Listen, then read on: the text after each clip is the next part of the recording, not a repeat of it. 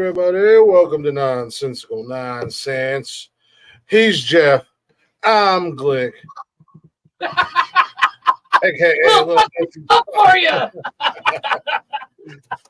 little Dusty Spunk in the building. Jeff, if you will indulge me, Yeah.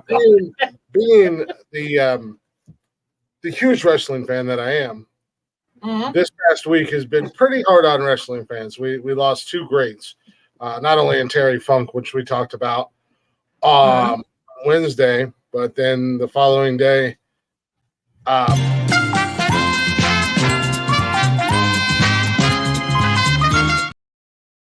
Sorry, didn't mean to hit that yet. Over here. I was cleaning off my keyboard because I made a bit of a mess. Yeah. Not only did Bray Wyatt die, or Terry Funk, but Bray Wyatt, also known as The Fiend, and all that stuff. It's been kind of a rough week for wrestling fans, and the Bray Wyatt one hit kind of close to home because my daughter liked him, and he was one of my son's favorite wrestlers.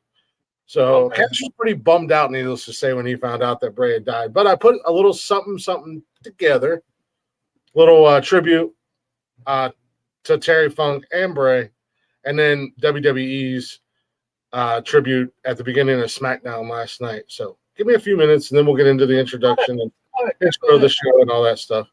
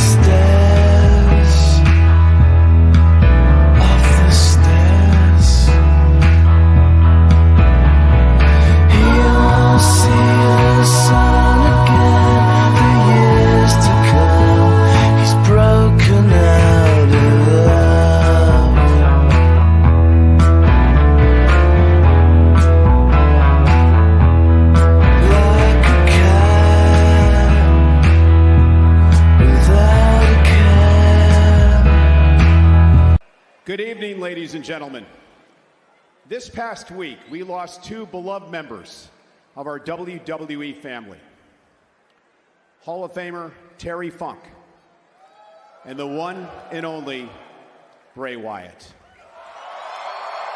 Tonight on Friday Night SmackDown, we will honor their legacy and celebrate their lives. The lives of two incredible men who have touched all of us with their passion, their creativity, and their spirit. Please join us for a moment of silence and our traditional 10-bell salute.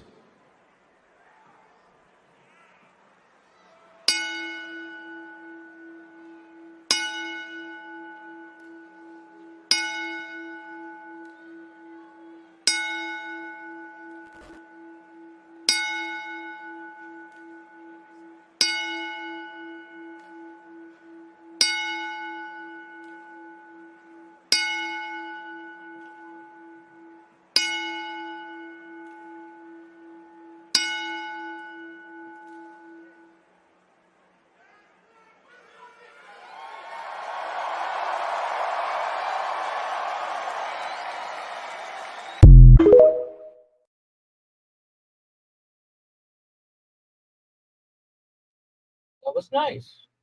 Well, yeah.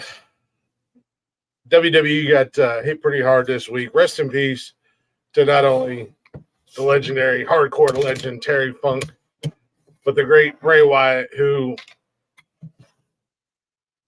was one of those guys that was able to create and change characters and just be so damn creative.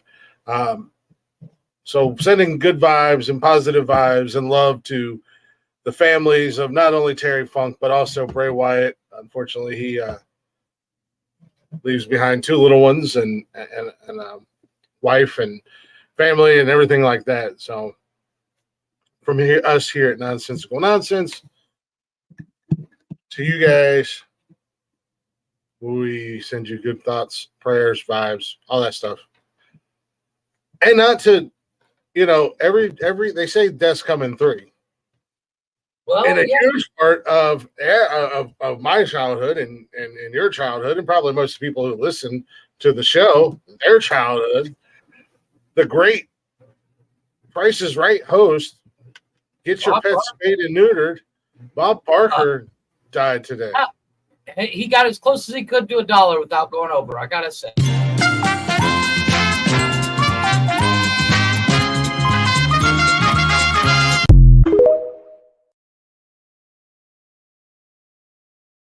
Yeah, I actually did see that today, and I found that video, and I was like, you know what? The internet has no shame, and I think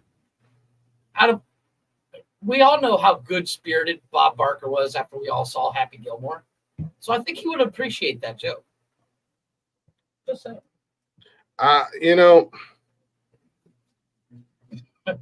Yes, it's a bit crass, it's a bit rude, but it's a little early. Kind of on the money too. It's a little early. It is. No, Bob Barker, if you stayed home sick from school, Bob Barker was your babysitter, boy. Let me tell you. Mm-hmm. And we all became Price is Right geniuses during the show. Like, I kid you not, if we were doing the show back in the 80s and 90s when Bob was huge, we would have arguments about how much mac and cheese costs, and that guy should have won that fucking watch because he was closer, And no shame on Drew Carey. He does a good job, but Bob was awesome. Drew Carey's done a really good job taking over, filling in. There's some big shoes to fill in. Oh, right? I want to be in Drew Carey's position. Wait, you want me to follow up Bob? Fuck you, I'm out. I'm out. I'm good. Deuces. Yeah. Peace out. A-Town down. Drew Carey out. Yes, Drew Carey out. Oh, welcome to Nonsensical Nonsense. Sorry to start out on such a little solemn note, but better to start the show out that way, and then rather than pulling a Jeff and yanking the e-brake right in the middle of the show. Welcome to Nonsensical Nonsense. He's Jeff, a.k.a. Little Dusty Spunk. I got more. You guys know me. I'm Glick. I'm the people's champ, the bad guy. If you're not already, go ahead and check out the social medias, Facebook, Instagram, Twitter, and TikTok. Come hang out with us live every Monday, Wednesday, and Saturday, 7 p.m.-ish, 7:15-ish, somewhere in that time frame. And if you can't join us live, or if you miss an episode and you want to get all caught up, well, head on over to Zencaster or anywhere you listen to podcasts at Nonsensical Nonsense Podcast. Give us a follow. Give us a listen. And if you'd be so kind, give us a share. Yeah. Go back to work, Toby. Yeah, shouldn't you be at work, sir?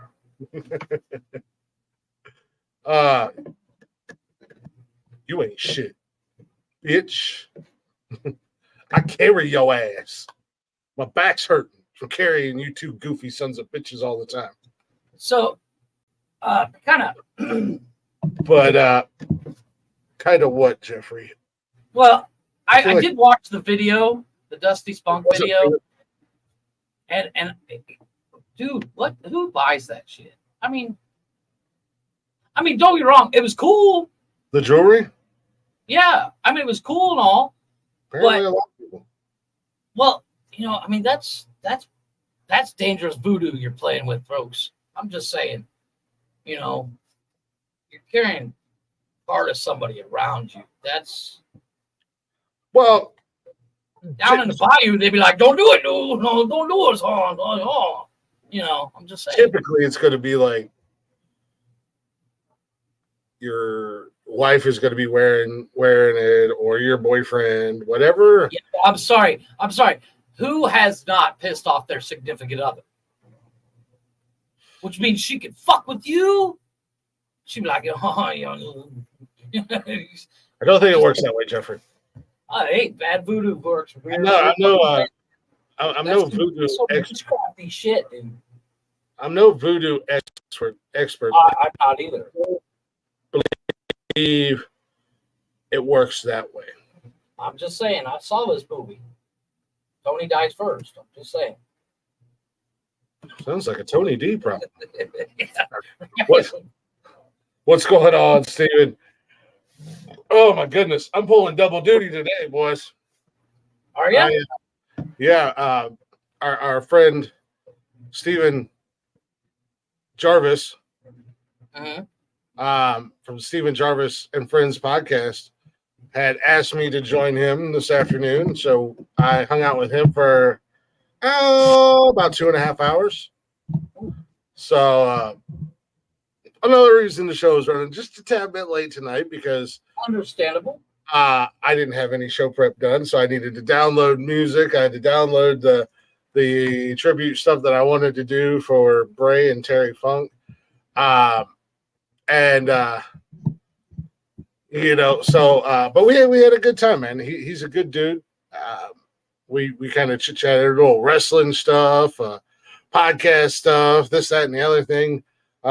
Good conversation. He expressed interest on coming back on the show and maybe making several appearances. Maybe not necessarily a full-time thing, but a part-time gig from time to time on the show. And I know we had all kind of talked about every once in a while. What's that? It's nice to mix it up every once in a while. I do love having a third chair sometimes, especially if it's somebody new. And Steven was great when he was on. Yeah, no, he was great. He was throwing shade at you. He said, "Fuck Jeff." Yeah, well, Jeff's an asshole. I said, "Yeah, he is." I mean, I could have told you that. I was like, "Yeah, he is," and he's like herpes. Every time you think he's gone, boom, he's right back again. Yeah, definitely Tony D. I mean, damn. Right? It's the vaccine. The vaccine killed them all. Hey, there's talks of I don't know how often you're on TikTok anymore. Every time somebody famous dies now, it's a vaccine. No. There's literally talks of bringing back the lockdowns and mask mandates and stuff. I told you guys months ago it's going to happen.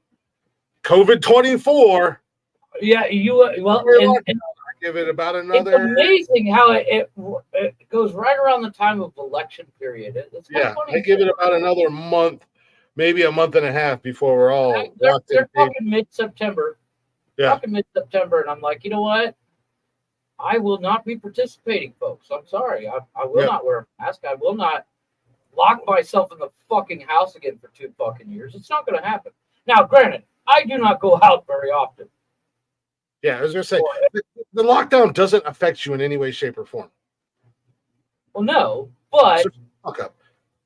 But if I go out to the store, I'm not wearing a mask. Dude, fuck you. I'm gonna any store. I hope they tase you and beat you with billy clubs. No, any store that says I have to wear a mask to come in, they're gonna get the Bud Light treatment for life. Yeah, you're sticking it to the man. Fuck yeah. Good job. But in work news, and I called you on Friday. You're the change. You are the first person I told, but I did pass my certification test. I was so fucking nervous. And what's that? and you're fired. No. I did have to face the firing squad, basically. I mean, there was Jeff's boss the was head like, of each department. Jeff's boss was like, great job on passing your test. That's awesome. Congratulations. But Pack up your shit. Recent complaints to HR and looking into your chats, some of the things that you've said are not woke. So you're fired. Yeah, not woke. Yes, because I've been accused of being woke. No, but things you said are not woke. That's why you got fired. Yeah, I know. You need to be woke. Yeah, well, good luck with that. I didn't hear about the cast member from Little House on the Prairie.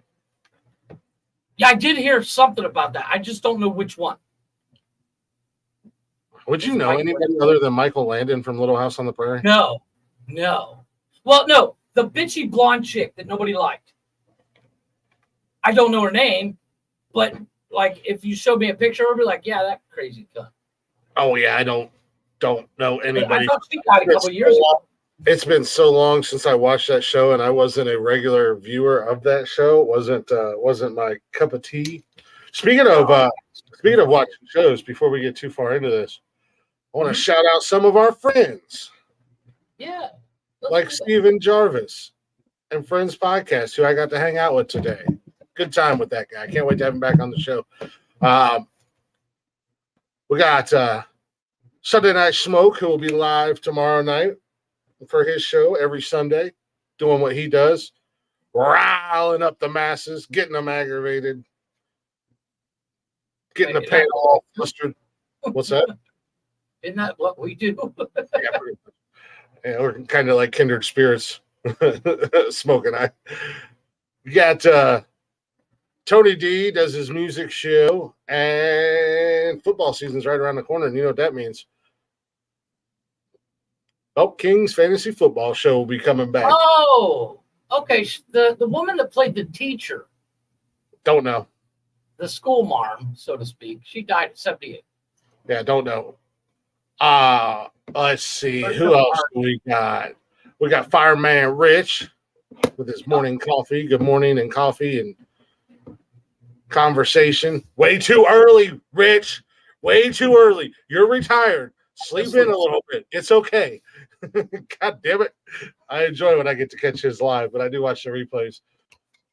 Ted Hicks, late night. Because you're not awake when he's live. Yeah, I know. He's way too early. He's retired. He's retired. Sleep until 7, Rich. Yeah, Jesus Christ, dude. I can't. Get up at 5. I start work at 9 a.m. and I wake up at 8:55. Let's be honest. Ted Hicks, late night parrot. They normally, typically, I think it's like Thursday nights on YouTube. They do their show. Tim and Gemma over at the Mental Health Hour Wednesdays, 6:00, I believe, on Twitch. Oh,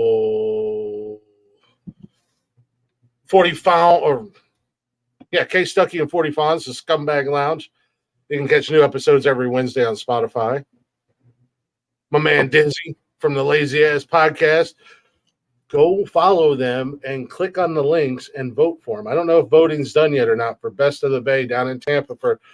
They were nominated as one of the best podcasts in the area. So go get your fucking votes in, you sons of bitches.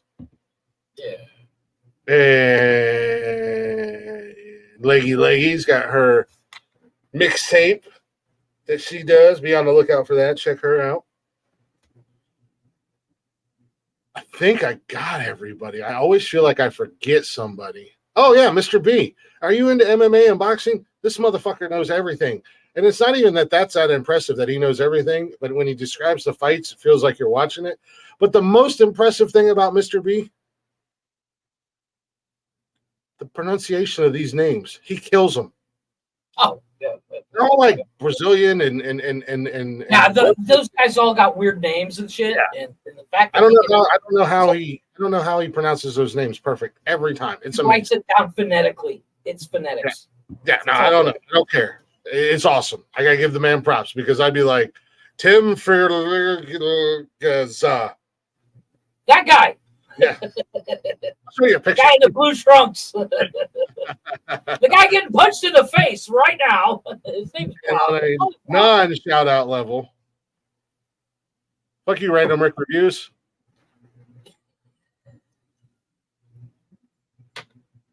Shh. Just keep copy of my show. It's not going to help because you guys are fucking lame. Jaws, mega, yeah, fucking monotone Bert and Ernie looking motherfuckers. I'm a little butthurt, little prick. Bob the Nurse said hi to him last night. Then they fucking blatantly ignored me. So Nikki said hi. She's like, "Where's Glickman?" And he's like, "I don't know. I don't associate myself with them anymore." I'm like, what the hell? All the copy material he needs. So. Yeah. I'm like, the hell did I do to you?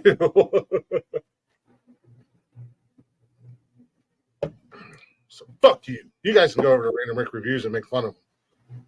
Yes. just go into the comments of his show and put Bueller.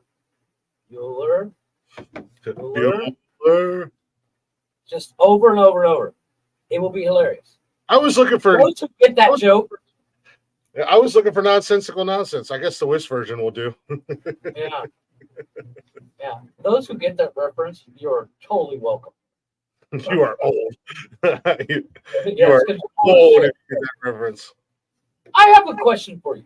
I don't know if I'm taking questions tonight. Well, here's my thing. Now, we've all seen Ferris Bueller's Day Off. What's the cat's name? Matt. What's it? Fuck. Matthew Broderick. Broderick. Is it me or does he get a bad rep? Like, why does Matthew? Like people like when he did Godzilla and shit. People are like, get Matthew. I love Matthew Broderick. I think he's awesome. I don't know that he's ever gotten a bad rep. I mean, he seems not a bad rep, but like he people seems like, he's not as good as he used to be and stuff like that. I don't know, for being as successful as he is. I mean, he's not like an A-list or anything like that, but he's had a pretty successful career. I think he stayed pretty low key and under the radar as far as being a dickbag or anything. No, but and nobody's calling him. I'm not calling him that. Somebody called him a dickbag. It's just like, Ferris Bueller, top of his game. That and Glory, right around 89, top of his game. Granted, Inspector Gadget wasn't great, but he did okay. But it seems to me, anyways, that people are like, after when he'd show up, they're like, well, it's got Matthew Broderick, so it's not that good. What are you talking about? Matthew Broderick's awesome. I think you and I are living on a different multiverse. I think that might be a positive. I don't think I've ever heard anybody poo-poo on Matthew Broderick, though. Oh, I have. It's rare, but it does happen, and I'm like, what are you fucking retarded? Well, I also don't. Speaking of multiverses, I did watch the Flash movie last night. I haven't watched it yet, so shut up. Just say, is it good? Holy shit, dude! Okay. It was. We're good. We're good. The references, you'll totally get all the references. You don't need to see anything else. I don't want to spoil it, but yeah, we're good. Yeah. It was a good movie. There was parts where I was like, "Oh my god!" But yeah, excellent. I thought it was excellent. Some people are shitting on it. It's not Avengers, but it's good. It was cute. It was enjoyable. Poo-poo. I'll watch it again. Poo-poo. Yeah. Yeah, I seen it was out on HBO Max. I'm gonna wait.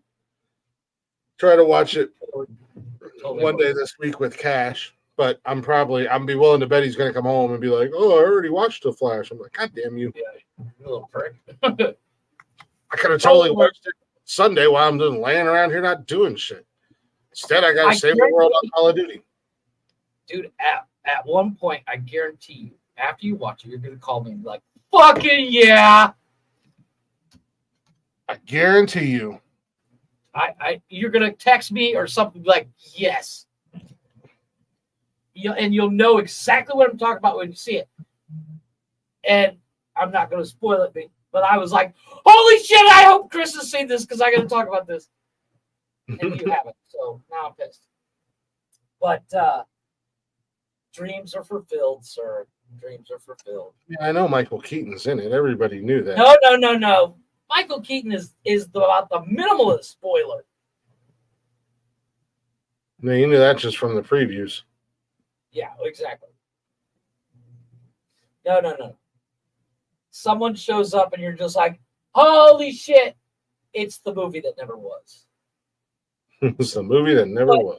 But the whole concept is Flash goes back in time, but he gets pushed out and he's in a multiverse. And they reference Nick Stoltz as Marty McFly. He can't help himself. All he had to do was say the movie was good. He can't help himself. No, that's not a spoiler. That's like, just stop talking about it. The movie was good. Oh, it's good. Trust me. See, you can't help yourself. I'm not even getting into the hard stuff. That's like minimal shit. Don't even get into the credits. Don't even get into what post. What? Gonna play. Don't care. Please play with her. DC finally heard us bitching and moaning and gave us what we wanted. No, I'm anxious to see it. Like I said, I'm waiting to watch it with Cash because we watch all that stuff together. But I know the little shithead's going to come home and be like, oh, I already watched it. I'm like, really? Now, Kevin said he watched it on the computer. Yeah, I should Snapchat him and ask you if he's watched it yet. And if he says yes, then I know what I'm doing tomorrow. Tony, you've seen it, right? Tony, if you've seen it, you know exactly what I'm talking about. There's a spot there where you're just like, hey, did you know Bob Barker died? Yeah. Didn't see that. Go figure. In other words. Holy shit. Claude Ruiz Picasso died. Who? Yeah. You don't know who he is? Maybe you know who his dad is. Pablo Picasso. Oh, yeah, okay. I thought the name sounded familiar. Hey, he's a son of famed artist Pablo Picasso. How old was yeah. How old was he when he died? 76. Jesus, that means Pablo was really fucking old. Yeah, he was 76. He was the youngest son of Picasso. Be right back. Uh-oh.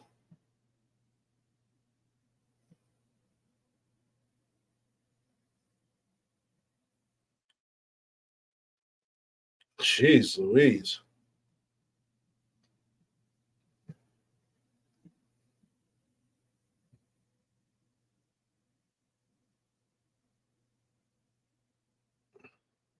God damn. Dude, the deaths just keep coming. There's like 3 goddamn shootings the last couple days. Damn, we are up to 4.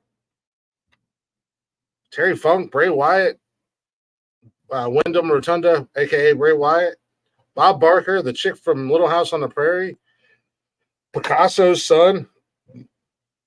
Yeah, but is Picasso's son really big deal? I mean, it's not like he did. And I'm not being a dick. But... well, I don't know. I'm sure he was famous in some way. And it made the news. And Bernie Marsden. Who? Bernie Marsden. He was the guitarist for Whitesnake and co-wrote Here I Go. He's died too. He was 72. Stop getting the vaccine, people. And gone, man. There's like 5 or 6 deaths this week. Well, we're at that time in our lives where this is not going to be. This is just the tip of the iceberg, sir. Because all these people we grew up with. I mean, fuck, how old's Clint Eastwood? And I'm not wishing any harm on Clint Eastwood, but the dude's not a young cat. He's like, goddamn, 475. What is he? A lot of mofos dying, man. Born in 1930. She was 93. Yeah. So, I mean, let's be honest. It's right around the corner. There's another wrestler, I guess, that's doing really bad, and I know you'll have no idea who he is. He's a former NFL player and wrestler. Tony, if he'll know who it is. Steve Mongo McMichaels. I guess he's in real bad shape too. I think he played for the Bears and maybe the Panthers. I honestly don't know. Shit, But I mean, that's what I'm saying. It's like I was watching. I watched the movie The Core today because I love that fucking movie, and I was looking. It's nobody famous is in it. I mean, well, Aaron Eckhart's in it. He stars. Stanley Tucci's in it. DJ Quill. I love DJ Quill. I think he's awesome. And I was like, you know what? This movie is not new. It's like a 90s movie because you can tell by the graphics and the computers and everything. These monitors are this thick and stuff. DJ Quill is like the scrawny little dude from yeah, the skinny little dude. He was in Road Trip. Yeah. He's been in a ton of shit. And I love that cat. He was in that movie where you were like the new kid or something like that. The new guy. guy. Yeah, I love that movie. Give him the crazy eyes. Give him the crazy eyes. I love DJ Quill. And DJ Quill I think he's our age. How old is DJ Quill? Well, he might be around our age, maybe a little bit younger than us. He's one of those unsuspecting actors that gets. He's older than us. Really? He's born in 78, so he's only a couple years older than us. So, he's not a young cat. No, he's one of those guys that unexpectedly became famous, kind of like Steve Buscemi. Not the stereotypical Hollywood actor type, doesn't like quote unquote fit the mold. But Steve Buscemi and DJ Quill, if they're in a movie and they pop up, you're like, oh fuck, it's about to get funny. Yeah. Or it's got to get really fucking good. Because DJ Quill plays one of people's nerds. Or really weird. But, he's not, I wouldn't call DJ Quill that guy. No, I wouldn't say he's that guy because he has led a couple of movies. You know him by his name. Yeah, exactly. I mean, this dude was in Hustle and Flow, for fuck's sake. Walton Goggins used to be that guy, but he's no longer that guy. He is an actor. Well, he's getting up there to DJ Quill's status and Steve Buscemi's status. Like, he's not 100% there, but over the past couple of years, he's come up. I think he's definitely at or above their status. Well, he's probably making more money. Oh, he's definitely making more money. Will was in Supernatural. Yeah. He played one of their friends. He got turned into a werewolf. Oh, fuck. And then he lived a normal life. They didn't kill him because he was a friend.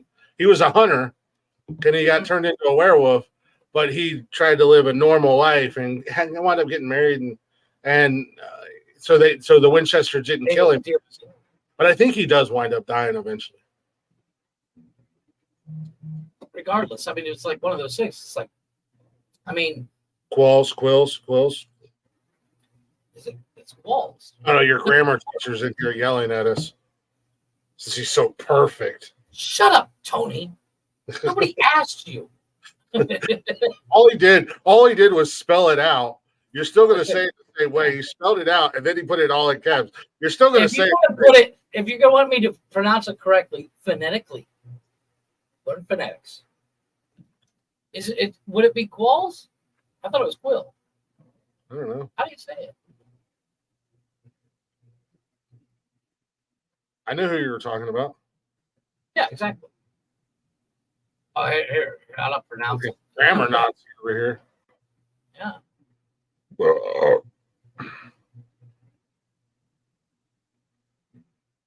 Oh my god. It's Qualls. Look at that. It's Quall. DJ Qualls. I always thought it was Quill. The U messes me up. Pronunciations. Check other You're seeing the same video I just watched. That's the exact same video that popped up when I looked it up. But yeah, I don't have his name pulled up here, so I have no idea how it was spelled or anything. It's Qualls. But excellent actor. I mean, he kind of, because of his size and the way he looks, he's usually portrayed as the nerd. Mm-hmm. But he does it well.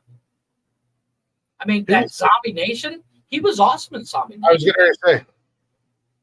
I was gonna say he was in I couldn't think of the name of it, but I knew he was in a zombie show because he was out in a fucking bunker all by himself, like in the middle. He's like the middle of Alaska or some shit like that. Yeah. And he can see everything, but he can't do shit. You know, it's just him and a dog. He's gonna do everything. What the French fuck are you talking about? This guy, I thought I had an ego. This goddamn Tony D, he really got himself up on a pedestal. Oh my God. You know, Tony, other people would actually just show up. That way they could correct us in person. He's at work. He's at work. Fuck work. He's at work. Job.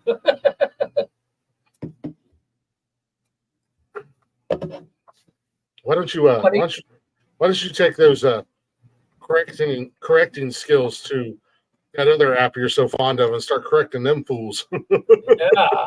What's with that? I actually was on there last night for a little bit. I was talking to Monkey Man Jay or Jay Money or whatever the hell he calls himself these days. I was talking to him for a little bit. We were having a pretty decent conversation, but then all the cackling hens came in and started acting like a bunch of fucking morons, and I was just like, deuces. It's that easy. I just see ya. Dropping for me. Got this one fucking cosplay, this monster that thinks he's a chick, and it's like, oh my God. Oh, I can't do that. I mean, there's a reason why I don't go live on apps. We don't have careers. I said you were at work. I have a career. I have a career. I didn't see how. I don't know how the name was pronounced. I was just listening to Jeff. So I knew who you were talking about, even though you said it wrong. Exactly. But I've never heard it said. I've always just read it. So fuck you, Tony. Just say. No, sounds like a you problem, Jeff. Yeah. Why don't you write a diss track about it? There, little Dusty Spunk. Hey, I might. Do a diss track to Tony.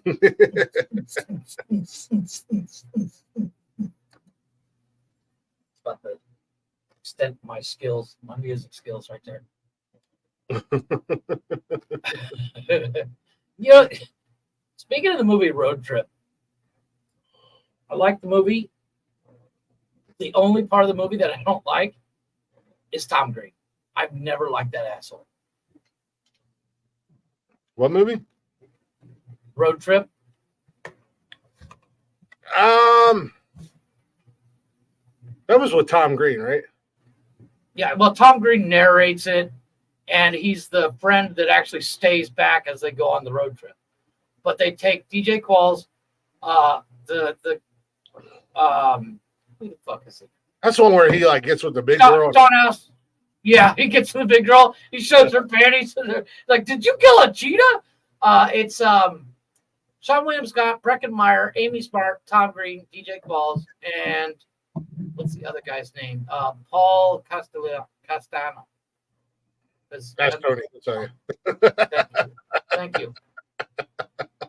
He did that show Joey. He was Joey's nephew after Friends. Oh, really? He was Dre DeMatteo's daughter or son, daughter, whatever. Never watched. call him that. It was that show was just not. It was funny, but it wasn't. It wasn't the same. Yeah, I never. There's a reason why it was only one or two seasons. I thought it was a lot longer than that. Doesn't Joey have another show that's been running forever? Yeah, it's got some Man of the House or something like that. Who the fuck is Rhonda? And why are you busting at cap locks all over the place? Yeah, what the fuck? Who I the think fuck's he might have quoted it. Yeah, maybe he was quoting a movie. Rhonda? Was that the big girl's name in Road Trip? I don't know. No. I'm so confused right now. Why is Tony yelling at us? I think the girl that was in Road Trip, and now I have to look it up. I have to look her up. The cast here. She's played by a woman named Rhonda. Yeah, no, her name is Rhonda. Maya Amber Davis is her name. Fuck it, I forgot Fred Ward plays DJ Qualls' dad. I told him I fucking love Fred Ward. That dude cracks me up, man. Andy Dix and that movie's got a huge cast. She was cute as hell. She's not a bad looking broad. I mean, she's big, but I big don't bother me. But how I gotta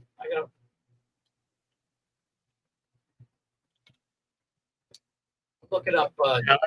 I think I've seen that movie. Man with a Plan. Man with a Plan is the new Matt LeBlanc TV show. Okay, yeah, that one's been on for a hot minute. Well, it ended in 2020, and then I guess does he have a no one? He definitely became a man that night. There ain't no ifs, ands, or buts about it. He definitely become a man that night. Yeah, DJ Quills. I ain't mad at him. DJ Quills and Big Honda. they're sitting on that bench. That movie had some laugh out loud moments. It's one of the last films where I went into it not really knowing what it was, not expecting to be like, you expect it to be like, yeah, that was funny, that was cute, but like laugh out loud moments. Yeah. Now, like I said, it was an all right movie. I need to rewatch it. I fucking love it. They jumped that Ford Taurus over the bridge. The one guy's all smart about it. He's like, "Oh, you need to be going like 35, 40." He's like, "You don't even need to hit 40. I'm trying. This car sucks." And then they land and the wheels fall off. That movie's funny as shit. There we go. I had some ribs before the show. I want to be like Tony and say, yes. He'd be like Tony and floss my teeth right on camera. So I was like, I couldn't find anything. So I was like, aha, I got a knife. Yeah. And I was like, oh shit, I forgot I just sharpened this. So like the sides were, I was like, oh. You're bleeding. Almost got myself. You want to know how I got these scars? Well, I couldn't find dental floss one day. Not an interesting story. Sorry, maybe I should make something up. I was digging ribs out of my teeth. Yes. That's fucking lame, bro. You want to see a magic trick?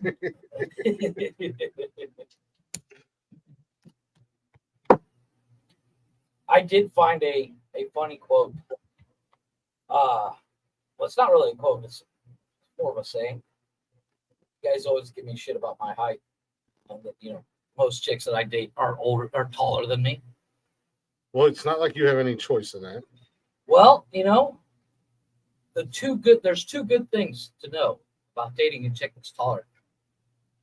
When you're nose to nose, it's time to go in. But when you're toes to toes, it's in your nose. She can get stuff off the top shelf. No, you didn't hear me? Yeah, I heard. Nose to nose, I'm in. Toes to toes, it's in my nose. I heard you the first time. I'm not mad at that. I actually heard that. Do it again. Hold on. Do it again. Do it again. Do it one more time. Hold on. So, do it one more time. so when you're nose to nose, you know you're in. When you're toes to toes, it's in your nose. Yeah. Oh, yeah, it is. You funny Way to fucking humor me. Oh my god! How you get so funny?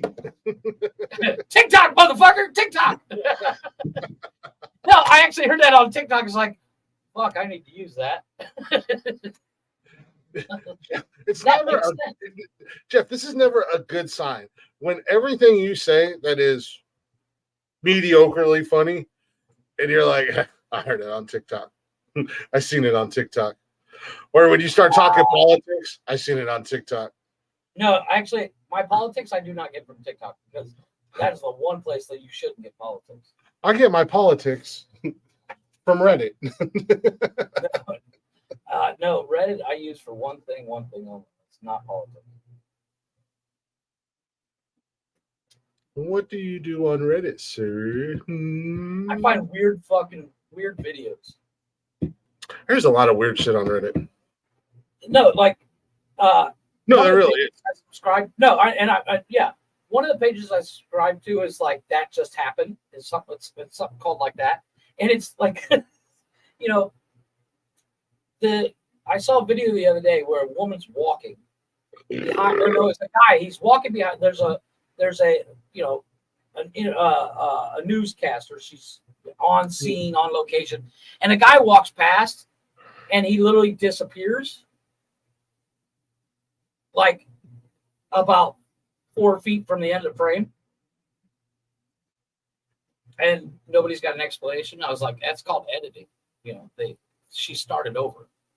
You know, but it's like the video I showed you guys the other day when we were talking about glitches in the Matrix, where that woman just freezes. I actually got that video. I saw that first video on Reddit, and then the one where the bird is just walking on, where we were like, yeah, that looks like he's walking on a screen above some guy's porch. But I mean, there's stuff on there. There's a video I saw on Reddit, and you can it's funniest when you hear the sound. But it's a car driving by at like an incredible rate of speed. Like you see headlights, taillights, and it's gone. And then it's a transformer or something and blows up. But a blue light flashes, and the song that's playing as it does it is the music from Back to the Future. Da, da, da. And it's like, dude just went back to the future. But you know, it's stuff like that. The one I saw the other day is there's a guy. It's like India or something like that, right? Mm-hmm. And he's walking. You can see there's like a small sinkhole, and he steps on the sidewalk, and just as he steps off, the sidewalk collapses as well. and his buddies are like, "You're not supposed to walk there." It's like, where else am I supposed to walk? Everything else is collapsed. That's your fucking friend, Tony D. Fuck you, bro. Yeah, I watch. I follow TikTok cringe. You're an asshole. And something else. You want to see something funny? Go on YouTube and put it, cats are assholes. What's that? Cats are assholes. Mm-mm. On YouTube. It's a Reddit page. You're an asshole, and it's just scumbag fucking people. Oh no, on Facebook I watch all the Karen videos. Yeah, there's. I watch this. She's a YouTuber that commentates on. You know, she'll be like, "Am I the asshole?" And then she'll read stuff off of Reddit, and it's like, "Am I the asshole for telling my mother-in-law she can't come to my wedding?" And then she goes over the story, and she's actually really funny. And then every once in a while she'll do Karen's videos, and of course my favorite. So I don't know if you've seen this woman. She goes up to this guy, and she's yelling at him for sitting in his car with his car running, and that it's bad for the environment and all this stuff, right? And she's going off on this dude. He's sitting in a Tesla. It's bad for the environment, bro. Well, the Teslas are terrible. No, but she's literally like, you shouldn't be in your car running and the exhaust fumes. And he's like, it's a Tesla. It doesn't have an exhaust. And she just doesn't get it, that it's an electric vehicle. But she's like, and the one lady I just watched, it obviously happens in the UK because they're both British, but she's mad because a guy parked in the handicap spot, but he's handicapped. He has a handicap placard and all that stuff. And she's like, I don't think you're handicapped. This car's too nice for a handicapped person. He's like, what the fuck is that supposed to be? And I'm waiting for the whole time for him to like get out, pull out his wheelchair or something, because that would have just been flawless. Shoot her in the face with a paintball gun. Oh no, the woman that, I don't know if you've seen the woman that opens the dude's truck door because he's going the wrong way down through a parking lot. He backs his truck out. She comes running out and opens his door. She'd been shot right there. Game over. Am I the asshole for shooting the woman that opened my door and I don't know her? Ohio's a stand your ground. Ohio's a stand your ground state. Fucking straight person ripped my door open. Yeah, I'm shooting first, asking questions later. Exactly. The fuck? No, but I did see a video. I've seen it multiple times. It's like you couldn't wait for 10 seconds, and it was in a parking lot, and this guy had like I don't know what the hell kind of car it was. It was pretty nice, like a Mercedes or something like that. And you know how when you pull into a parking lot and there's a spot and you want to back into it, so you kind of pull forward at an angle and then start backing into it. Right.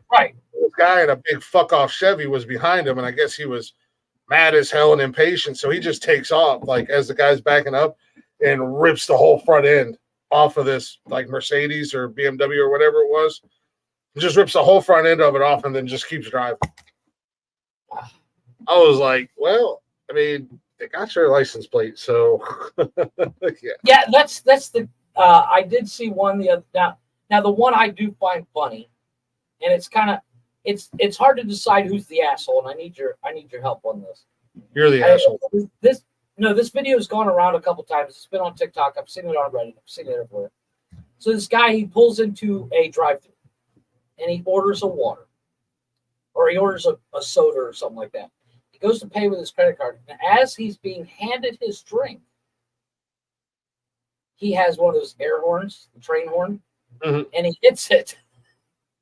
And the woman that's handed, she goes, "You're not getting your drink," and she throws it at him. Sounds like he's the asshole.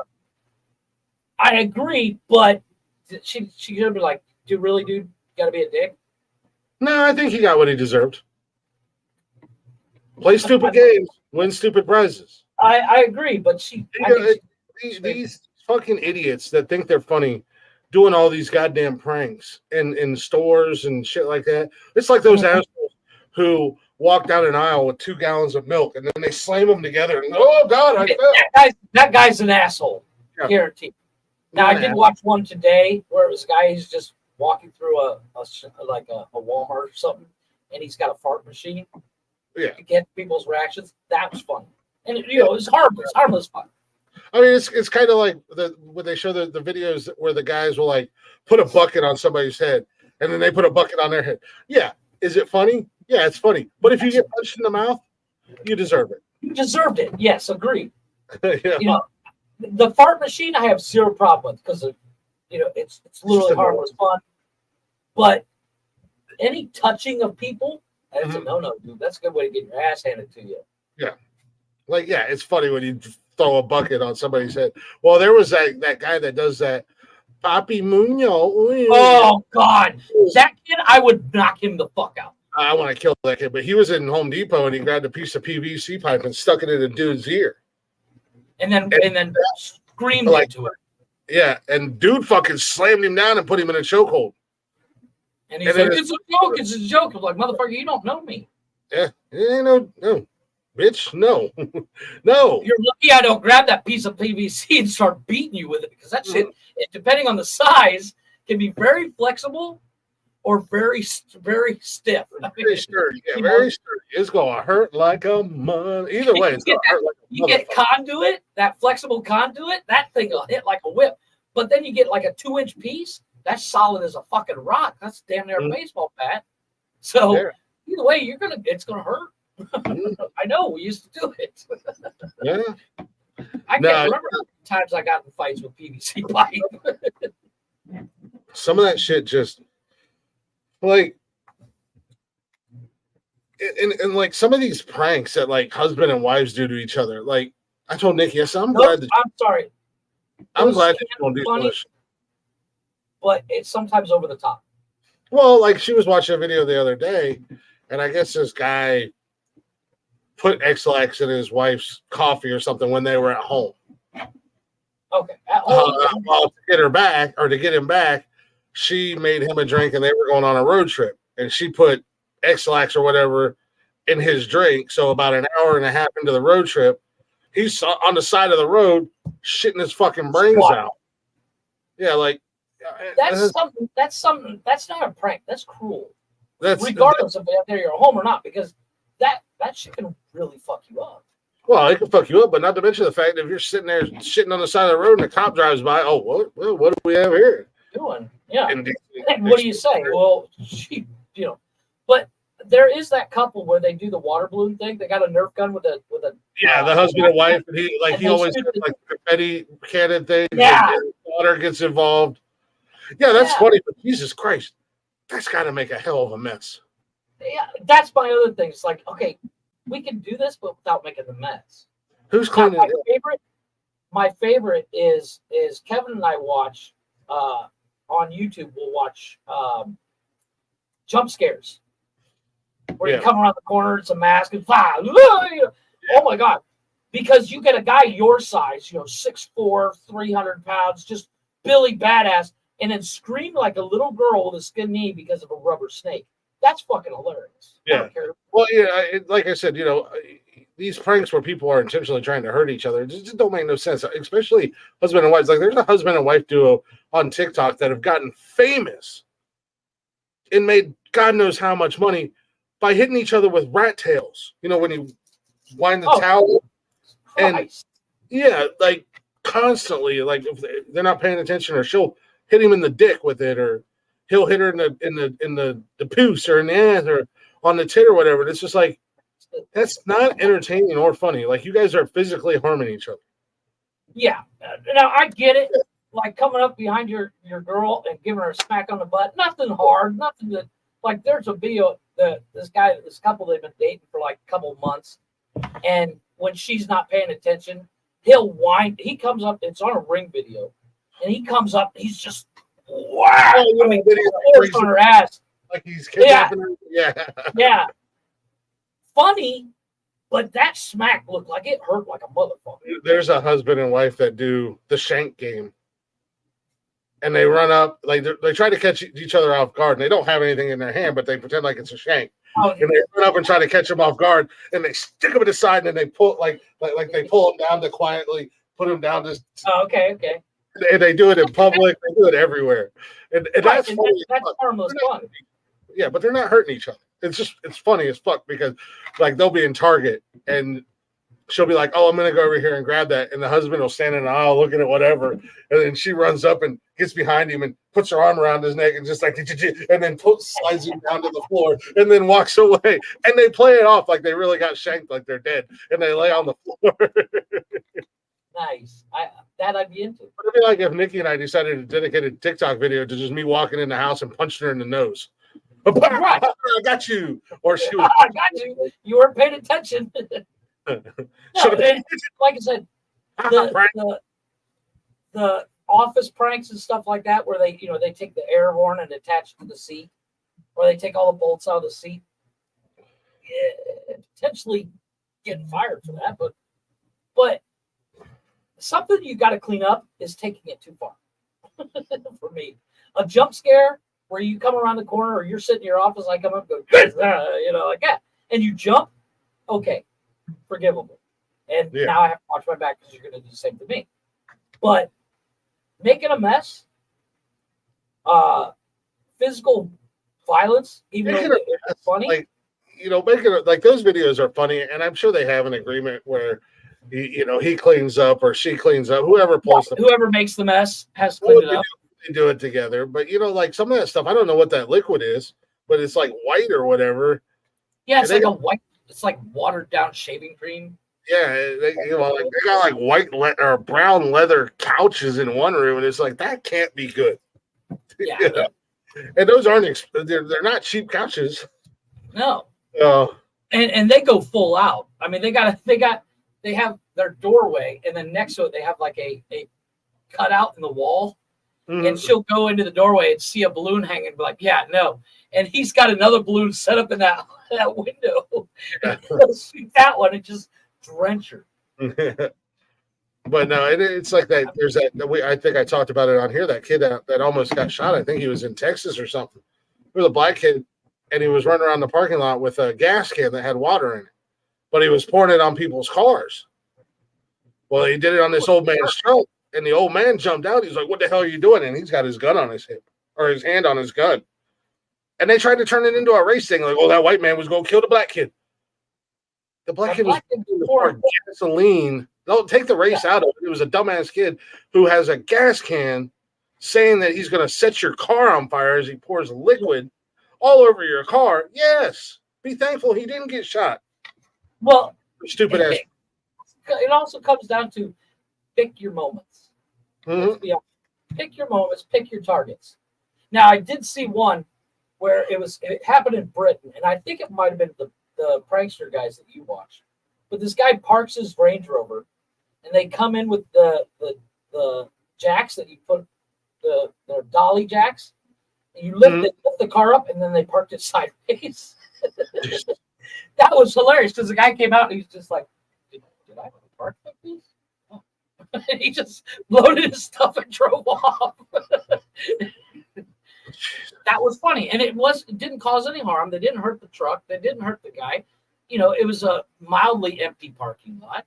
They didn't disturb anything, and they were extremely careful with this guy's brand new Range Rover. I mean, this thing was like 2023. That is dangerous.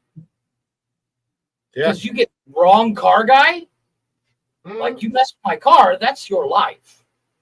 Yeah, you fuck around. Exactly. It's now. However, I'd love to be able to work in an environment where I could do pranks in the office. I think it'd be hilarious. But you can't constantly one up everything, because you'll get to the point where, like, yeah, I'm gonna have to punch him in the face this time. Well, just in general, I mean, like, you shouldn't be fucking with people's cars, man. And in general, you know what I mean? Like, right? Yeah, people's property is one thing. That's like one of those unwritten rules. Like, don't fuck with. I don't care if my truck was only a $500 truck. Like, don't fuck with it. Yeah, if you're gonna fuck with it, fix it. Like we swapped out Jeff's motor today. Oh, thank you guys. We put a new motor and new tires and lifted your truck and gave it a paint job. Pranks on you, fucker. And that would be like an uplifting thing. I can't believe you fucked with my car. You sons of bitches. You fuckers painted it the wrong color. You can't get mad if somebody fixes your whip. You got me. It's kind of like what they did with the overhaul. They pretend to steal the car and all that stuff. But like I said, to the pouring gas, even if it is water, gas on that's a good way to get hurt. Mm-hmm. Well, that's what the old man told him. He said that's a good way to get killed, especially in Texas. I mean, those guys are very particular about their vehicle. Yeah, like that old man said, he didn't pull his gun out of his holster, but he had his hand on it, and he said that's a good way to get killed. Yeah, he's like, anybody with a truck, you don't mess with a truck. Yeah, 90% of the time, well, maybe not as of late, but back in our day when we were kids, a truck, well, that was somebody's livelihood. You're affecting their day to day. Yeah, I mean, if it was an actual work truck or whatever, but yeah, just don't be an asshole. Don't mess with somebody's car. Just don't be an asshole. Cars and kids, that shit's off limits. Don't be an asshole. Don't go into a store and make a giant mess Because you're not going to be the one that cleans it up. No, because you get to leave, and some asshole that's making barely minimum wage, and he's had a shit fucking day, has to go in and clean it up. Yeah, you got fucking milk all over 3 aisles just so you can get a couple likes on fucking TikTok. You're a fucking scumbag. And it ain't no wonder that stores are cracking down on these assholes that are going into stores with cameras and telling them, no, get the fuck out. Yeah. And then everybody's like, oh, but you can't stop. Well, I can. The one beauty thing of a store saying you can't record there. The only thing they have to do to actually enforce this is we have the right to refuse anybody. Mm-hmm. And there's a store, and I don't know what store it is, and I think it's in. I think it's in the UK, but you have to be 16 years of old or older to go into the store. A lot of stores are putting signage out on them now that no backpacks allowed in stores and only 2 minors at a time. Mm-hmm. So hey, it is what it is. there's a CVS across from one of my buildings at work, and they have that 2 students at a time and no book bags. And that's a major chain store. That's CVS. That's not, some Quickie Mart or a mom and pop gas station. Well, every store here has no book bag policy. They actually have a place where you can go drop off your bag, and they give you a little sticker or whatever, so you can come pick it back up. And it's in a lock and all that stuff, but they won't let you walk around with a bag because, just like how hard is it to open up your bag, throw some shit in, and look at it? Mm-hmm. However, the jump scares, oh my god, that's some fucking shit. There's nothing funnier than a jump scare. Watching somebody completely lose it. Jump scares are, but they're even funnier when the person who does a jump scare gets rocked. Yes. Well, see, that there lies the caveat to a jump scare. You have to be willing to get punched in the face because you scared the shit out of somebody. Mm-hmm. There's a one of my favorites is there's this girl, she walks in a room, and it's a 30-second video, if that. It's like 5 Mm-hmm. seconds. She walks in, this guy goes, she goes, and he's like, oh shit, I might have fucked up here. But she does it in the funniest way, and she's got a weird look on her face. She's like, but she goes into fighting stance, boy. And it's the last time you ever see her. This guy never thought, maybe I should do it again. Yeah, next time she's going to kick me. Exactly. The best you get these guys that, the gym bros that are just, I'm Billy Badass. And then they scream like a little girl over a little rubber rat or rubber spider. One of my favorite jump scares I've ever seen. Scream. Yeah, the high-pitched girly scream. One of my favorite jump scares ever. The video is entitled "Coming Home from the Bachelor Party." These guys are literally coming back from a bachelor party, and their boy is passed out in the seat. It's a van, and there's captain's chairs. He's passed out in his captain's chair. Mm-hmm. And there's like 7, 8 guys in the car or in the van, and they're all like 1, 2, and they all go, "Oh my God, we're all gonna die!" This dude wakes up, and then he looks down at his hand, and he had a sandwich in his hand. It's crushed, and he's a big dude. He was more upset about crushing his sandwich than jump scaring him. Every time I see that video, I laugh so hard because it's coming. He's gonna be like, "My sandwich." Mm-hmm. I wish I could find it. There used to be a website called E-Bombs World. Yeah. And it was on there. And it's terrible quality. It looks like it was done with somebody's, flip phone. But oh my God, it's so funny. Mm-hmm. Cracks me up every time. Yeah. Motherfuckers. Dude, we're going to take a break, and this just reminded me Yep. as I was going through posting the show from last night. We did, because I'm trying to get like a good quick read that I can post on social media and stuff like that. Mm-hmm. We did over a 5-minute ad for goddamn Blendjet when we were doing, but wait, there's more. There's more. I was like, Jesus Christ, this is a 5-minute fucking, it's like a full-blown commercial in itself. You know, I want to clip that and then I can just play it on here. But, oh shit. Oh, wait, there's more. Oh, wait, there's more. But speaking of our sponsors, you know, one of my daily uses is Liquid IV. Yes. And I think a lot of people are shy about Liquid IV because they get this impression that it's for people who are like in training for championships and marathons, but it's really not. It's just about daily maintenance in general. You know, even if you're going to your kids' soccer games and you're out in the heat, or, you know, like for you, Jeff, with your back-to-back conference calls and you know, or neighborhood walks, or, you know, whatever, the name of the game is staying hydrated. And, you know, proper functional hydration is essential. We all got to have it. And our friends at Liquid IV, they're number one in the powder hydration game. You can use it first thing in the morning before a workout, when you feel run down in the afternoon, or like I like to do, after a long night of drinking.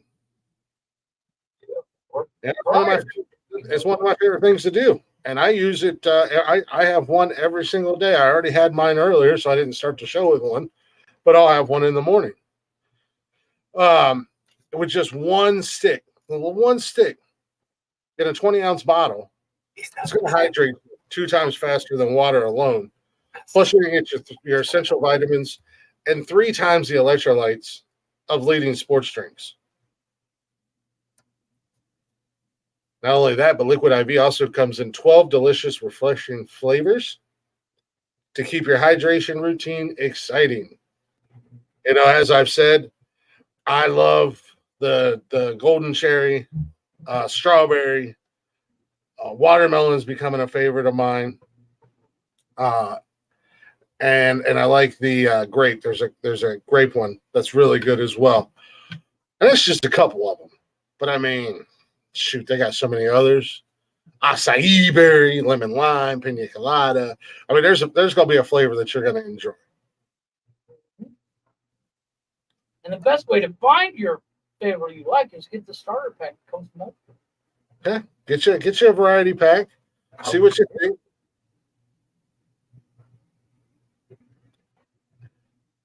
So all you have to do, real people, real flavor, real hydrating, and get 20% off when you go over to liquidiv.com. Use our promo code Words Are Hard at checkout. That's 20% off at anything you order. When you shop Better Hydration today using our promo code Words Are Hard at liquidiv.com.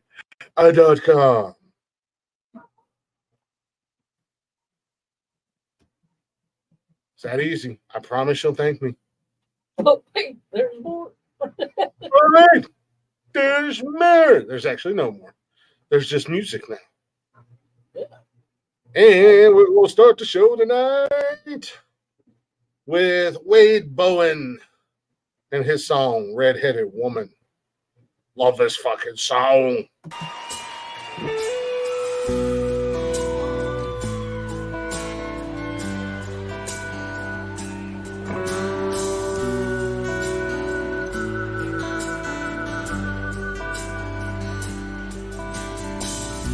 The way she looks at me makes my head spin around. Not quite sure yet just exactly what I found. The face of an angel in darkness, it can make you cry. The wind blows all around us. The time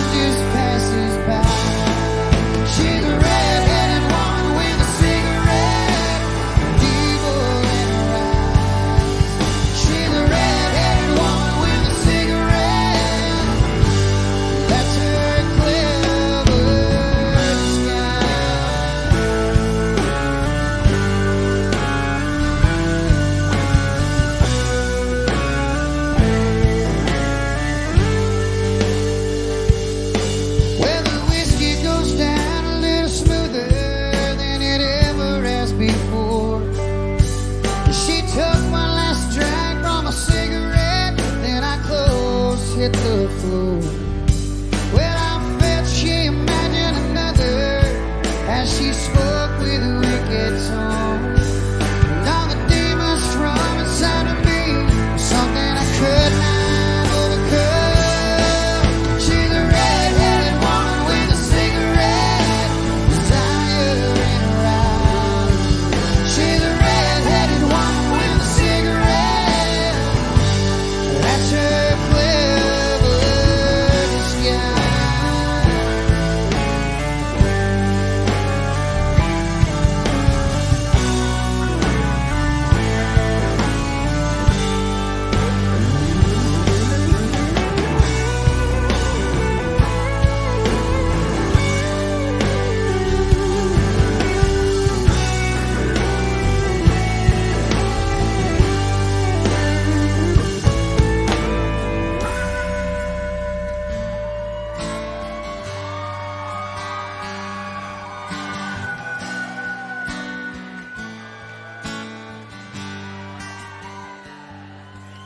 Well, I walked away knowing that I'd become something I could not ignore.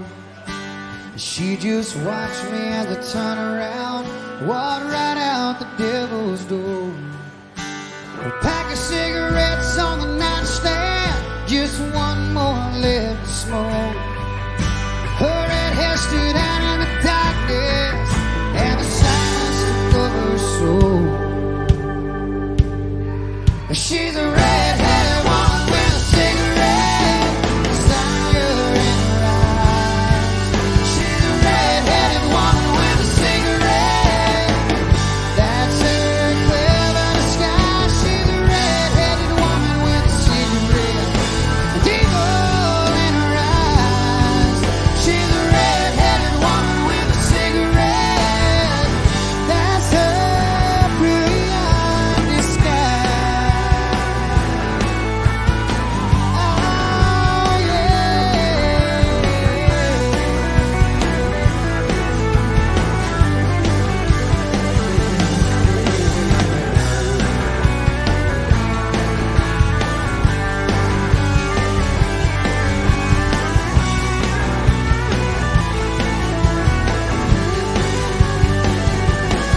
Well, she's a red-headed woman with a cigarette. A red-headed woman with a cigarette. She's a red-headed woman.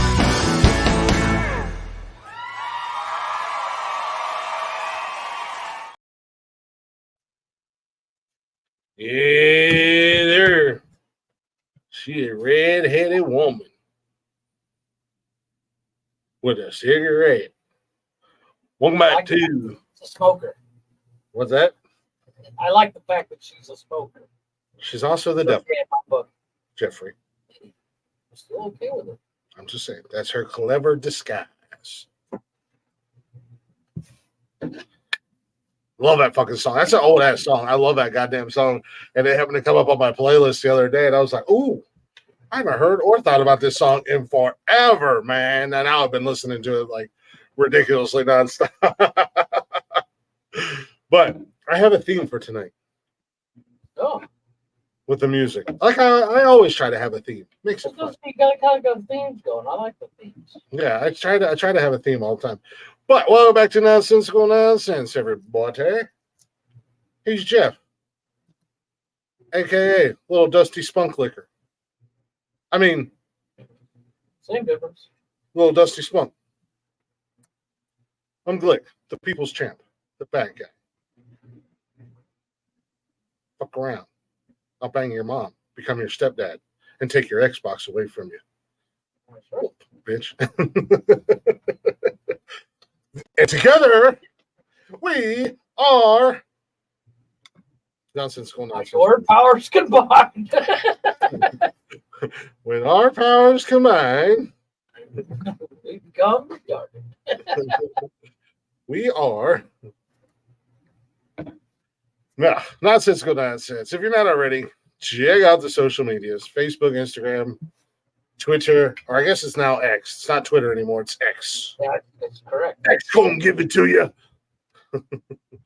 Which is what I think of every time I see the new logo. And the new logo, like, it just bothers me. I feel dirty with it being on my phone. Right? Like just I don't know. It just looks like a dirty app, like a naughty app.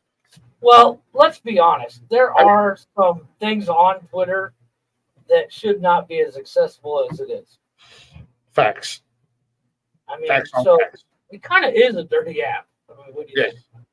But Twitter and TikTok, you can find us there. You can join us live Mondays, Wednesdays, and Saturdays on YouTube, and I guess Twitch. But just check us out on YouTube, 7 p.m. ish. And if you can't listen to us live or join us live, go and listen to us anytime you'd like on Zencaster and every podcast platform that's out there, because I'm pretty sure we're there. Zencaster, Spotify, Apple, Google. It's all at Nonsensical Nonsense Podcast. You know the drill. Follow it, listen to it, like it, share it. Mother bitches. Well, Jeffrey, Yeah, I have a treat for you tonight. I like treats.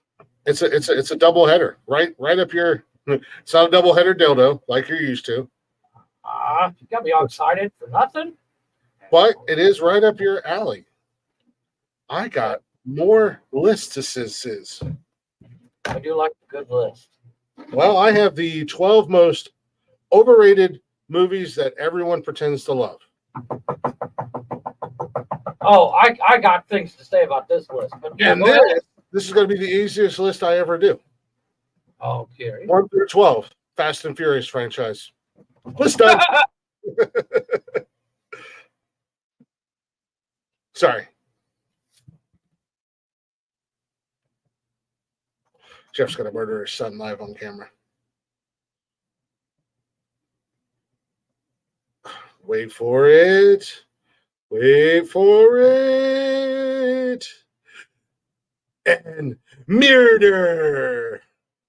Dude, you literally look like you are in a cell from the Saw movie. I probably am. Yeah. Sorry, I lied. 12 through 8 is Fast and Furious franchise. 8 through 4 is the Harry Potter franchise. And 4 through 1 is Star Wars. Lord of the Rings is the only true trilogy. I'm going to kick you off your own podcast, sir. That shit again. Well, Jesus. Jeff, I think you are going to have something to say about this list. So this list comes from Screen Rant. Typically, Screen Rant is a pretty cool website when it comes to movies and lists and stuff like that. They do a pretty good job. I think this list is going to hurt some feelings. So it's the 12 most overrated movies that everyone pretends to love. Basically, it says plenty of movies find themselves highly overrated thanks to high expectations from fans or even their inability to keep up with modern advancements. Blah, blah, blah, yada, yada, yada.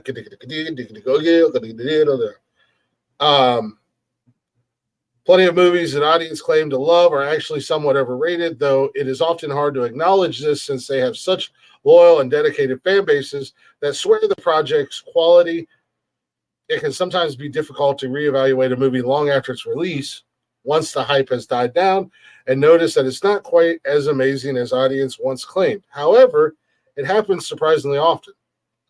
There's usually a large disparity between the movie's popularity and its quality, which can blur the lines between the two. Okay.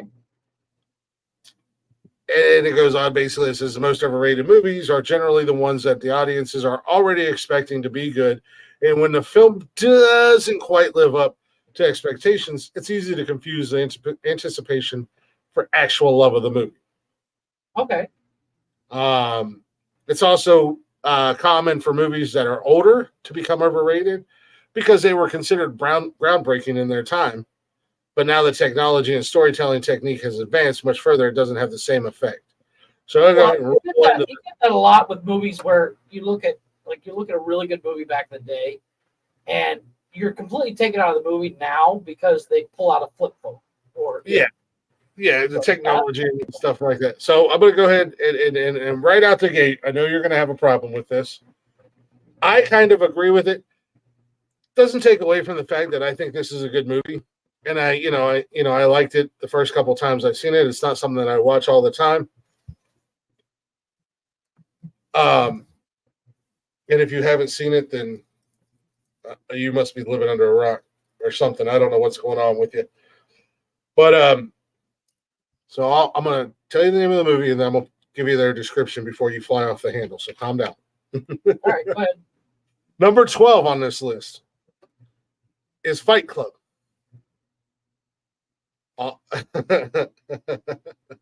Very All careful. What's next, sir? Club is still a good movie. Okay. The audience fell in love with the ideas behind the story rather than the final product itself. It's filled with interesting ideology, but about society, individuality, and even mental health. But the execution doesn't even come close to some of David Fincher's other works, films such as The Social Network, one of our movies that we quote quite a bit, What's in the Box? Yes. And even Zodiac, which was a great movie. Excellent film. Are much stronger from both a narrative and a technical perspective. But Fight Club is the one that's become a cult classic because it feels more provocative. Spoiler alert. Brad Pitt isn't real. He's a figment of Ed Norton's imagination. It's split personality. He's a figment of his imagination. He's a split personality. He doesn't exist. Again, I said, it doesn't take away from it being a good movie, but I can see where it's extremely fucking overrated.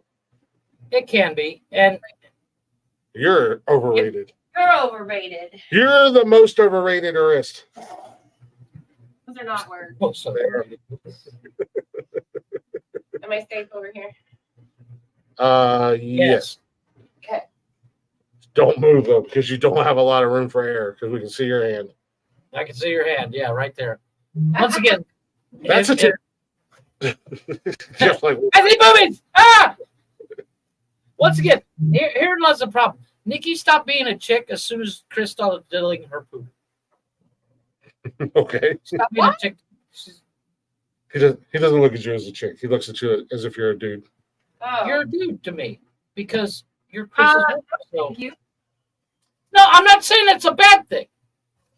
And good Chris, back me up here. We've seen Clerks 2. It's the Randall talking to Dante's woman. It's a Randallism. Almost. Yeah, it's a Randallism. As soon as you started dating Chris, you're not a chick to me. Whatever. Back to the list. Yeah, back to Liz. Fuck you. Love you, Nikki. I'll go then. Okay. I'll eat your biscuits and gravy. No. Yeah. No. Yep. You Hey, can't hey, hey. Yes, I can. No, you can't. All right. Eat my Taco Bell. I love you. Hi, Jeff. Love you too. Love you too. She said, nah. Anyways, number 12 is Fight Club. Jeff is at a loss for words, but I'm not at a loss. This list. I get where it's saying. Jeff, this list, I'm making you a punching bag with this list. I'm going to beat you up because I know there's several movies on here that I know you like. That's a tough one. That's a tough pill to swallow. There's some movies on here that I like too. Coming in at number 11. Skirt, all skeet, motherfucker. Coming in at number 11. The Notebook.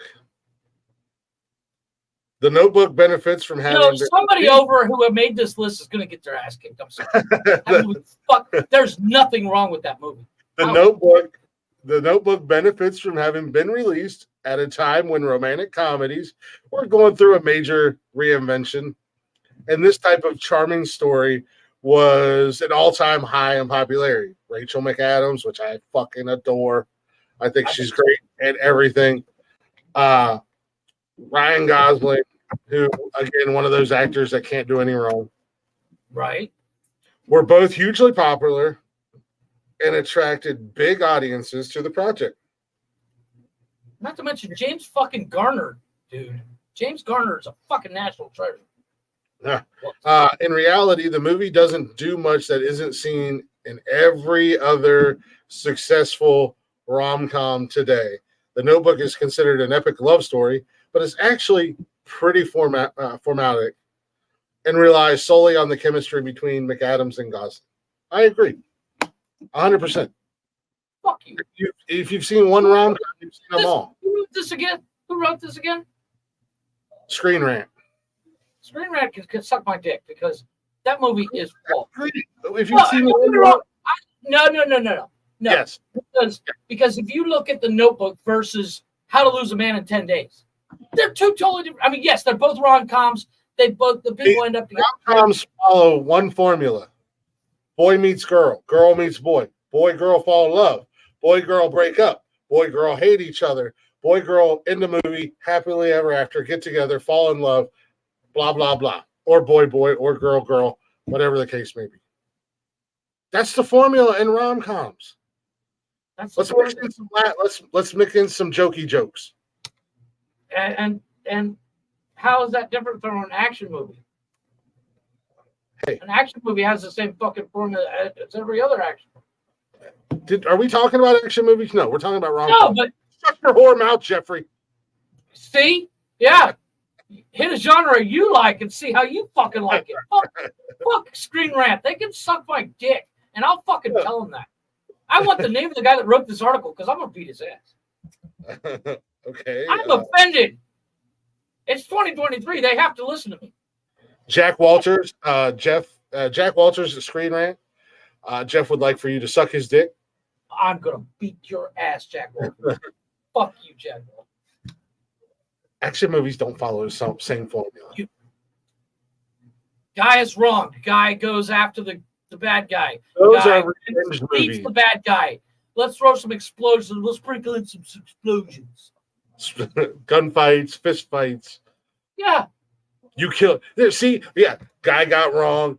Revenge. There's two Killed types of my action brother. movies. You killed There's my two brother. types You killed my There's wife. revenge. Kill you. There's revenge, and there's saving the damsel in distress. Yeah. That's Die Hard, John Wick, same fucking movie. John Wick is kind of like the epitome of action movies because it's like movie starts, gun, kick, fight, car fast. And Exactly. It continues for 4 movies. It just never stops. That's what we said. Dog dies, man gets revenge for dog's death. That's an actual reality series. Keanu Reeves is killing millions of people. Documentary. That is in a real life. documentary. If there was any other movie that was considered a documentary, those movies are documentaries. It's reality television. Yes, that is better than anything you saw on Survivor. Trust me. You like rom-coms? Gay. I do like rom-coms. Fuck you. Gay. It's 2023. You can't say that. What's the next one that this guy, Jack Walters guy, is going to piss me off? Jack Walters are really about to piss you off because I know you love this movie. And I think this movie, yes, at the time was cool. But now it's lame as fuck. And you're going to get mad at me too because I said that. But number 10. Fuck you, Jack Walters. Fuck you. I hope you get hit by a goddamn bus. I hope Jaws eats your fucking leg. Oh my god. Fuck you. That movie's excellent. There's nothing wrong with that movie. You're going to need a bigger boat. Yeah, you are. Ad lib the line, by the way. Jaws will always be an iconic movie for several reasons, but the most noteworthy aspect of the film is how strongly it reinvented the concept of the summer blockbuster. Jaws completely changed the way that movies are released, turning summer into a prime season for big budget studio movies to make themselves known. Jaws will always be responsible for that huge shift in the industry, but the truth remains that it's almost 50 years old. I don't care. It hasn't aged perfectly. It's hard to take the film's special effects too seriously today. And when it's viewed outside of the context of a cultural boom, the movie struggles to keep up with more modern disaster flicks. Yeah, because now everybody had to top it. It's better than Jaws. How dare you, sir? This glass is megalodon proof. Yeah. We need to close up this. Oh my God! I just got Sam Jackson just got eaten by a fucking shark. That was Deep Blue Sea, or was it? Was it something like that? Yeah, Was it? Deep Blue Sea. Fucking excellent with fucking Yeah, Sam there's a Jackson. scene- The one guy, the one black guy, you're like, yeah, he's gonna be safe. No, he just got eaten by a shark. There is a scene in the new Meg 2 movie where they're like, this dude or whatever is like walking around the glass, and they're like, oh, you know, how is that glass going to protect us? Whatever, blah, blah, blah. And he's like, the glass is megalodon proof. And then all of a sudden, I was like, oh, I'm sorry. At the end of the day, if somebody says it's proof, yeah, it's no. You're dead. No. Stay away number- from it because you're gonna die. Yeah, number 9 on this list. I don't think I've ever seen it, and if I have, I don't remember it. Okay. But Chinatown. Chinatown. Wait, hold on.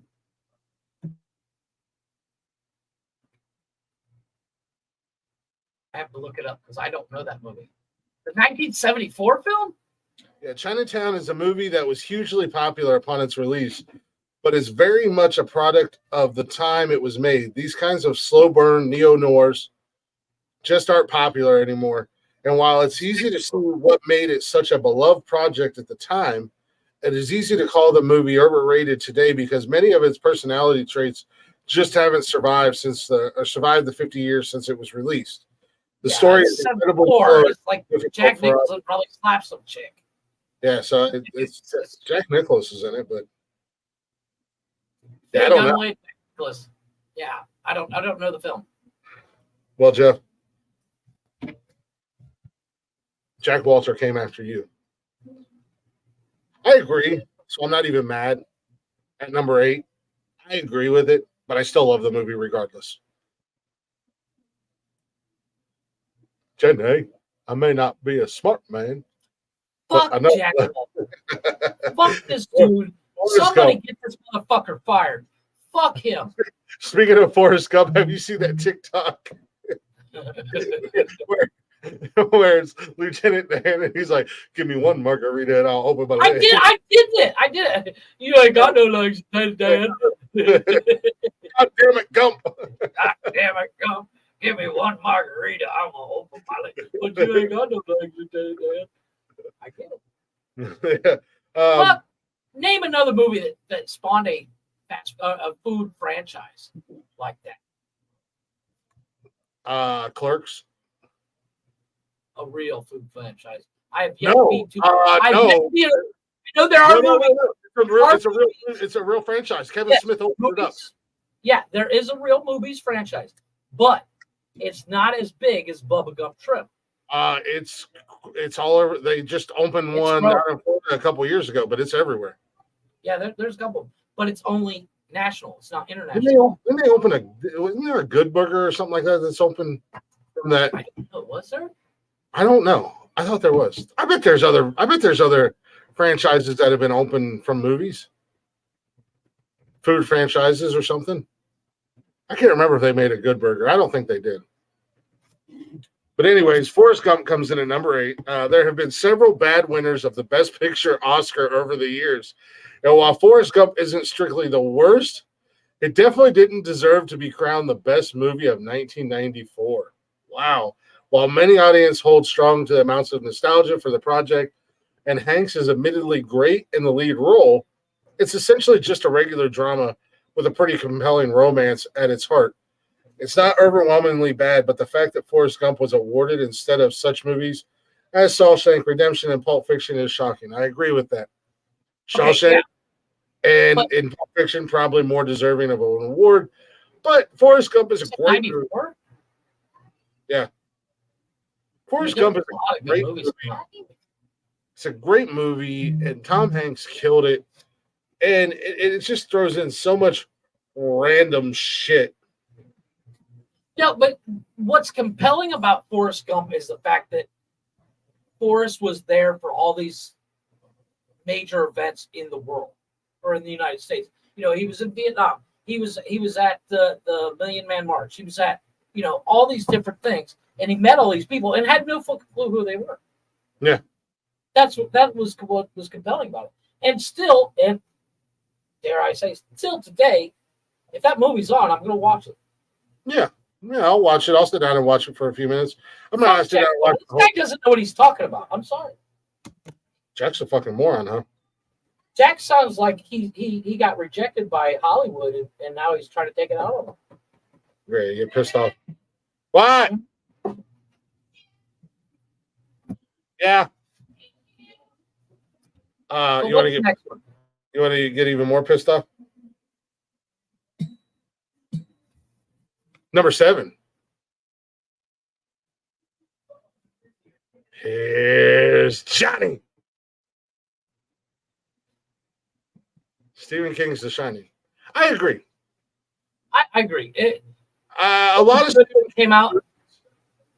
Stephen King's movies are good,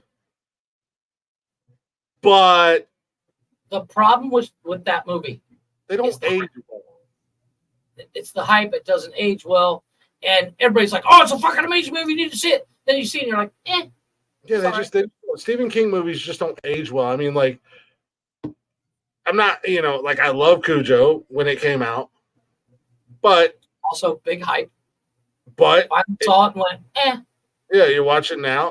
Pet Sematary was great when it came out. Some good jump scares in it. He don't go here no more. No, he's at work. And so here, Or he's at work or on Cantina or something. I don't know.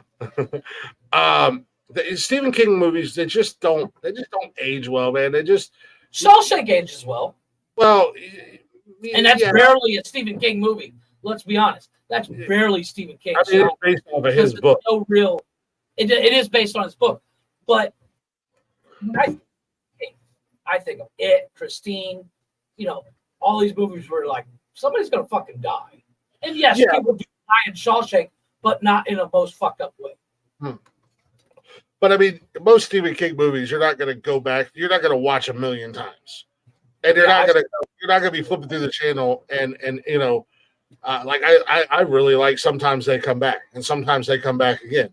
But if I'm flipping through the channel and it's on, I'm like, oh, I haven't seen that movie in forever, and I keep going. Mm-hmm. The same thing with Pet Sematary. Yeah. But it says, But I'm not rushing to my DVDs and going, "Where's my fucking Pet Cemetery DVD? where's my goddamn Shining copy of The Shining?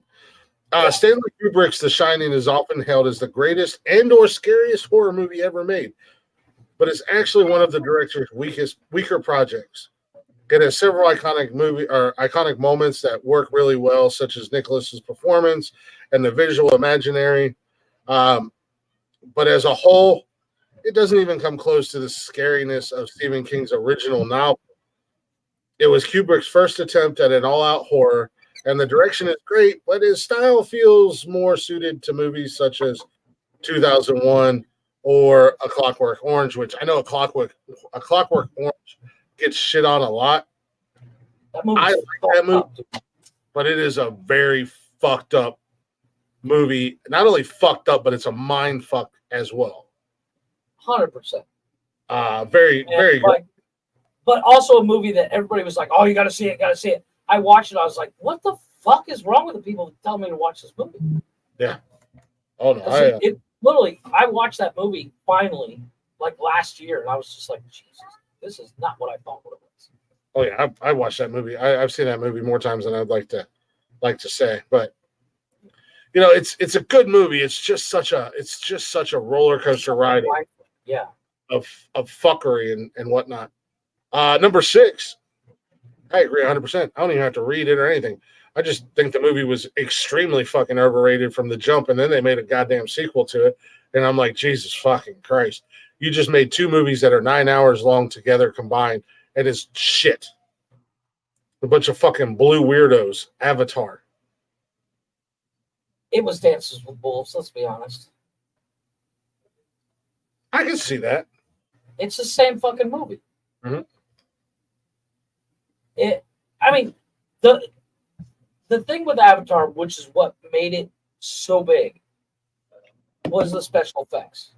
In 10, 15 years, it's not going to hold up because the effects. And this is not me shitting on Cameron, because Cameron, as we all know from past history, Cameron can make a fucking movie. Oh yeah. And he pushes special effects to the next level. He's one of the reasons why we have such good special effects today. But that being said, I did watch Way of Water. It was okay. I went to see Once Avatar. again, I went to my see wife Avatar. and I disagree when it comes to the original Avatar, and it's basically Dances with Wolves. Yeah, when the original Avatar came out, my ex-wife and I were just starting to date, and she wanted to go see it, and I lasted 20 minutes, and I was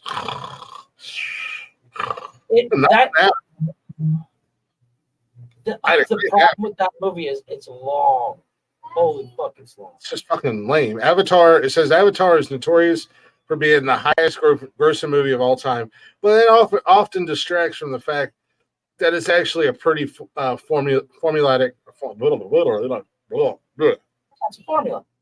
yeah, and predictable story that often falls flat narratively. The one aspect that definitely deserves endless praise is the visuals. Yep. Special effects revolutionary for the time, pushing the boundaries of what could be done on screen. Unfortunately, what's happening on the page isn't anywhere near innovative. Basically, what they're saying, what's happening with the script and the story and everything like that. As you said, it's basically Dances with Wolves. Yeah. I have Dances with Wolves ain't that great. Yeah, I again, like I said, I just visually, I think it's amazing. The storyline, I mean, I watched Zoe Saldana read a book. I'm fine with it, but yeah, I mean, the visual effects or whatever can be one thing. I mean, they could take that movie and just make it a representation of like they could put that special effects in a documentary, and then that would be the greatest documentary ever. Mm-hmm. Because it was visually amazing. Exactly. Next. Number 5. I haven't seen this movie yet. I kind of want to see it, but I'm a bit of a sucker for musicals.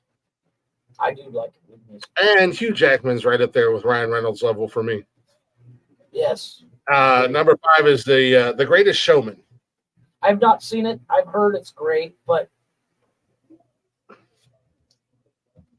when I watch Hugh Jackman, I'm not looking for that motherfucker to sing. I'm looking for him to do the Wolverine call. Somebody's ass, motherfucker. That's not why I'm watching that. That's not why I'm watching Wolverine. I'm not watching Wolverine because Hugh Jackman might sing. I'm waiting for the dude to kick somebody's ass. The greatest, it says, The Greatest Showman is another example of a movie where one aspect excels, but the rest fall behind. This time, it's the music that's deserving of all the praise it receives.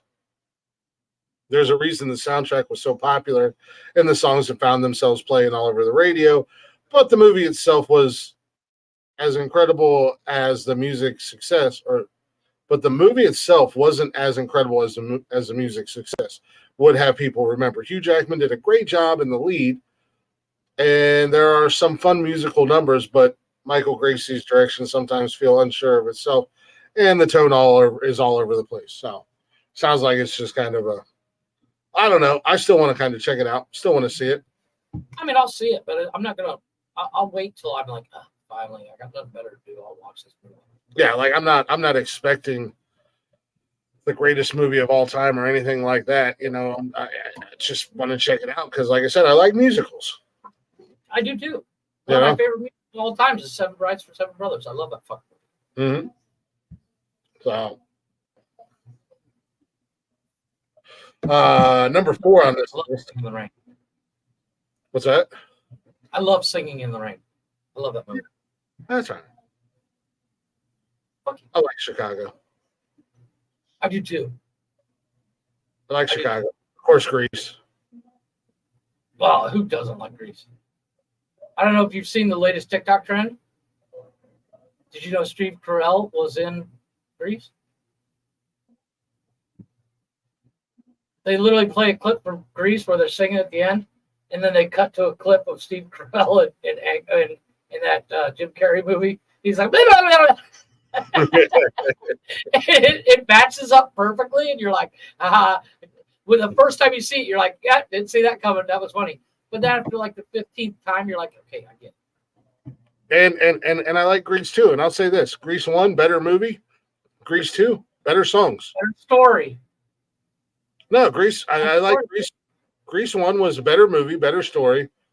Grease 2 was the same exact story, but Better songs. It was the same exact story, gender reverse. Yeah, pretty much. But I think the songs were better in Grease 2 than Grease 1. That's debatable. Well, Michelle Pfeiffer singing Cool Rider. And everybody think I should buy a motorcycle. I get it. and my dude that played Michael in that movie, when he come busting up the gang and they were singing, "Who's that guy?" Yeah. I don't know, but Motorcycle boys. it was a great movie, man. They're both great movies. Don't get me wrong. Two of my favorites. Number 4, I agree. I know little girls love this movie when it came out, and they still love it today. Frozen, Eh, the same Disney it's form. cute. It's Yeah. it's Disney format. The songs were Frozen 2. The songs I still don't know. Yeah, I've never seen Frozen 2. Oh, it's not good. But nobody could argue against the success of Frozen's biggest musical number, "Let It Go." Let it go. Let her blow. Oh, sorry. Look it all, let it go.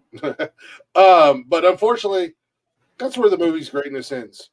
In comparison to some of Disney's better animated movies, Frozen lacks the heartfelt storytelling and lovable characters that the studio has become known for. It's still a perfectly fine movie, but calling it one of Disney's best is a disservice to the real accomplishments they've had over the years. Well, the one thing I did like about Frozen was the fact that the main character, not the chick that makes snow, the other girl, she meets the other guy, the one guy, and it turns out he's kind of an evil fucker. Yeah, he was a dickhole. Yeah, I kind of didn't see that coming. You're like, that's something different. So, it does have differences from the formula, but it's very formulaic. It was a little bit of a twist. Josh Gad as the snowman. That dude, he's another one who can't do anything wrong. It was probably the best character in the whole movie was Olaf. Yeah, Josh Gad. Yeah, I agree. Sure, Jeff. You know who Josh Gad is. It's gold. Whatever. I don't give a fuck. It's gold. You ready to get mad again? I'm ready. Jack, you son of a bitch. I kind of agree with this to a certain degree. Number 3 is ate his liver with a nice Chianti. Some fava beans and a nice Chianti. Goodbye, horses. Well, okay. Would you fuck me? I'd fuck me. Chris's movie remake starring Chris Glick. No, It okay. puts the lotion on his skin or it gets the hose again. Okay. Silence of the Lambs. It holds up. I don't see why it doesn't. I'm curious. I think the biggest thing with Silence of the Lambs, for me, I like the movie. Mm-hmm. It was a little bit long. It is. But I think the thing that I like about it was it was one of those movies that, and as somebody who really finds serial killers fascinating and stuff like that, it's one of those first movies or first series or whatever where you kind of get to see it through the eyes of an FBI profile. Right. Because it is taken mostly from her point of view. Yeah, the BAU. Yeah. So and it is taken kind of and him helping her create the profile for Wild Bill and shit like that. Which is really cool. So, like I said, I like the movie. Again, it's not one of those movies that if I'm scrolling through and I see it, I'm going to go, ooh, Silence of the Lambs. I should watch this. Okay. I'm going to, hey, Silence of the Lambs. Cool. All right. Where are they at in the movie? I've already passed my favorite scene next. What else? Yeah, exactly. Where are they at in the movie? Yeah, exactly. And it does depend on where they are in the movie. I see him with Wild Bill dancing. Yeah. Oh, no, I already missed it. Yeah, what else? Whatever. But I love the song. I start dancing around the house. Tucking my pecker back. I'm ready to do this, boys. I grab Nikki. I grab Nikki's bathrobe and start dancing along with him. Tuck my pecker. Yeah. Start looking at the camera. Oh, you fuck me. And as Nikki walks in, you're like, yeah, I get it if you want to leave. You want the rope back? Yeah, it is what it is. There's no. I get it if you don't want to marry me now. Really, no explanation for here. The scary part is she's like, wait, let me join in. Rewind it. I just look at her and be like, wait, before you leave, I have one question. Would you fuck me? Would you fuck me? I'd Come fuck back. me. Come back. It was a joke. Oh, shit. Don't leave. So, boys, I'm single again. Rewind. Go. All right. So our good friend Walter, our good friend Walter continues to go on here, and he says, "Silence of the Lambs has several amazing moments, and both Anthony Hopkins and Jodie Foster were entirely deserving of the acclaim they received for their outstanding performances. I don't think anybody's ever going to disagree with that." One second. What does it take to send a letter to Canada? Who's it going to? Wrong person. You fucking dummy. I did it on purpose. I like it. I'm just kidding, Leggy. How you doing, youngin? Obviously, nobody's going to deny Sir Anthony Hopkins. Hey, the dude can act circles And Joe Foster in that movie. They were amazing. But the story of as a whole actually left a lot to be desired. Many people love The Silence of the Lambs for Hopkins' creepy performance as Hannibal Lecter, but it's easy to forget that he actually doesn't have much screen time at all. Exactly. He's only in the movie for like 8 minutes. So much praise. And he wasn't really a main character in the movie. Oh, he's a main. It wasn't until later in the sequels and stuff. Yeah. Well, the movie that literally stars him was Hannibal, isn't it? You bastard. Damn. And I heard that. And I heard that in an Irish accent. I'm not fucking Irish, Cliff. Leggy, I got something for you. Spunky dust. That's all over the wall. You got your dusty spunk for you. Got my dusty spunk all over the place. Got your dusty spunk everywhere. Come on, Jeff. That's not very gentlemanly of you. I finally got it all off my keyboard.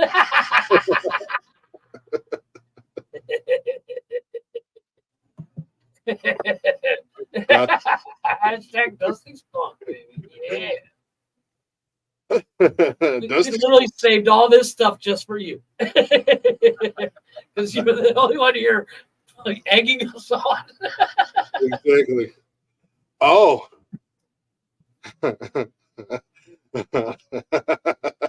Number 2, Jeffrey. You want to take a guess on what number 2 might be? I'm afraid Well, to ask. This dude has ruined so many movies. Just he's done ripped your heart out. He's about to get his ass whipped, is what he's about to do. Well, number 2. It's a movie about discovering yourself, making new friends, making out with your sister, finding out your dad's some This weird motherfucker. bad guy that built a giant Cancel spaceship this that had motherfucker. one I'm flaw gonna in get it. this guy fucking fired. He chops your him. hand off.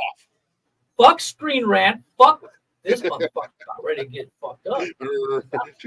Every nerd on the planet. We ride at dawn. Number 2, Star Wars Episode 6, Return of the Jedi. She said, thanks, I guess. I think. It is what it is. You gotta be known for something. I've saved all this dusty spunk for you. I got a whole bag, baby. Yeah, so the original Star Wars trilogy is often called the greatest sci-fi trilogy ever made, and that would probably be true if Lord of the Rings wasn't made. Fuck you. He didn't say that. He said, This guy's really. he said it would probably be true if Return of the Jedi even came close to the greatness of its 2 predecessors, where both A New Hope and Empire Strike Backs were incredibly tight stories filled with exciting twists and turns. Return of the Jedi has several plot holes and none of the momentum that made the first 2 so beloved. I see what he's saying there. Okay, yeah, Jedi does have a lot of plot holes. I get that. I am kind of with Dante on this. On Empire was better. Empire ends on like a down note and all that shit. I get that, but there's certain things you don't do. You don't attack Star Wars. You just don't. Fuck Star Wars. This guy's gonna get fired. Fuck Star Wars. See, Yeah, fire me. This is my show. fuck him. Not you. Oh. This Jack guy. I'm gonna make sure he gets hit by a bus. What are you gonna do? Cancel him? You and your woke brigade? Sure, why not? Hey, there's more nerds than woke people. Let's be honest. Well, the nerds aren't done getting mad. Yeah, see, Number this 1. guy's gonna get his ass whipped. Number 1 on the list. Okay. Huh? I have a question for you both. Okay, we might have an answer. So you go to Taco Bell, Okay. you get the steak grilled cheese burrito, Mm-hmm. and the order of the little chips and cheese thing that came with your meal. Mm-hmm. Yeah. How many hot sauce packets would be considered excessive to use for those 2 things? More than 4. More than 4. So the fact that I used 9. Do you not remember the conversation we had last night about you waking me up in the middle of the night? Yes, but listen. So I put Heartburn.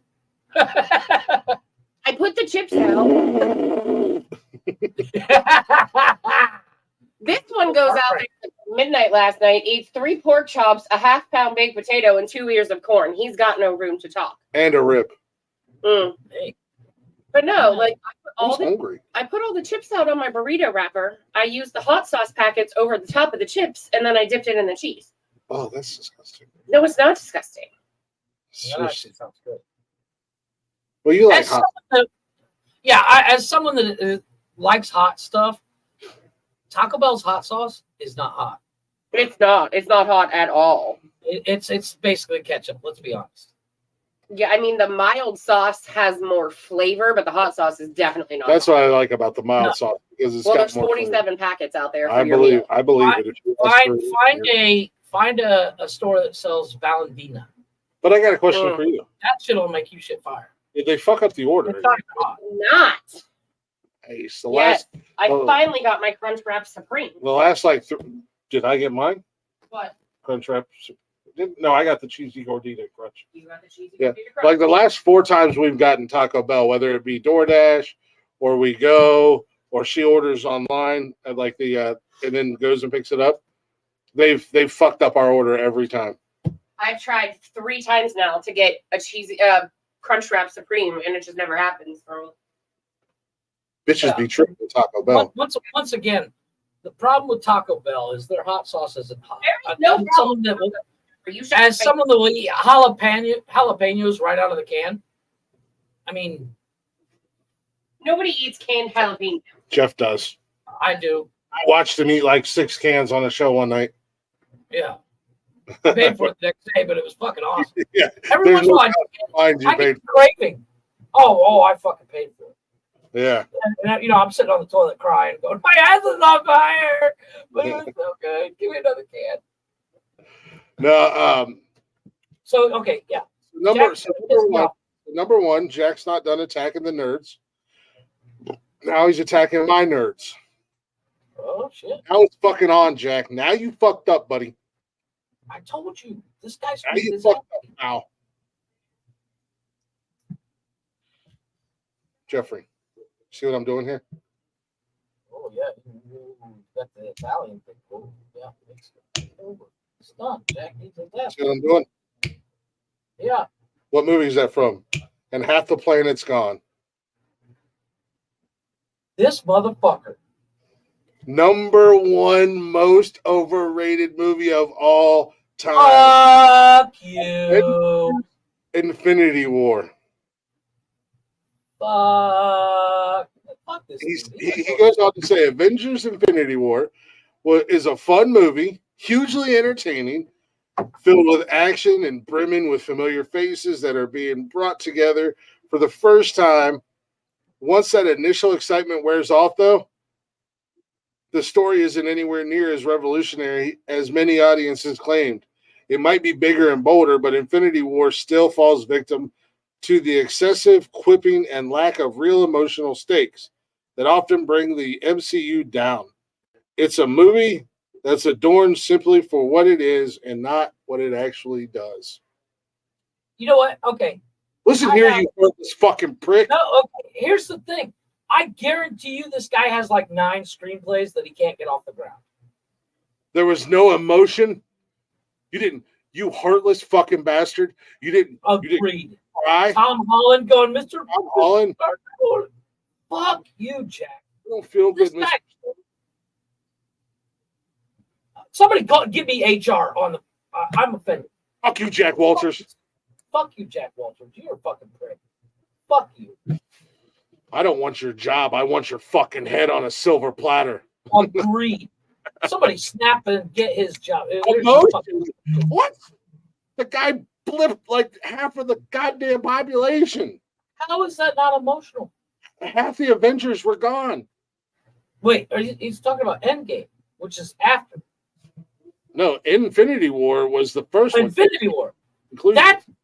How is you not? How yeah, is not? Was the conclusion when Doctor Strange told Tony, "I've ran this 1,000,000 times or whatever, and there's only one where we win."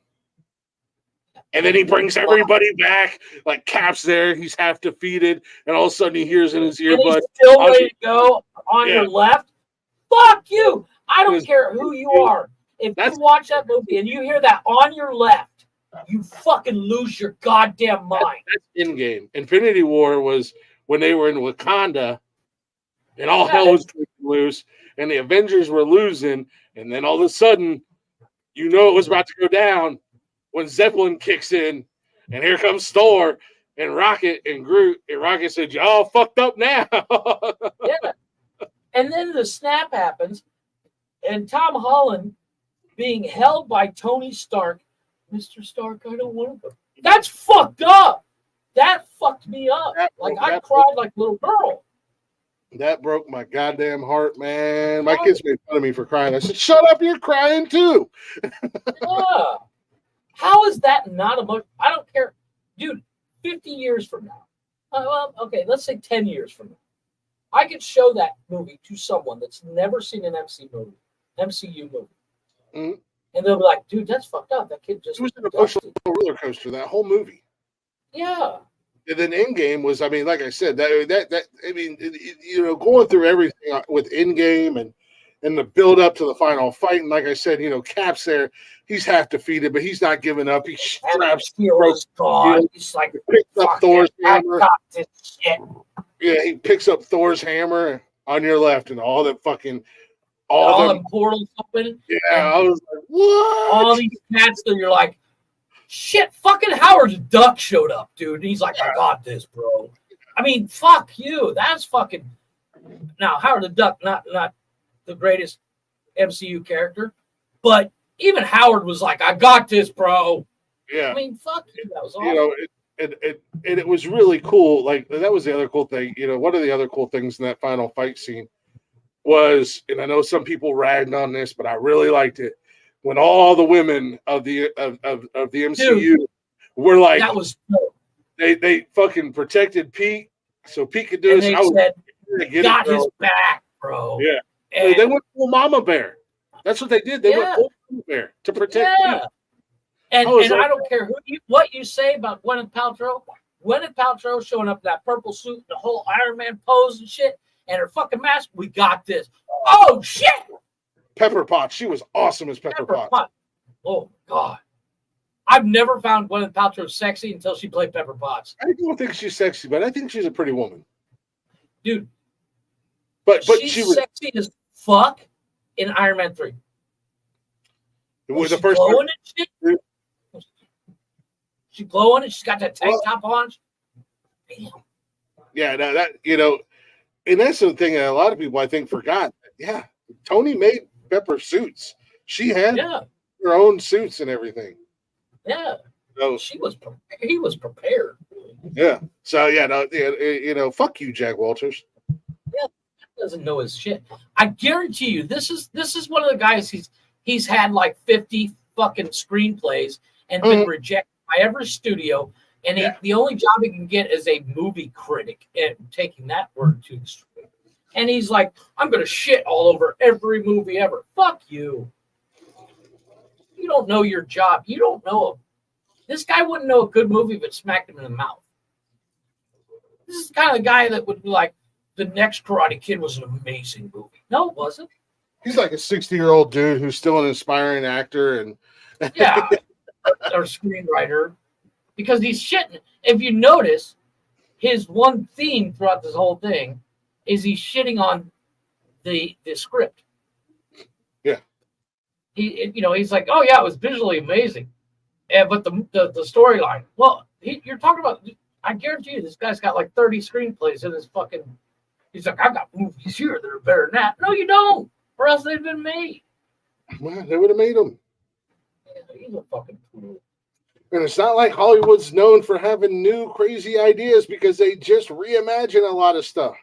And I get that. And yes, there's only what was it, like 8 types of stories can be told. Isn't it? Something like that.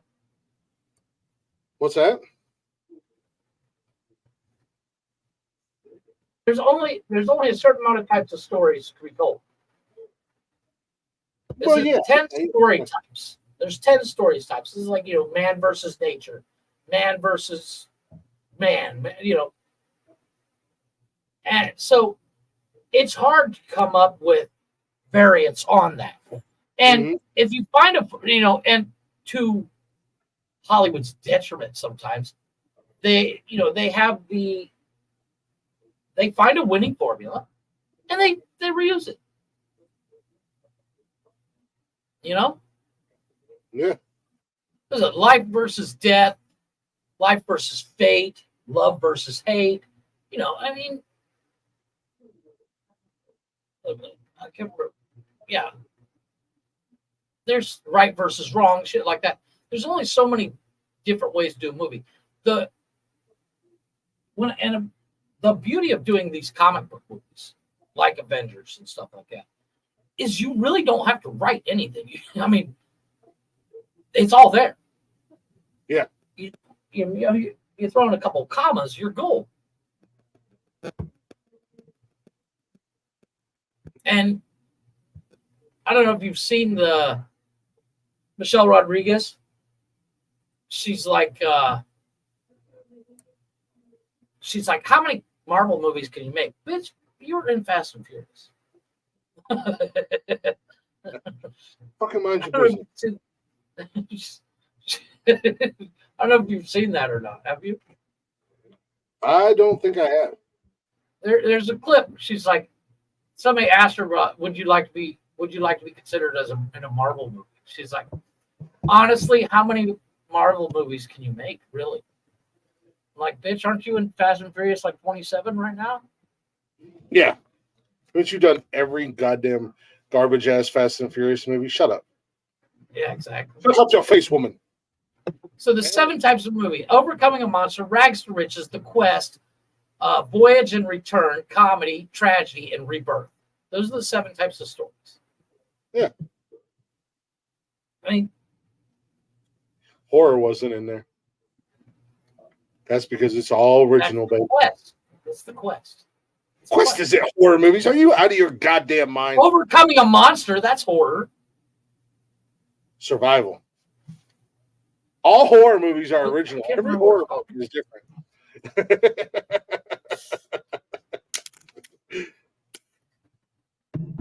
There's no 2 horror movies that are exactly alike. I can't remember what it like. There's like, I can't remember what it goes. It's like character versus nature, character versus themselves. I can't remember what it's a plot. It's plot style. Well, Jeffrey. Yeah. Speaking of Jack Walters pissing us off, What do you do? are you ready to wage another type of war? Oh, I'm always ready to wage war. A war on big energy? I'm ready. Are you tired? Tell me, sir. Are you tired of the jitters when you drink those overpriced big name energy drinks? Yes. Are you tired of the crash that comes a couple hours later and makes you drink another one of those overpriced energy drinks? Well, you're in luck, buddy. Because if you check out our friends at Dubby, Powdered Energy, no jitters, no crash, all kinds of amazing flavors, like Dub Sludge. I just love the name of Dub Sludge. I like it. What are you drinking? Any Sludge? apple and special sauce. Oh. And many more. Then I lost my train of thought. I derailed. Speaking of W Energy, I need some W Energy so I would be energized and focused, and I wouldn't completely derail in the middle of telling you guys about W. No jitters, no crash, great flavors. Go to W.GG. Use our promo code Words Are Hard. Save you some money. Get energized. Get focused. And don't slam into a wall at 100 miles an hour and end up serving 2 consecutive 15 to life sentences. Well, reach around, Jeffrey. Yes. Got more music for you guys tonight. This is Suave with their cover of Santana's Black Magic Woman. Oh, I do love this song. Thank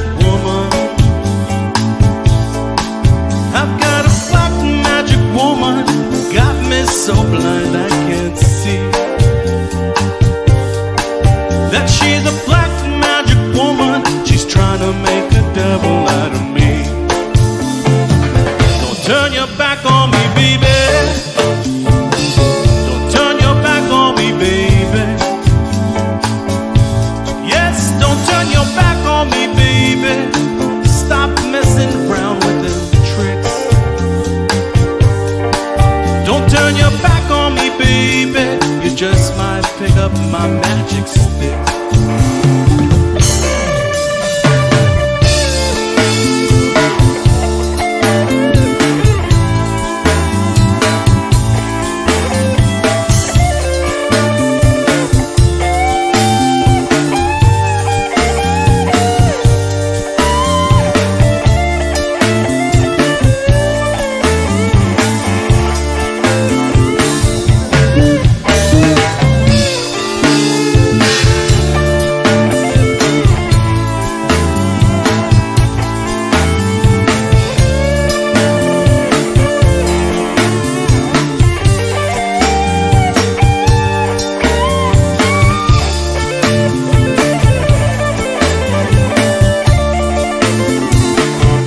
Got your spell on me, baby. Got your spell on me, baby. Yes, you got your spell on me, baby. Turning my heart into stone. I need you so bad, magic woman, I can't leave you alone.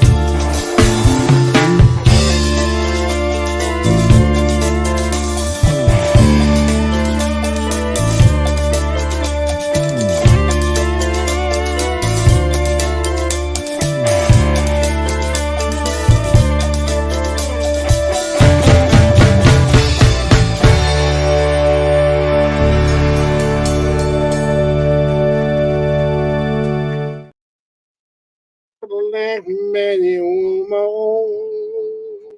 That's a good song. I gotta say that was Suave with their cover of Black Magic Woman. I gotta say that bar that they were doing that gig at, I had some amazing sound and acoustics. Their sound guy was. 'Cause how many times have you gone to a bar or whatever, and you hear a band and you can hear them there, but when you try to record it, they're kind of crazy and distorted and. Like shit, yeah.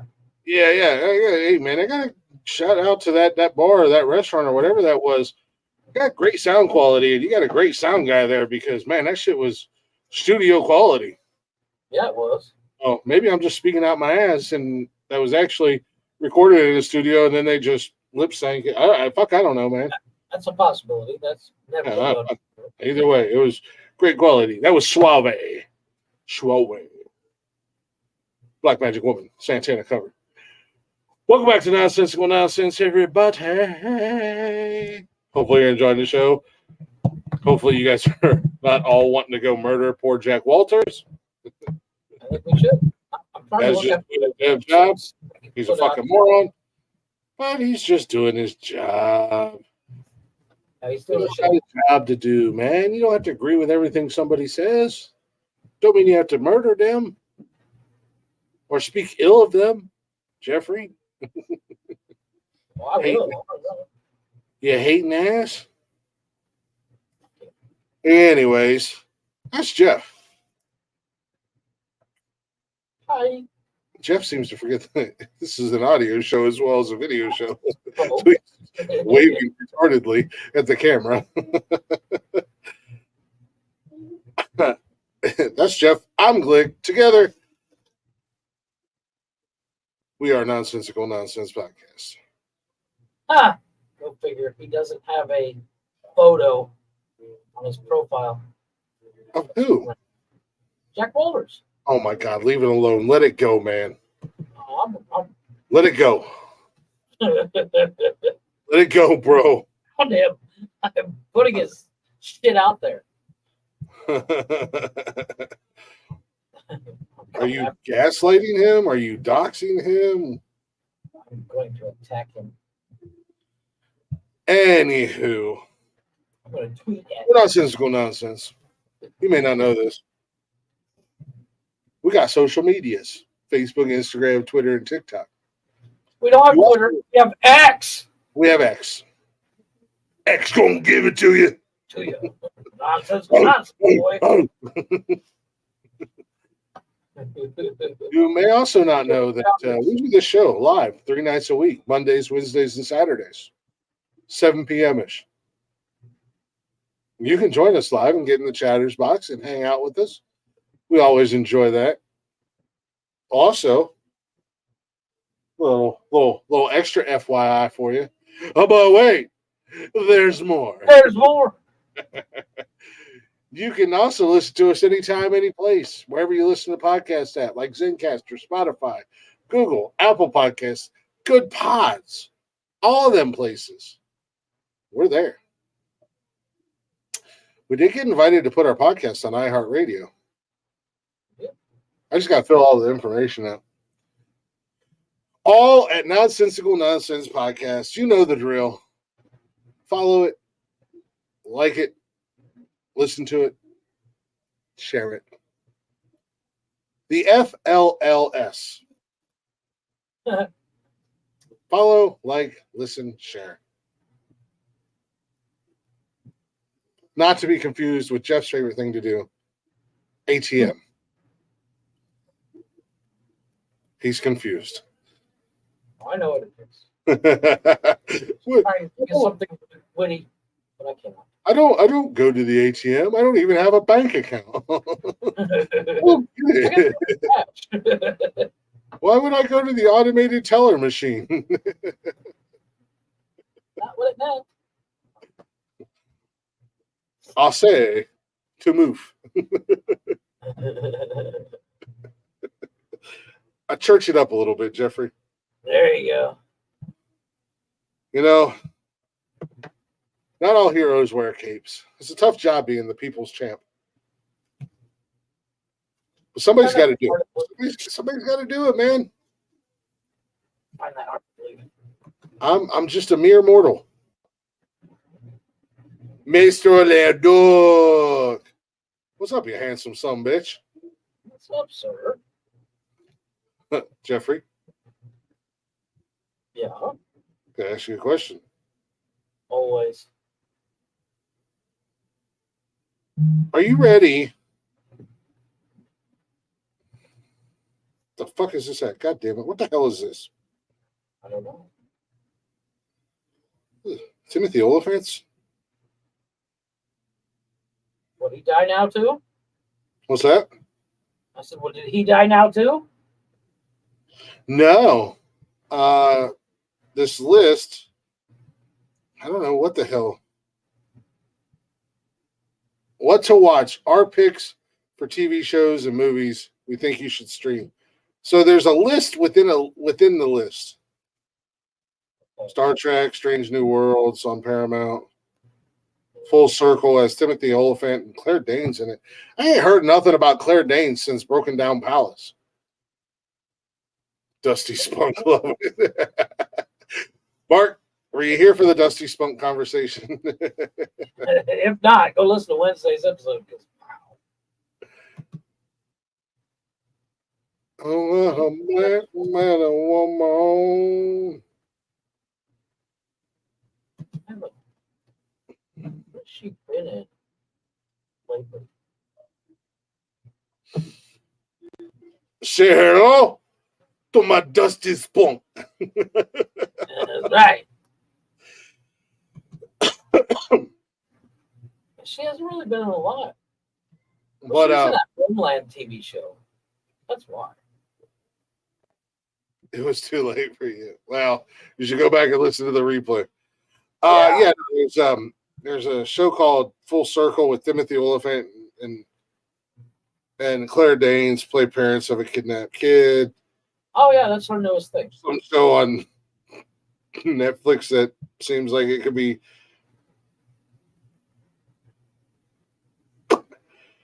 probably shouldn't. They cloned Tyrone.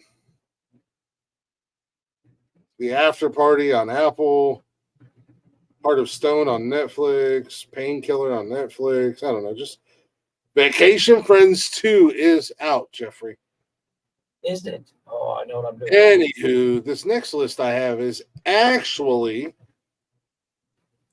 the greatest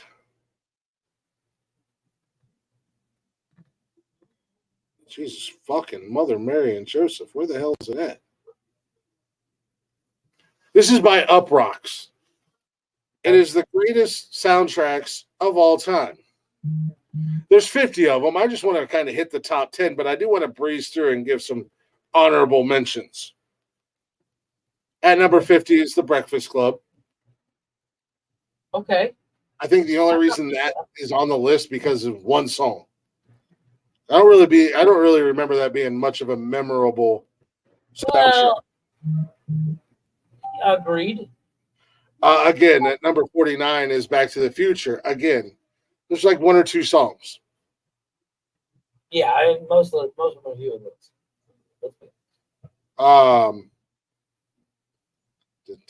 Like I said, Beverly Hills Cop came in at 46. Again, like one song that you know from Beverly Hills.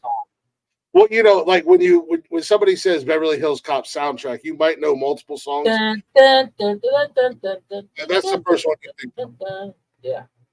right off the bat. I'm scrolling through here to get to the top 10. Like I said, throwing some honorable mentions out there as we go. Number 40, Above the Rim. Great movie. There was Tupac songs in it. SWV had a track. The Dog Pound does Dog Pound things. Warren G and Nate Dogg have Regulators in there, which we all know. So a good soundtrack. But number 37, Clueless. I can't even think of a song off that. Well, I can't either. There was that one. What was that one song? I think it was like Mighty Mighty Boss Tones or something. Yeah, but that was back when the swing was real big. Yeah. Yeah. Clueless with your girl. Yeah, Clueless. Now makes out with her son. And, what other people say. I'm gonna be a supermodel. yeah. That's Oh, well, the there you go. Hey, man, you got a job. You can just plug it in the headphones. Listen to us on Zencaster or Spotify. Coming in at 35, if you were into grunge, pop, rock music, you probably would have enjoyed this soundtrack. I thought it was a pretty good soundtrack, and it fit the theme of the movie, but The Crow. Yeah. Decent soundtrack. Memory serves correctly.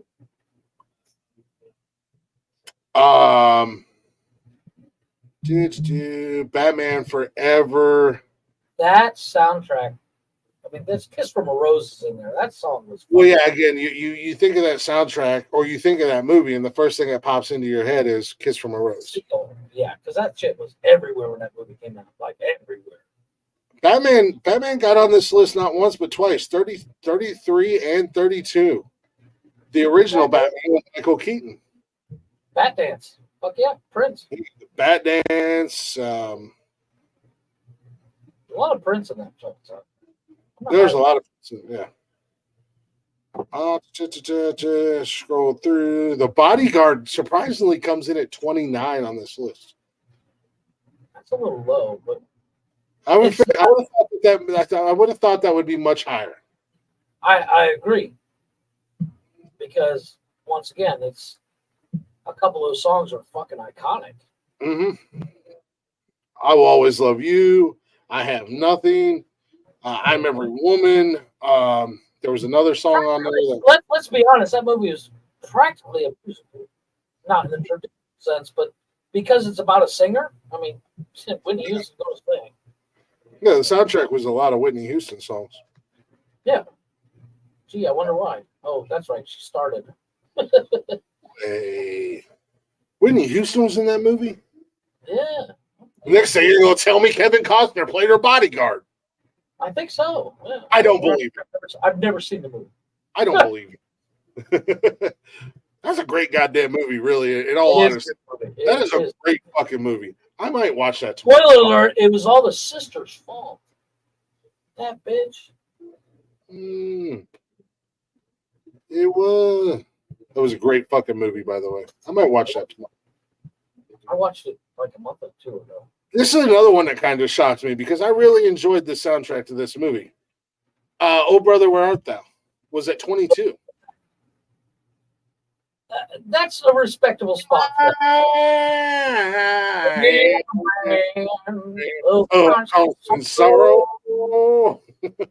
You know, for the longest time, I thought that was 100% George Clooney singing.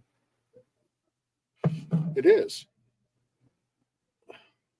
I heard he lip synced. You're telling me all these things tonight that I just don't believe. It's George Clooney saying wrestling's real. Was it? You're gonna look it up. I am. You're gonna look it up, and I'm fucking with. I actually have no idea. I don't believe it was. I think he was lip syncing. Check this out, dude. At number 20, this is crazy to me because I Dan love. Timsky. What's that? The voice. Dan Timsky. Okay, yeah. Timski. This is crazy at number 20 because this album is still hugely popular today. Okay. The Dirty Dancing soundtrack. Oh, 100%. At 20? Excellent soundtrack. That's a little low. Ah, that should be a top 10 in my opinion. Yeah, I agree. Because and Because I think that's kind of our generation thing. Because that movie's in my top 10 movies. Oh, yeah, that movie's in my top 5. Yeah, I love that. You know, but you also have to remember, maybe it's because all those songs were from what, like the 50s and 60s. It was the 50s, yeah. Yeah.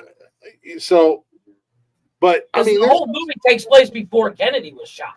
Yeah, I mean, there's not a song on that soundtrack that, and I'm speaking to me personally, and I think a lot of people who love the movie they don't like, and they sing along to. Like every song you can sing. Dude, I watched that movie and I'm singing along.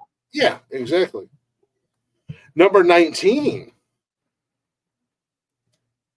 Again, there's only a couple really standout songs, so I kind of agree with this one. Top Gun at 19. I say respectable spot. A lot of people instrumental. Like Danger Zone, there's not a whole lot of words to. There was Danger Zone and Take My Breath Away were the two biggest songs. Yeah. And Danger Zone, let's be honest, it's basically instrumental. No, I wouldn't say it was an instrumental. There's some words, but not a ton. You had Mighty Wings. Such a great song. That was one of those songs that was like made for that movie. Yeah. Well, I would venture a guess that so was Danger Zone. What's that? Danger Zone was made for that movie, wasn't it? No, probably not. It's just Kenny Loggins being Kenny Loggins. Because Kenny Loggins was a hit machine in the 80s. And he was a soundtrack whore. Oh, yeah. Because Kenny Loggins was all over. Danger Zone was written for the original Top Gun. Was it? Yes. Oh, I didn't know. I wasn't. I've scrolled about the other artists who considered performing on the track, but yes, it was written for the song, for the movie.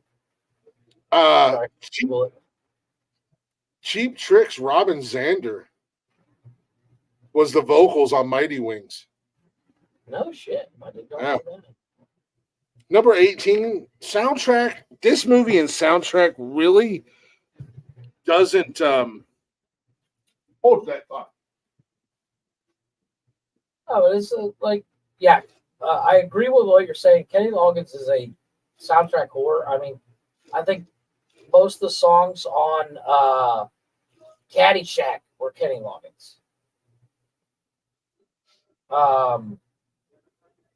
But Kenny Loggins is one of those guys. When Kenny Loggins is writing a song for your movie, your movie's going to be a hit.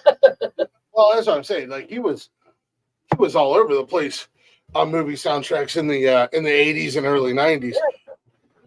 This one I'm not really. This one just kind of struck me out as I was scrolling through here at number 18, because when I think of this movie, I don't really think of songs or anything like that, let alone a soundtrack. Goodfellas. Oh. Yeah, like I would never even think about the soundtrack to that movie.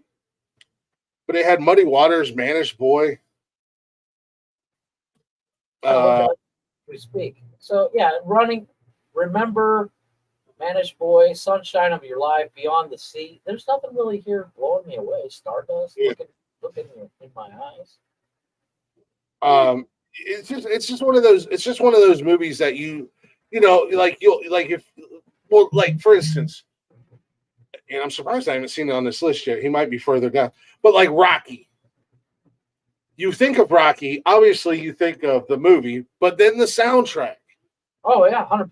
James Brown to Survivor to all these great songs and the montage songs and everything like that. So you think of the movie, yeah, great movie, iconic boxing movie. Stallone, it probably one of his best roles, if not his best role.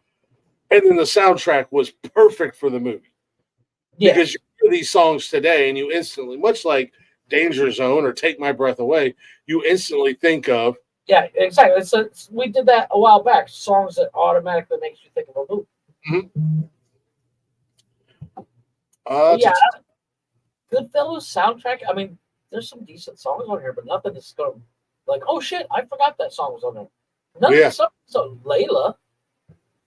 Yeah, Layla was in it, but it's just one of those weird things. So let's go ahead and let's do the 10. We're in the top 10. I gave some honorable mentions as we were moving through. Number 10 is A Hard Day's Night.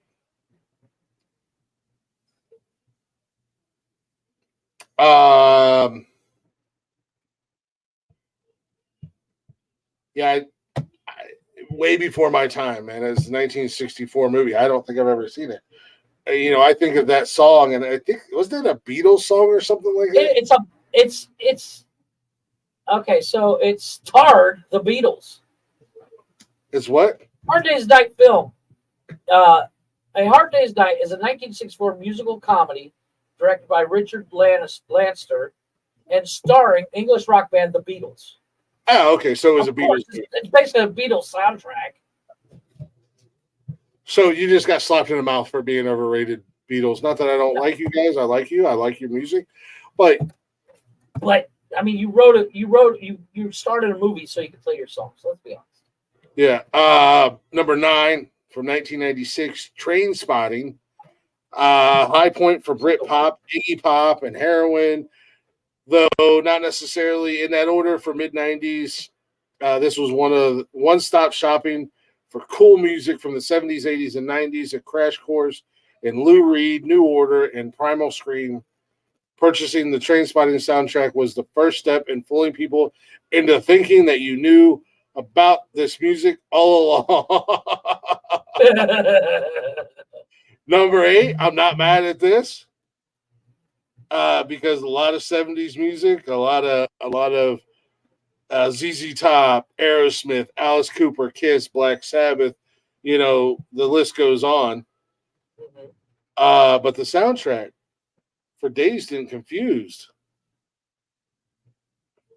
a great soundtrack.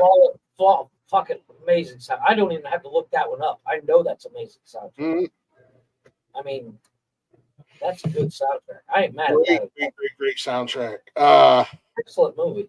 Jeff, I know you've mentioned this movie before, and I think you're obviously a fan of it. I don't know if I've ever seen it.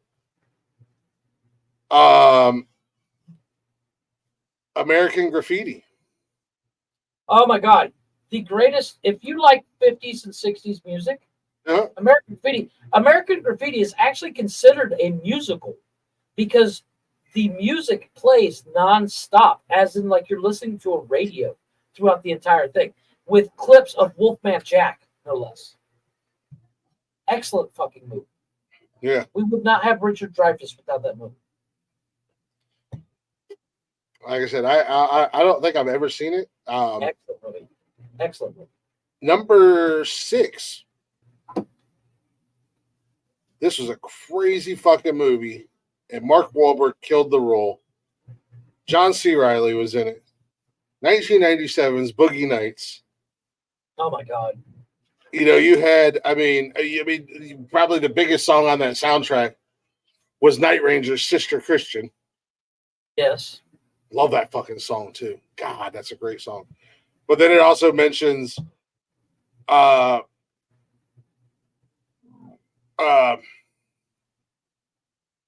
the ironic cocaine anthem has to be "Feel the Heat" by Mark Wahlberg and John C. Reilly.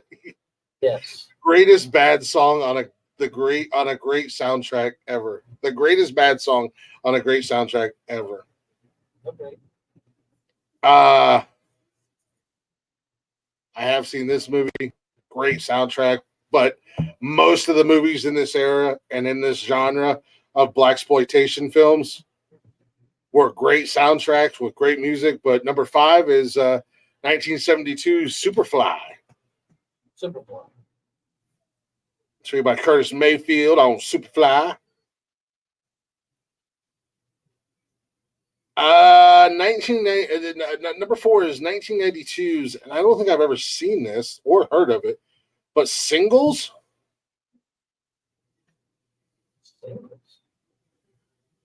It's a soundtrack album that captures a moment in time while simultaneously creating a moment in time. Released in the summer of 92, Singles arrived just as alternative rock was blowing up. The soundtrack stars Pearl Jam and Soundgarden. Smashing Pumpkins, Alice in Chains is wood. Yeah. I mean, that's a decent sound. I'm looking at it. Hendrix. There's some decent songs. I might have to actually watch this movie. Number 3, again, I gotta agree. Great soundtrack, great movie. 1994, Pulp Fiction. Excellent soundtrack. Great soundtrack to a great movie. Number if you go on to Google and you put in soundtrack, Pulp Fiction is the first thing that pops up. Number 2, John Travolta Strikes Again. He's got 2 movies in the top 3. Grease. Nope. No. You can tell by the way I use my own. Ah, yes. Staying alive. Yeah, staying the Saturday Night Fever soundtrack. Yes. Bee Gees all over. Yeah.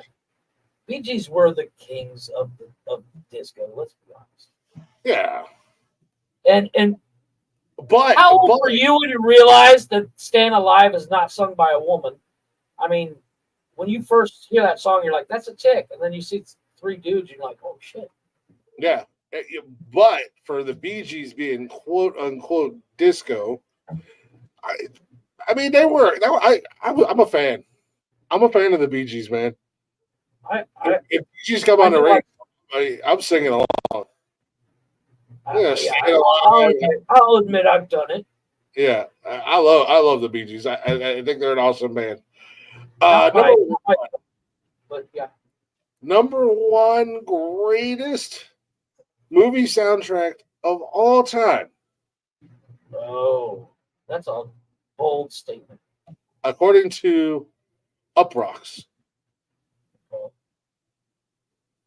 Do you care to take a stab? Oh my God, not really. You're wrong. Yeah, I'll give you another guess. You're wrong. Don't Google it, you goofy bastard. I'm not.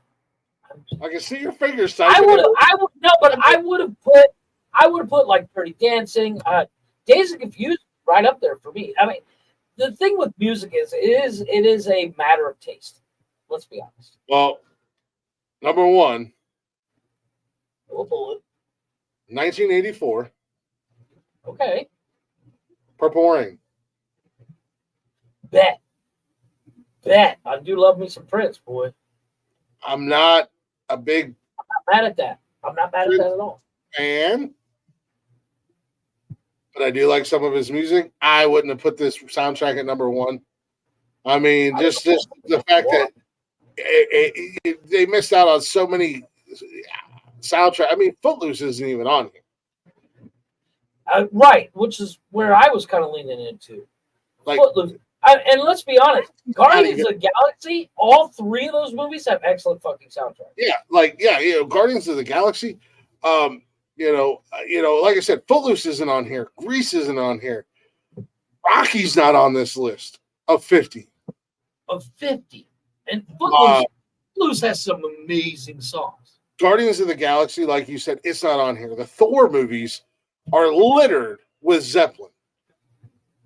Yeah, however, when you buy a Thor soundtrack, you're basically just buying a Zeppelin album. Let's be honest. Love and Thunder was Guns N' Roses. Yes. I ain't mad at that. I'm not mad at that at all. I love me some Guns N' Roses. I'm also a sucker for fucking Bon Jovi too. So.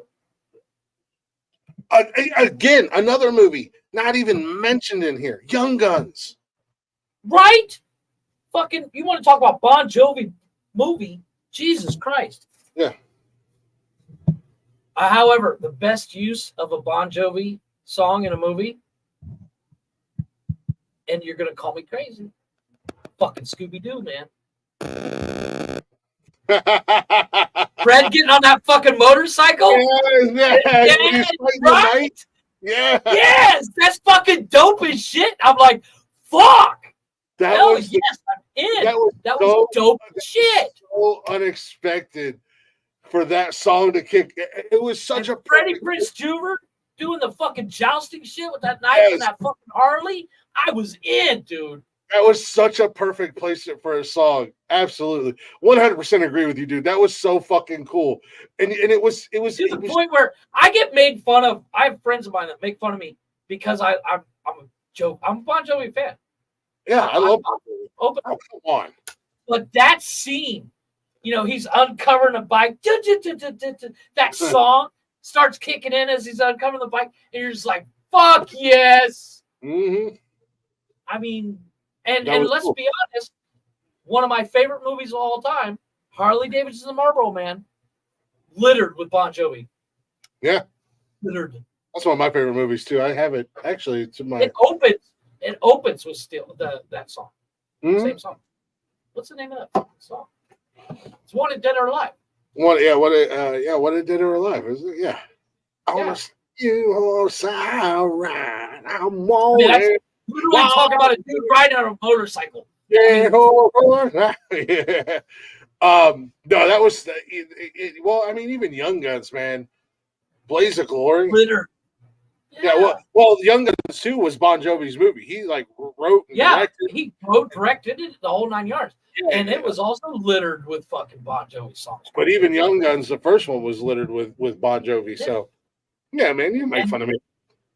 Make fun of me because I'm Bon Jovi. I don't care. Hey, maybe I'll get lucky and meet the motherfucker one day because that scene in Scooby-Doo, when you see them pull the tarp off that motorcycle and the song starts, you're just like, oh, this is gonna be fucking awesome. Yeah. And it was so damn unexpected. Yes, 100%. Because it's like and I love the Scooby movies with Freddie Prinze. I do too. I thought they were amazing. I had zero issue with any of them. My funniest scene is the first one. Scooby-Doo's hiding in that. I'm a suitcase up. Fucking, I quote that shit all the time. My wife makes fun of me because I'll be getting up to go to the bathroom. She says, "What are you doing?" I'm a suitcase. I'm a suitcase. And she's like, "Go take a piss." Go take a piss. Mind your business, woman. No, oh God, those movies they're fucking awesome. Mm. The cast was great. I love Matthew Lillard in anything.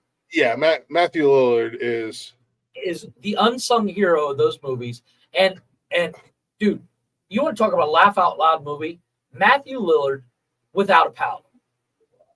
Oh yeah, that movie. Oh my God. Well, not to mention that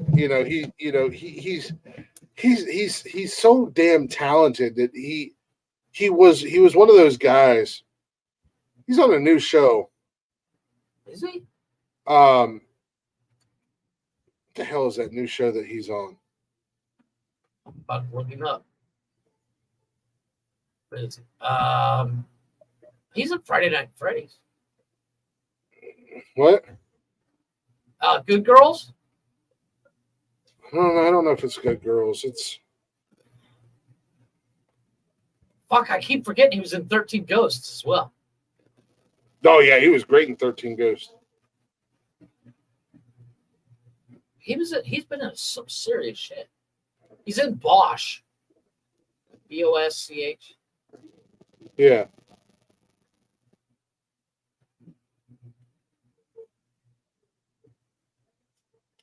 What the hell is he doing right now? He's doing something. It's Bosch and Good Girls, but Good Girls finished in 21. Oh no, he's in the Bosch new finished in 21. he's in the new they did a they did a television version of True Lies. Oh, And have you ever seen Shameless? I've started to watch it, haven't gotten through it. The guy who plays their neighbor that's married to the black chick, Steve Howley. He's in it. He's in True Lies. It's actually a pretty cool cast. It's in the movie, but Matthew Lillard's in it. And I seen a clip of it the other day, and it made me want to start watching the show because I think he's like an assassin or something like that in the movie, but he's kind of like a goof. Well, he plays. He can play. The dude has range. I mean, you look at him as something like 13 Ghosts, fucking weirdo. You look at Hackers with fucking Angelina Jolie. That movie's fucking dumb. But Matthew Lillard was the best part of that movie. Yeah. Fucking Holy shit, he's done a ton of animated Scooby-Doo movies, dude. Yeah, I just noticed that myself. I'm looking at his 2022, all the way back to fucking hell, man. Yeah, 2013 he did Scooby-Doo. 2010, 2012. 2012. I'm trying to see if there's any So he's behind been that. doing Scooby-Doo for a hot minute. I mean, 2010. Yeah, there's 2010. I'm assuming he played Shaggy all that time, but I ain't mad at that. He did that one movie with Cuba Gooding Jr. What Love Is the name of that movie. Yeah. Because he had that intense fucking scene, man. That's that scene that keeps popping up all over fucking Mm-hmm. where he's talking about the 10th man theory. Yeah. Well, actually, not Sean Austin is talking about the 10th man theory. But okay, so that True Lies I just found. I might have to check that out. I forgot he was in Senseless. One of my wife's favorite movies, Senseless, with the Wayans brother, where he takes the potion, he can see better, it enhances his who else is in that fucking movie? Marlon Wayans, Matthew Lillard, David Spade. Matthew Lillard plays his Marlon Wayans roommate. He's a hockey scholarship kid. Fucking excellent movie. Well, yeah, then he was in, like, She's All That, and he's just dude's had an amazing career. He was in the Scream. He was in the Scream movies. You know, he was in Scream 1.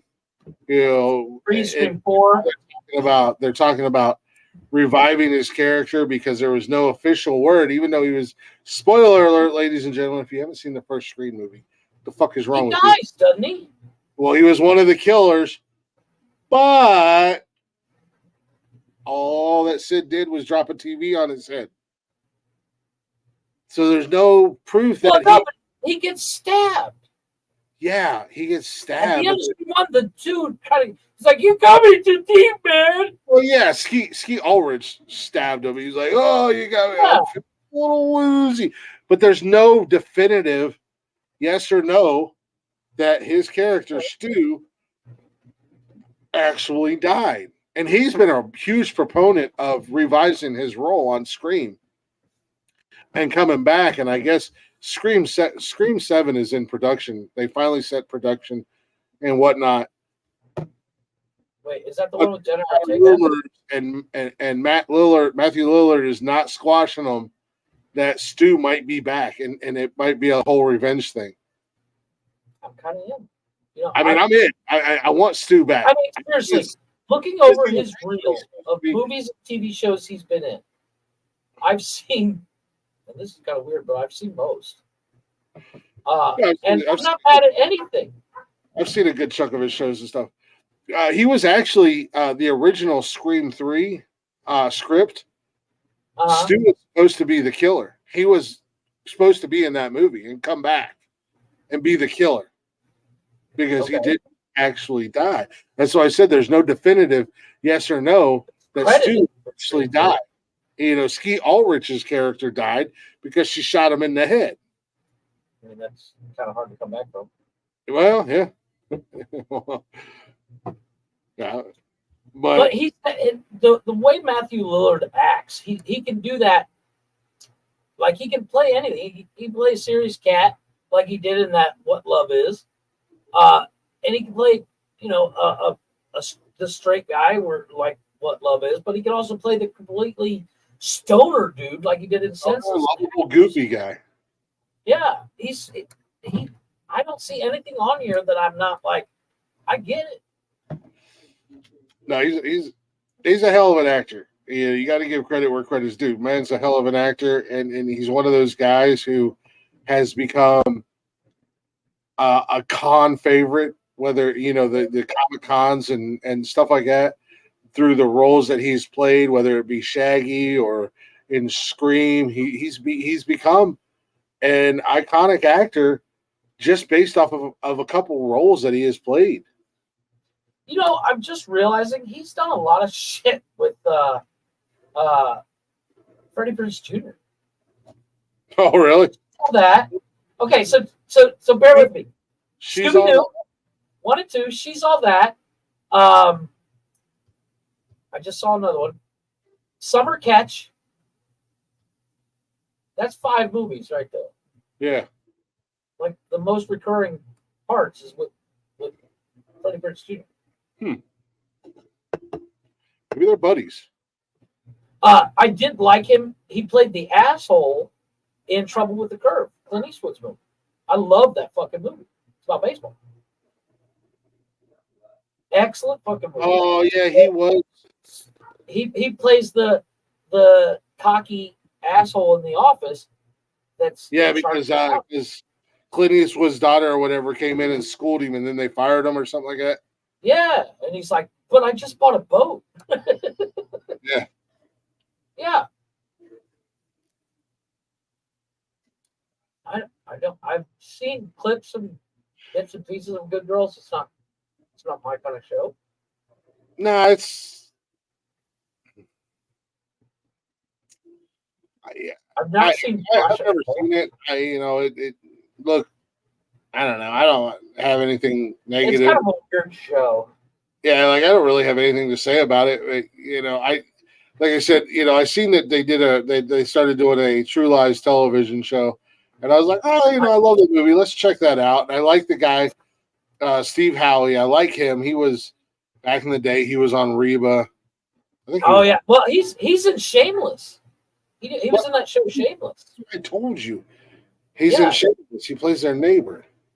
Yeah, he's hilarious in Shameless. I need to finish watching Shameless too. Yeah, he was in Reba, Shameless, Sons of Anarchy, supposedly. Yeah, he very short-lived Sons of Anarchy role. He played Hop. Yeah, he was in this corny ass. That's right. He played one of the twins. Yeah. He was in Day Shift with Jamie Foxx, that vampire movie with Jamie Foxx and Snoop Dogg. Oh no shit. Yeah, Dave Franco was in it. Scott Adkins was in it. Yeah,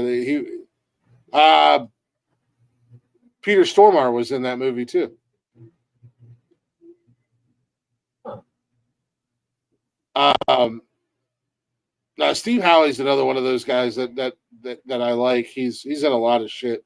He did this like corny ass horror movie spinoff called Stan Helsing. Nice. Oh my God, it was in Game Over, man. Did you see that movie? I don't think so. Game Over, man. I think it was a Netflix original. It's got that Adam Devine guy and his two brothers. Oh, is that the one where they're like the stoner wait staff or something? And like no. So Game Over Man is about three buddies that have an idea for a video game, Oh, and basically Die Hard happens. yeah. It's fucking dumb and stupid, but there's some parts in that movie you're just like, laugh out loud, funny. But yeah. Game Over, man. Oh, dude, it was actually quite funny, but it's also one of those things.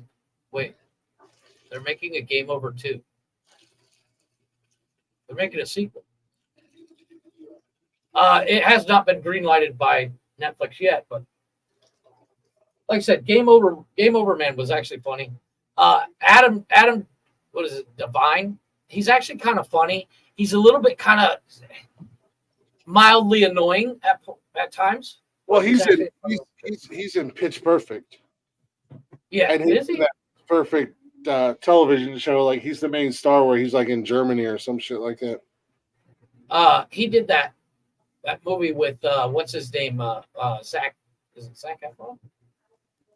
Yeah, Zac Efron. Mike and Dave Need Wedding Dates. That movie's actually kind of fun. Never heard. It's basically two fuck ups, and they have to go to like their sister's wedding. Mm. And the chicks they end up taking to the wedding are just almost more rambunctious than they are. Oh. But yeah, they did that show Workaholics. That was the name. Yeah.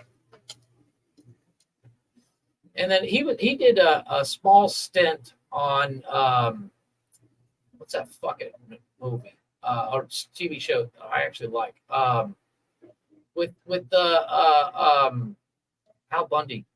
What's his Modern Family? He did a small stint on Modern Family from 2009. Oh, did he? He played a love interest in that for the oldest daughter of the main character, the main house. Oh, really? Claire and her goofy husband. Yeah, the Duffys or whatever. Yeah, the Duffys. Yeah, like that was a show. Like I never had a problem with it. I just wasn't one that I watched on a regular basis. I might watch it. I like that show because it's goofy. It's my mom was like, I'm not gonna watch it. Let's do it. No. But it's kind of a cute concept. But I enjoyed that show. Where is it playing? Where can I find it? It's on Stars. Yeah, like I said, I just. But no, I have no problem with Adam Devine. But he can be a bit over the top sometimes. Just like, a bit extra for no reason. Agreed. He did do that movie with what's her name? What's that chick's name from Baywatch? Alexandria Daddario. What's her name? Sure. Like the original Baywatch, The Rock, Zac Efron. Yeah, the Zac Efron Rock. The chick that Zac Efron hits on in that movie. Daddario, something. Yeah, I can't pronounce her last name. But he did a movie with her that I believe is a Netflix film. Yeah, it's a Netflix film called When We First Met. And it's like she's put him in the friend zone. They've been friends for a long time, and then they move. That movie's cute. Never seen it, never heard of it. Did you see the Scooby-Doo younger version that starred what's his name? Robbie Amell? Oh yeah, Robbie Amell, Stephen Amell's little brother. Or cousin or something. Stephen Amell's the Green Arrow on CW. Oh, okay. I did not know that. Yeah. He's got a show out that is actually, it's called Upload. Fucking genius. This show is genius. And it's, where they die and then they're uploaded into like a matrix or some shit like that. Well, it's basically, yeah, well, when you die, your soul or your essence gets put into a world that you can kind of go through. And Andy Allo, Allo, she's gorgeous and she's in it. It's actually a really cute show. Where's the overview? So, but it's going into its third or fourth season, and I'm waiting on the new season. It's really interesting and cute. But Robbie Romeo stars in it. It's an interesting concept. Interesting and cute is not typically what, dude. It's not like this is the greatest show ever. But you're like, okay, I can watch this. The reboot of Justified City Primeval is awesome. Is it really? It is awesome. And if you got Hulu, you can watch it. Or if you can get Hulu. Can you get Hulu? No, I cannot. That's fucking lame. No, I have to watch on. Well, I can. Any show you can watch, I can watch here on the computer because that website does work for me every time. Yeah. But yeah, I guess I'm waiting on. I'm trying to find out when the new season comes out. So yeah, season 4 is coming out soon. Kevin Bigley, that dude's funny. What else has he been in? You would know. You're just looking at random actors until you see one that you recognize. No, I was because the one guy, Kevin Bigley, he co-stars in Upload. He was in Sirens. I don't know if you've seen Sirens. It's about ambulance drivers. No, only did 3 seasons. Really funny. It's comedy. It's 100%. It's very, very Tacoma FD style. I still even started watching that. Oh my God, Tacoma FD. So many other stuff that I'm watching right now, man. It's hard to start a new one. Like for real. I mean, Nikki and I are still watching damn True Blood, but we can't really watch that when the kids are around. We're watching. You can't. We're watching Mayor of Kingstown, which we could probably watch that when the kids are around. She's got me sucked into the challenge. I'm watching that. I'm loving that. Right. Then we got into Bar Rescue, which is my jam. I can't get enough of John Taffer. I cannot get enough of freaking John Taffer. And him. And I know before y'all come at me, I know I'm late as fuck to the game. All right. Well, that's the problem is like there's so much things out there. That is the one downside to all these different services and streaming services, and then there's still stuff that comes just on regular TV. Yeah. I don't know. It's usually reality TV. And I'll be 100% honest with you. I probably never would have watched Bar Rescue had it not been for fucking YouTube just randomly throwing Bar Rescue Facebook, yeah, into my algorithm. Worst bartenders ever, most deserved firings, hardest bar makeovers, most dick-headed bar owners, and I'm like, I'm in. I went down that Bar Rescue road about a year ago. Yeah, I want to see. I want to see the full show. Like, this bitch gets fired for being a thief or something like that. Like, I want to see the whole show, man. I want to see, and I want to see. That's I did the same thing with that Gordon Ramsay, where he does the restaurant makeover and stuff like that. I can't remember what it's called, but that I got hooked on that shit for a while. Where I was watching episode, I binged the shit out of it to the point where I was like, now I'm hungry all the time, so I'm stopping watching. Aren't you hungry, you fat ass? You're the one that ate like fucking all that food last night. Yeah. Hey, that ain't even the half of it. You should have seen what I did Monday night. I ordered pizza today, and I've had 2 slices. Monday night, before the show, we decided on something quick and easy. I think it was Monday night. Yeah, it was something quick and easy. Nikki didn't feel like actually cooking. So we did BLTs. I mean, I love a BLT. I do too. And Does BLT, toast the bread? Oh yeah, you have to. Agreed.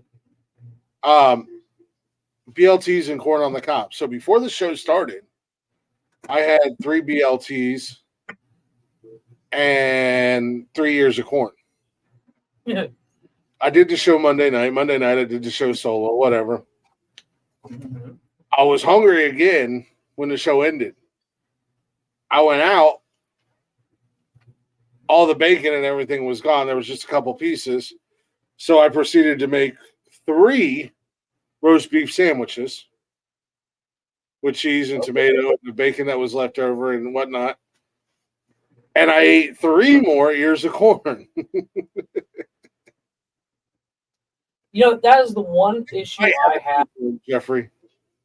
I can't get good ears of corn. Oh my God, dude. But Man. at Costco, well, because sweet corn is not a big thing here. Yeah, no, see, I couldn't live somewhere where in the summertime or whatever. Yeah, I know it's hot down there all the time. I get it, I understand. That's how it was in Charleston. But even in Charleston, I could get good fresh sweet corn. Well, Costco sells a package of 6 ears of corn, of sweet corn. Mm. And Costco's a dangerous place for me because if they got something I like, I will buy every piece they have. A 75-gallon drum or a 75-gallon drum of cheese balls. Yep, we need that. No, I'm not a big cheese ball guy. I don't like Cheetos and stuff. But like they have these badass sliders. The problem with these sliders is they're not cheap and there's only like 6 in a box. Well, I'll eat a box. White Castle sliders? No, they're pulled pork. They're kind of like a pulled pork slider. Oh my God, dude. They're so good. But the problem is I'll eat 6 of them in a sitting. Yeah. Well, that's a box. So I end up buying like 10, 12 boxes, spend a couple $100 on that shit. And then if I'm lucky, get 1 or 2 boxes for myself because the kids will go through them. Mm-hmm. Nah. Yeah. There's certain times of the year, if I go to Costco, I'm leaving. I've spent over $1,000 and I'm like, yeah, this was bad. 100-pound wheel of cheese. No, I mainly I don't buy a lot of shit. Like I don't buy chips in bulk because the problem is once you open it, and my kids have the weirdest tendency of leaving the caps off of everything or leaving a bag of chips. I hate stale shit. Yeah. Like stale popcorn, stale chips. Oh my God. Ugh, gross. Throw it away. Gross. I don't want to. No, exactly. Nah, yeah, Nikki, I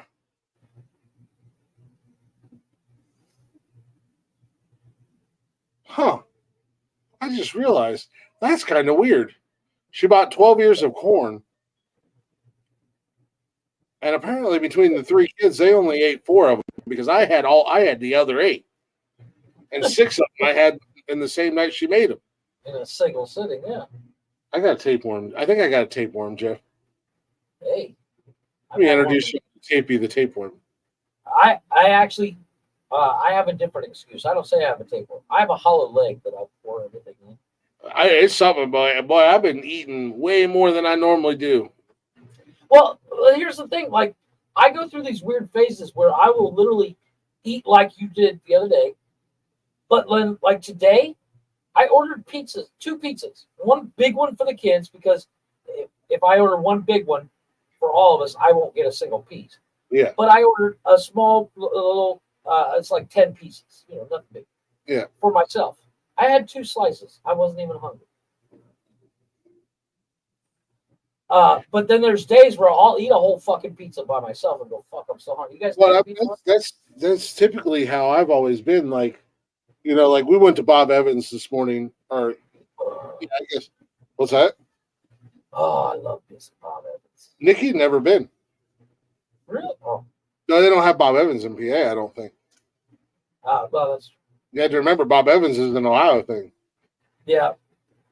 But like places like IHOP, oh man, I'm dangerous at a fucking IHOP.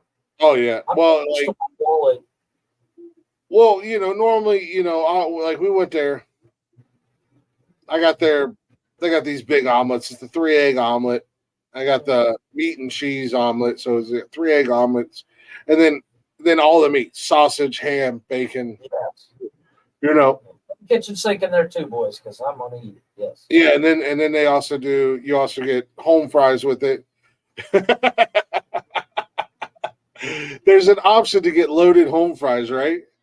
So I'm like, Right. I want to get loaded home fries. I'm thinking like sour cream, cheese, bacon, whatever.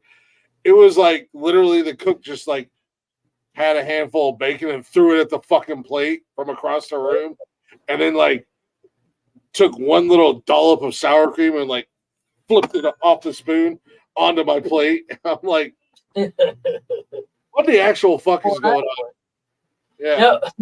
Now, Well, I paid here's an my extra question: $1.30 for when this.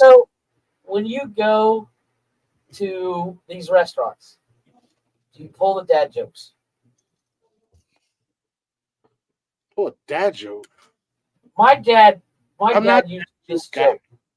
joke. No, okay, but my dad used to do this joke, and he used to do it we used to go to a place called The Restaurant. It's called the Family Restaurant. It's in Mansfield. And we'd go every Sunday after church, and we'd sit there, and Dad would do the same thing. He'd order a Western omelet with home fries and all that stuff. But he'd literally tell the waiters, I'd like a Western omelet from the Eastern side. And then every time this bitch would look at him and go, he's like, my mom would look at her and go, it's just a Western omelet. He's being an asshole. Yeah. But see, like the problem is I can't do jokes like that here because nobody gets it. I'm the only one laughing. My wife's going, you're an idiot. So I don't get to do those fun jokes. Like the coffee joke that I do. When they're like, how do you want your coffee? I'm like, it's just like my women, hot, black, and sweet. Nobody gets the joke because hey, it's in English. But and my wife's like, you're an idiot. They don't know what you're saying. I said, I know, but I do. And the kids are laughing, so it works, I don't do it, but my dad does. Well, literally every time we would go anywhere, my dad would have a joke for the waitress ready to go, just because he did one. What was well, he'd do like we went to a restaurant one day. It was just me and him, and we went to this place, and Dad was like, "Let's get some steaks." All right. And the waitress was like, "How would you like it cooked? How would you like it prepared?" And he's like, "Just whisper fire to it, throw it down." And she looked at him like, "Really?" He's like, "No, it's actually cooking a little bit." But it's little jokes like that. Granted, it's gonna devastate me when my pops dies, but those are the things I'll remember. Mhm. Those little stupid jokes that nobody gets. But I'm over in the corner laughing my ass off at the waitress going, huh? What? Say what? Nah, I'm not that joke guy, man. Like that's just not my. As Austin Powers once said, that's not my bag, baby. No, but it's like if you're walking down the street in your neighborhood, or you're in the parking lot, you see a guy washing your car. What do you say to that guy? Nothing. When you're done, my car's over there. I'm Oh no, what? that's dude. My neighbor all the time. He's out here You want washing me- his car. When you're done, You want me to people? oh, I know that's the problem. Yeah, no, yeah, no, yeah. Usually, hey, you want to do mine next? Yeah, it's like my neighbor Bill, Mr. That's Bill. the dad joke. That's Yeah. the little dad joke that my kids are like, really? Do you really want him to watch? My kids are dumb though. They will literally be like, do you actually want him to watch the car? I was like, no, that car hasn't moved in a year. I don't care if it's washed or not. Yeah, I mean, I want but him it's to. funny. No, it's like my neighbor, Mr. Bill, behind us. Yeah, we chit chat every once in a while, and if we see each other, we're coming or going, whatever the case may be. And one night I was getting charcoal and beer out of the back of the car, and he was like, "Oh, what's for dinner?" I can't remember what I was cooking. I was like, oh, ribs or whatever. He's like, oh, sounds good. I'll be over in an hour. I said, come on over. Me, I know he's just joking. I'm like, yeah, come on over, Mr. Bill. You like beer? I got beer. And I was like, yeah, The motherfucker never shows up once. Son of a bitch. Mr. Bill don't like me. It's because I'm white. This motherfucker just likes to make little jokes. It's because I'm white. No, but I mean,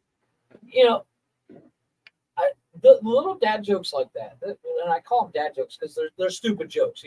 They're for you. Occasionally, the person you're talking to will get it, depending on their sense of humor. But it's just to get a reaction out of the kids. So that's what I do. Yeah. I mean, I don't know. Of course, the reaction from my wife when I order coffee at a restaurant, they're like hot, black, and sweet. The waitress slowly looks at me, then looks at my wife. You need a more supportive. You need a more supportive. No, because my wife is not very dark. She is dark skinned, but she's not a black woman. So they're like, but you're married to her. And I'm like, oh yeah, throw a little milk in it. You need a more supportive wife that supports your jokes. It's like Nikki when we go out and about. Every once in a while, I'm on my bullshit and I start commentating the people of Walmart. And I think it was last Saturday. Yeah, last Saturday I was on one all day. And I was just commenting on every person I seen at Walmart. And she was laughing her ass off. She's like, you've got to stop. You're ridiculous.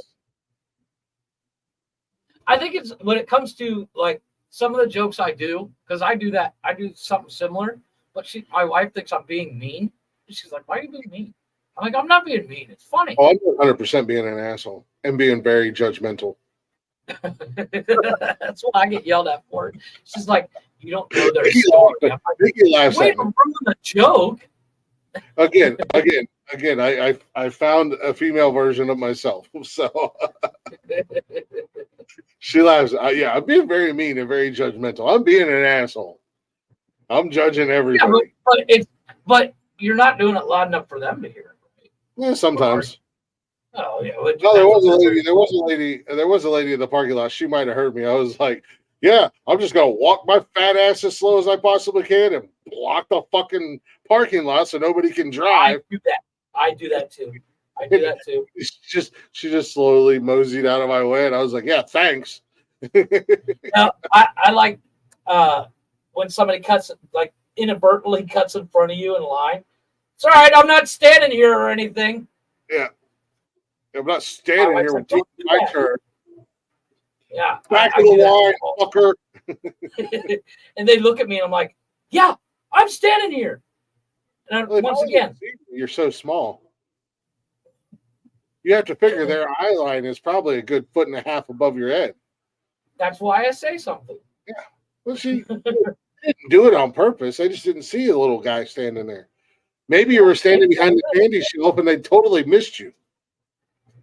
I saw a chick at the store the other day, and I was telling my wife this when I came back from the store. I said, there was this girl at the store. I go to the same store every day, OXO, to pick up my cigarettes, my Coke, whatever I'm picking up.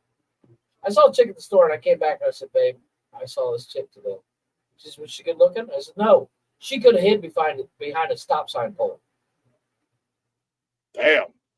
I was like, I literally was tempted to be like, you want me to buy you a sandwich or something? Because you look hungry. Jeez. Yeah, you want a rack of ribs? Maybe a ham? Her fucking legs were the size of my pinkies. And your little skinny. I was like, Jesus Christ. And I caught myself staring, going, when was the last time you ate? Yeah, Lord. My wife's like, were you? Yeah, I said, it was one of those things where it's just like, if the wind blows, this chick's gonna break. Yeah. And she's standing there with her, like a tumbleweed rolling down the road. Yeah, I was like, either her brother. They look right around the same age, so it's probably her boyfriend. He's sitting there, she's sitting there punching him, and he's punching her back. A little play fight, and how couples do. And I was like, dude, don't put her too here. You'll break that. The whole time he said something, she's like, ha, and he's like, huh. And I was like, you go break her? Careful. Yeah, you break her, you buy her. Like, okay, I don't know how well you know girls' sizes. You know, they have like 0, and this chick's Yeah, like yeah. -3, dude. That's insane. I was just like, Jesus Christ. Yeah, I know nothing about girl sizes. I just have 2 daughters. Well, yeah. Well, no, I worked at a clothing I really, truly know absolutely nothing. I'll be 100% honest with you. I know nothing. I'm like, what size are you? They're like, we don't know. I'm like, well, how the fuck do you not know what size you are? Go try this on. Oh, that yeah. reminds me. Here's a question. Yeah. Here's a question for you. Oh, this is my size. It'll fit me. Try it on. I don't want to. And we get home. Oh, it's too big. Oh, it's too small. Get a belt. Why didn't you try it on? Are you the try it on guy? No, because I know exactly what size I wear. Agreed. My wife's like, try it on. I'm like, they're fucking pants. They're my size. My I haven't jeans, changed sizes since high school. yeah, my jeans are 40-32s, only because I have that weird inseam that my inseam is actually 31, but you can never find 31. Yeah, 32s. I'm a 30. I'm 32-30. Yeah. I'm a It 40. is exactly I'm a my MC. 42 in my jeans. I know what type of jeans I like to wear. I like to wear carpenter jeans or relaxed fit. So it's not like I'm buying skinny jeans that, yeah, I wear a 40, but if I buy skinny jeans, I need a 48. Yeah. You know what I mean? I'm a 2X on my shirts, sometimes 3X, depending upon the material. But I can tell by the material when I also look at depends on brand. Like, Yeah. because I can go into a store and buy a small T-shirt. It'll fit me. You know, I'll look like I've just left the gym every time. So I'll buy a medium. Yep. Or sometimes I can buy a small. But if I buy large or XL, Jesus Christ, I'll swim in that motherfucker. Yeah. So, like I said, depending upon the material and the brand, 9 times out of 10, it's a 2X. Right. Sometimes I'll get a 3X just based off the material because I know it's going to shrink or whatever when I wash it, because I'm that guy that literally I don't separate shit. I just throw everything in the washer in one load, and then it goes from the washer to the dryer. And then So one red thing turns all your socks pink. Yeah, and then nobody sees my fucking socks. Agreed. I don't care what color they are. And my basketball shorts, that I wear, my comfy shorts or my sweatpants, I just get those in 2X. Yeah, sometimes they're a little big, but That's what the drawstrings for, baby. they're more comfortable. They're not big around my waist. They might, my basketball shorts, if I put stuff in my pocket, but that's just a material that it weighs them down. And if I was, like when I buy sweatpants or basketball shorts or my wife calls them workout shorts, because I don't play basketball. But I'm like, just grab the first pair you see, because that's what the drawstring is for. At the end of the day, I don't care how they fit around my legs, as long as they reach the bottom or reach. I don't wear shorts that don't go below my knee. Yeah, I get 2X and not because of the waist or anything like that. I get 2X because, like, I've got big legs. You know what I mean? Like I got big calves and big and big thighs. So, I like that extra room, that comfortability factor. That's why I get 2X, but I know exactly what size I need.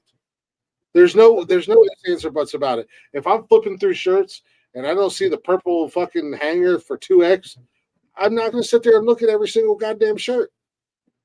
My girls will. They'll go, I'm like, they're all the same. I don't know. What do you mean you don't know? Because they're all the same, literally. Well, here's the thing. This is what I've learned. Shopping. I hate shopping with my wife. I'd rather take a bullet or, because this woman will literally grab everything and then go to the dressing room for 4 hours. And I'm like, oh my God, it's a fucking t-shirt. Yeah, first and foremost, bitch, you can't wear a size 2. Why are you grabbing 6 size 2 pants? No, but she grabs stuff in her size, but it's like not her, but I'm saying like some in people. General. Yeah, in general. Yeah. No, but like the problem with my wife has a giant ass in the best way. Nikki. Her waist is not that big, but she's got a big booty. And she's got thick thighs. So usually the waist size, it doesn't fucking matter because it won't get over that ass in the first place. So I understand that concept, but she has found the alternative that if she just buys American Eagle jeans, she's fine. Where, same thing with dresses. She's got some really nice dresses, but because of her booty, they're too short. Mm-hmm.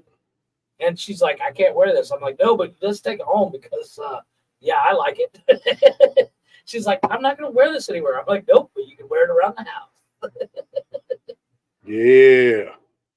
But I'm not a try-on guy. I could walk into American Eagle or Old Navy, grab, boom, boom, boom, my sizes. And she's like, you going to try that on? I said, it's a fucking T-shirt. No. If it's too small, I'll give it to Kevin. If it's too big, I'll just wear it anyways. I don't care. If it's too big, I'll give it to Kevin and he can grow into it. Because Exactly.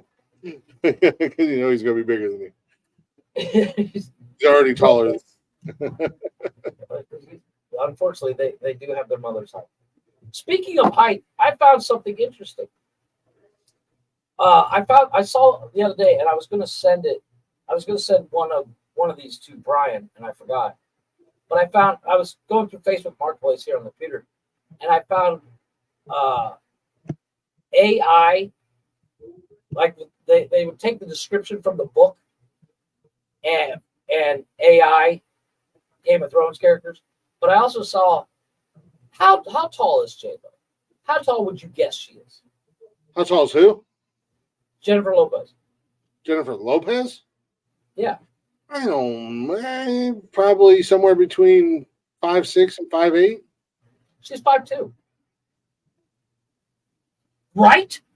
I found this whole list of just like celebrities that are shorter than you think. Well, how tall And is it was like because they don't look like there's a foot difference between the two of them when they're standing together. Not unless it's just because she wears heels all the time or something like that. But I think that's what it is. But she is 5'2". What? Are you just telling me this because? Sorry, she's 5'4". 5'4". I apologize. She's 5'4". This bitch is 1 inch taller than me.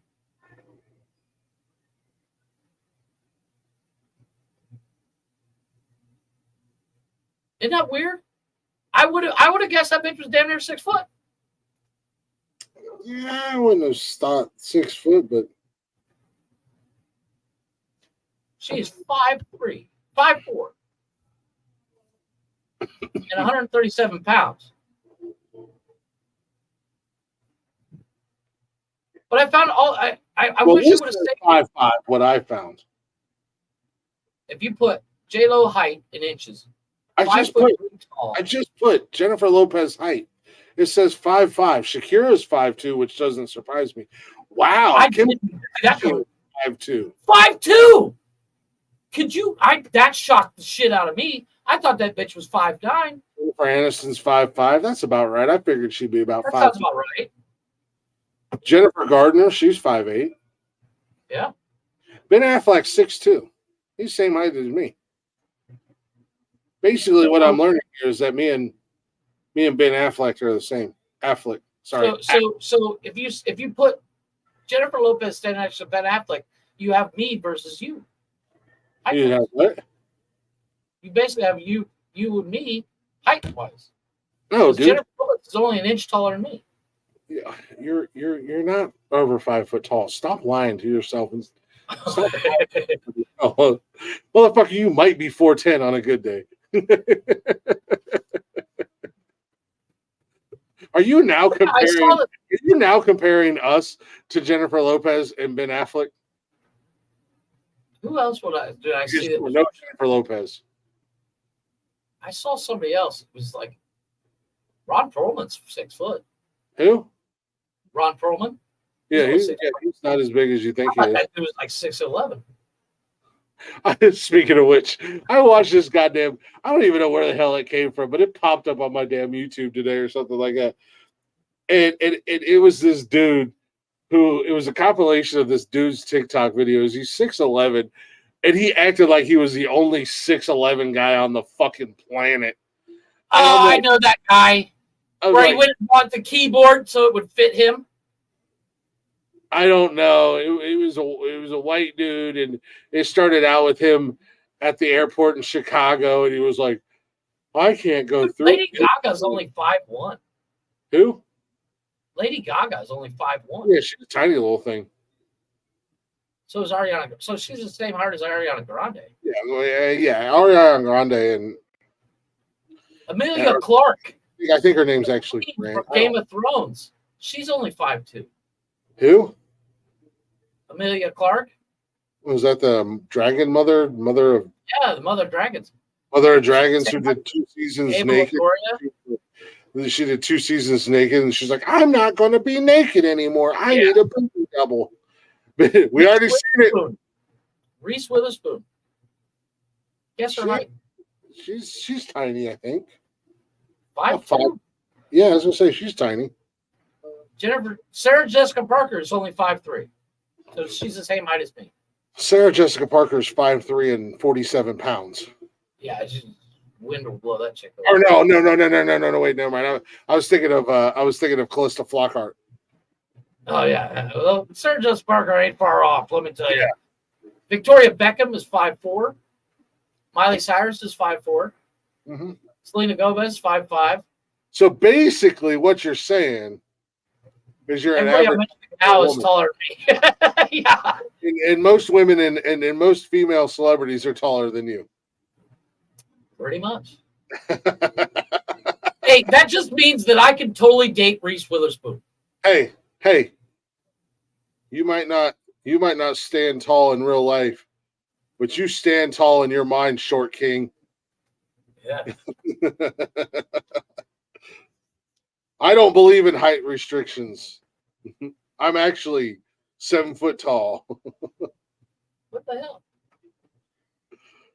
Oh, Well, you know, I see the thing today. I think it was fuck. Tom Cruise is 5'7".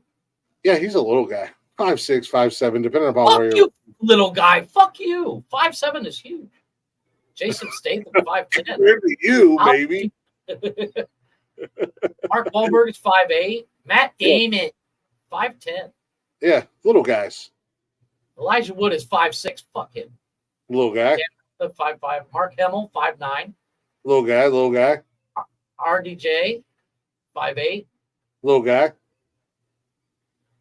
Michael J. Fox and I can be friends, man. 5'4". Well, Jeff, I hate They actually threw in a quarter. They gave Michael J. Fox a quarter.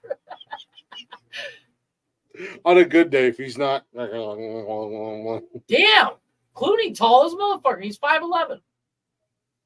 Little guy. You know, Chan is 5'8". Who? I thought Jackie Chan was a little Jackie Chan. I thought he was a little guy. He's a little 5'8". guy. He's a little guy. Fuck you. Steve McQueen is 5'8".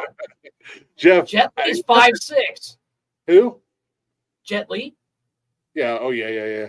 Jeff, I mean, this really doesn't help your cause any, but the average male height in America, as of today's standards, is 5'8". Okay, I got one for you. Take a guess. Steve Buscemi. 6'6". He is 5'9". I was waiting for you to throw some like weird curveball at me and be like, he's 6'8", and I was gonna go, bullshit. He's smaller than Bruce Willis, and Bruce Willis is like 6 foot. Okay, here's one. This is a bit of a shocker. Tobey Maguire. How tall?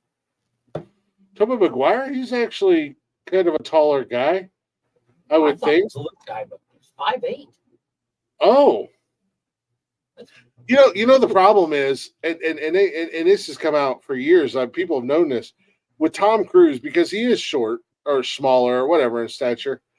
I guess I am kind of a freakish giant, being 6'2". You are. Well, these are celebrities shorter than 6 foot. Oh, yeah. Okay, so that's what you're looking at.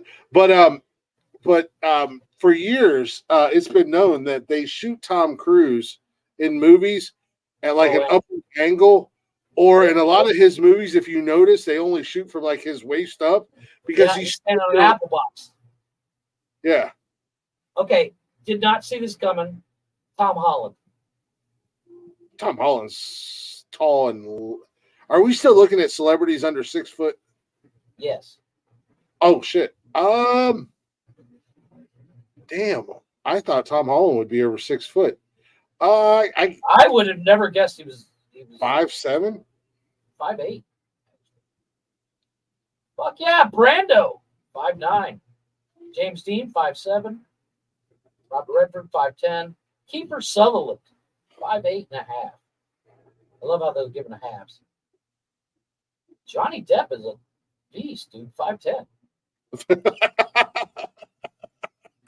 I don't know who that is.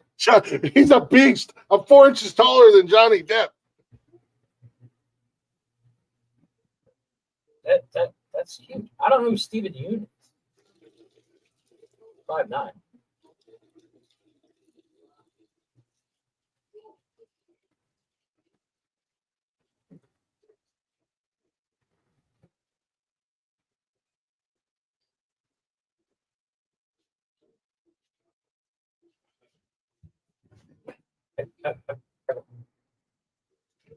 Son of a bitch.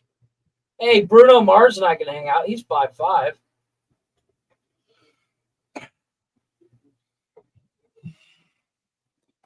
Yes, Jeffrey. Oh, you're 50. Do you feel better about yourself knowing that all these A-listers are quote unquote short kings? Hey, I could totally date Scarlett Johansson. She's only 5'3". She's what? 5'3". She's my height. Yeah, I'm sure that just based off the That's fact the requirement. That's the requirement. Yeah. that I mean Pete Davidson dated her. I mean, hey, dude, I don't know what. Explain that to me. How does Pete Davidson get all these chicks? Because he's not that funny. I don't think he's that funny. He looks like he has a touch of Down syndrome. He looks like he hasn't eaten in a month. I don't know, man. I don't know. I don't get it. I don't understand it. And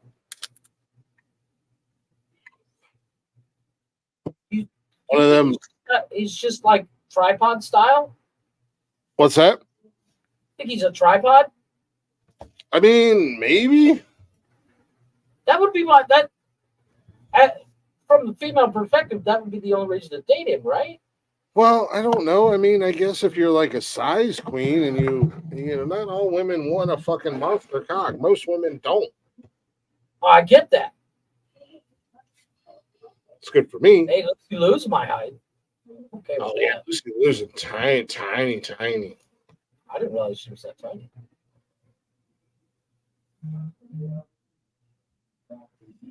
Freddie Murphy was.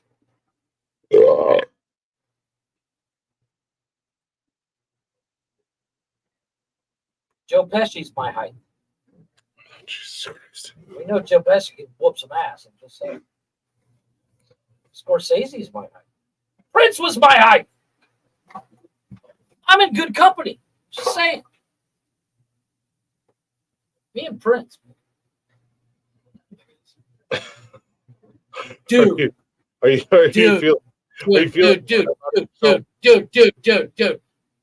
Fucking Dio and me are the same height.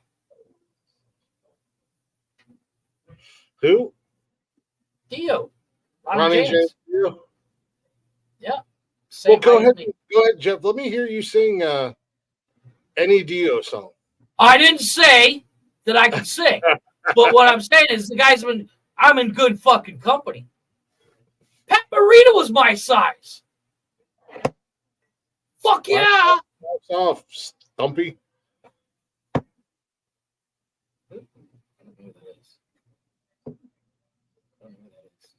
This has been Most of these guys I don't know. the show where Jeff makes himself feel better about the fact that he's the size of a garden gnome.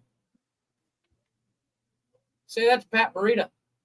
He'll whoop your ass. Muggsy, the NBA player. My height. Yeah, I'm not really worried about Pat Morita whooping my ass, considering the fact he's been dead for like 20 years. Yeah, but I bet you if he was alive, you wouldn't say he's a short guy to his face. I'll stuff his little ass in a fucking locker. Yeah, he'd fucking crane kick your ass. He was an actor. Just saying, I think You really think Pat Henry Morita- Cavill is Superman? That's a documentary. Wait a minute. Robert Downey Jr. is really Iron Man? Chris Hemsworth is really Thor, the god of Those are thunder? documentaries, sir. The god of those are thunder who strikes you with lightning? That makes a lot of sense. Here's a heartbreaker. You know George Clooney's Batman. I'm just saying. I just want to pinch his nipples. Tune in Tokyo, George.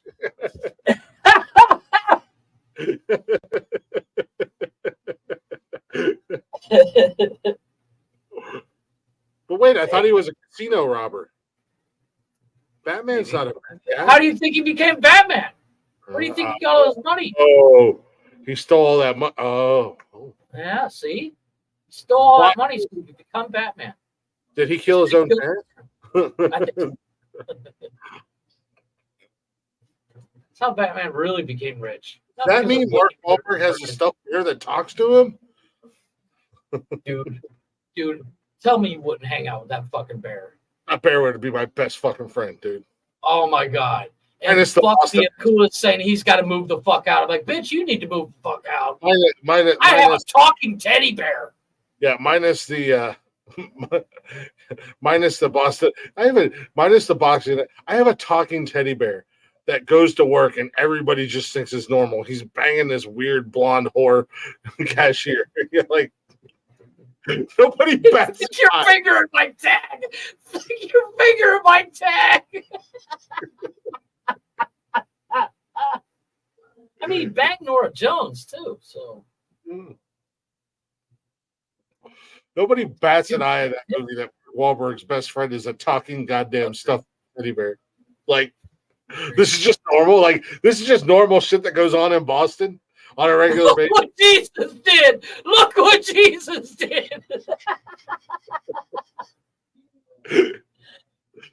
I mean, it's Boston. I mean, really? Yeah. Are you surprised? It's Boston. Boston. How do you like them apples?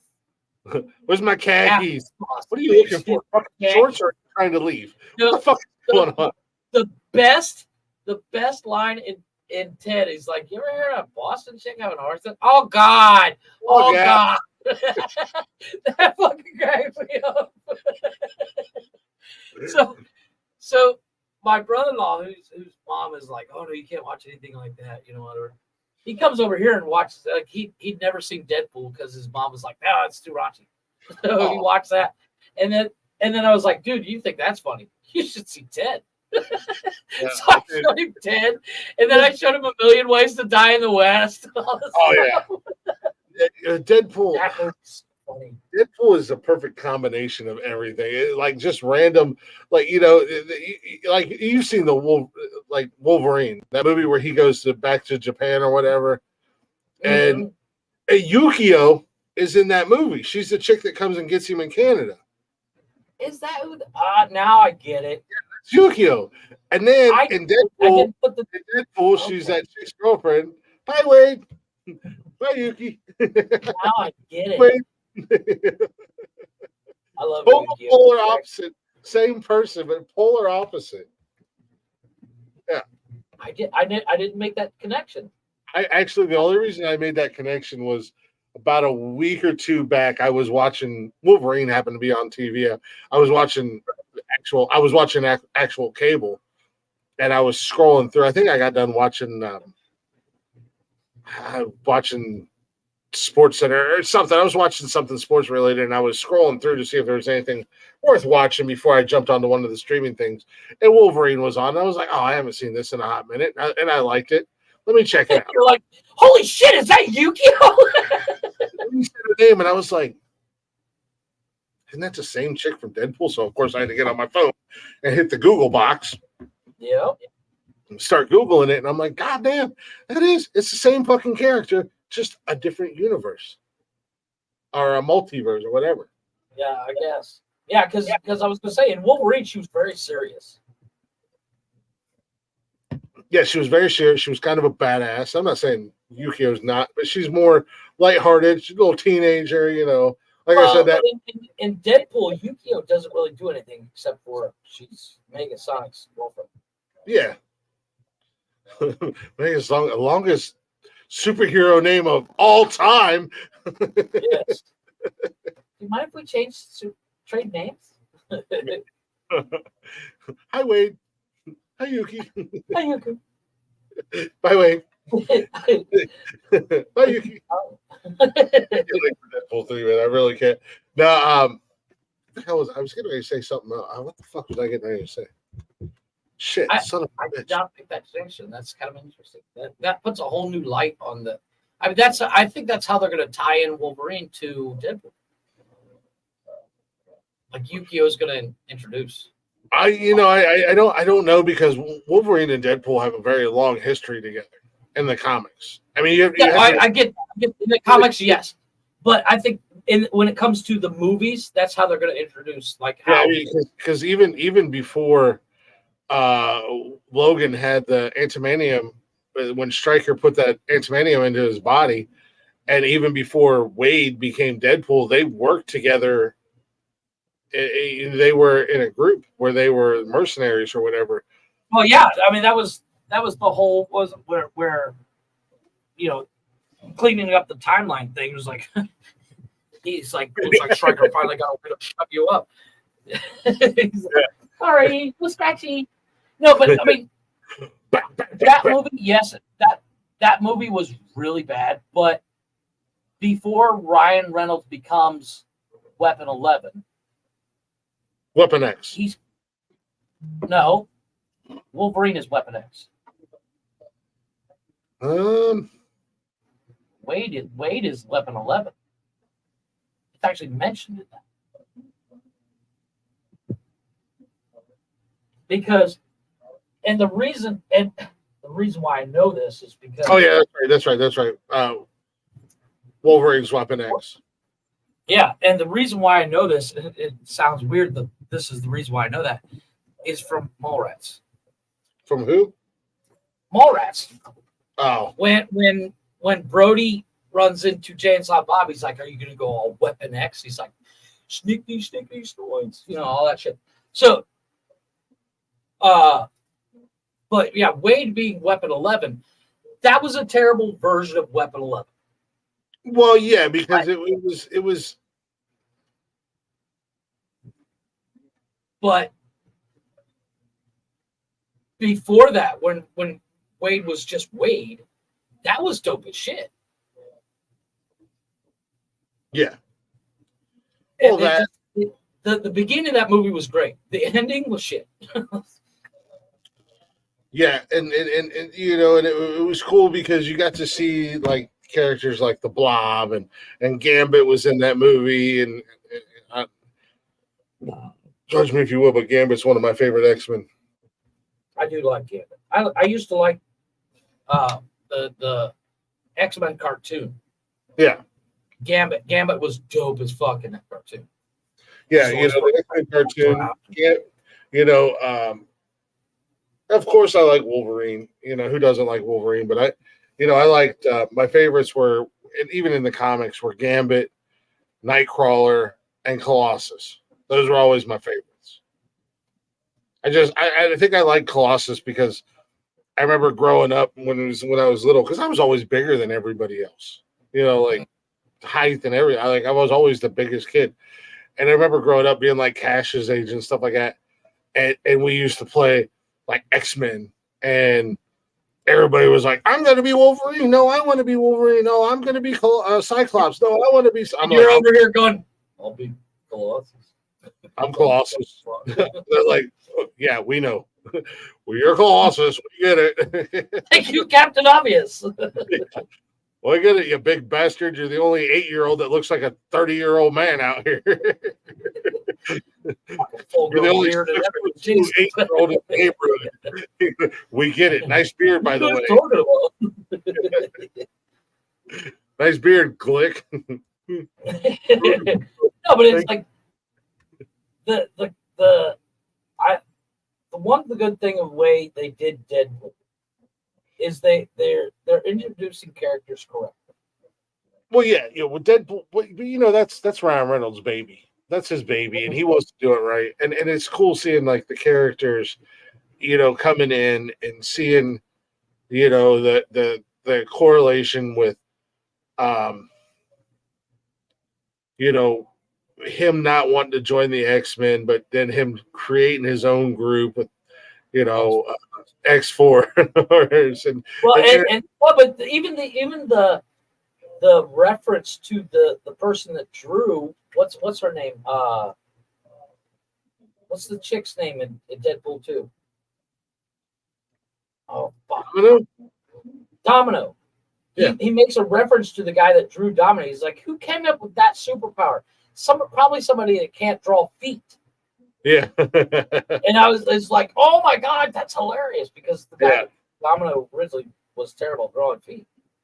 And then having Cable come in, and like I said, with the introduction as they're moving forward and having and introducing Deadpool to the MCU, I want a Deadpool and Spider-Man movie.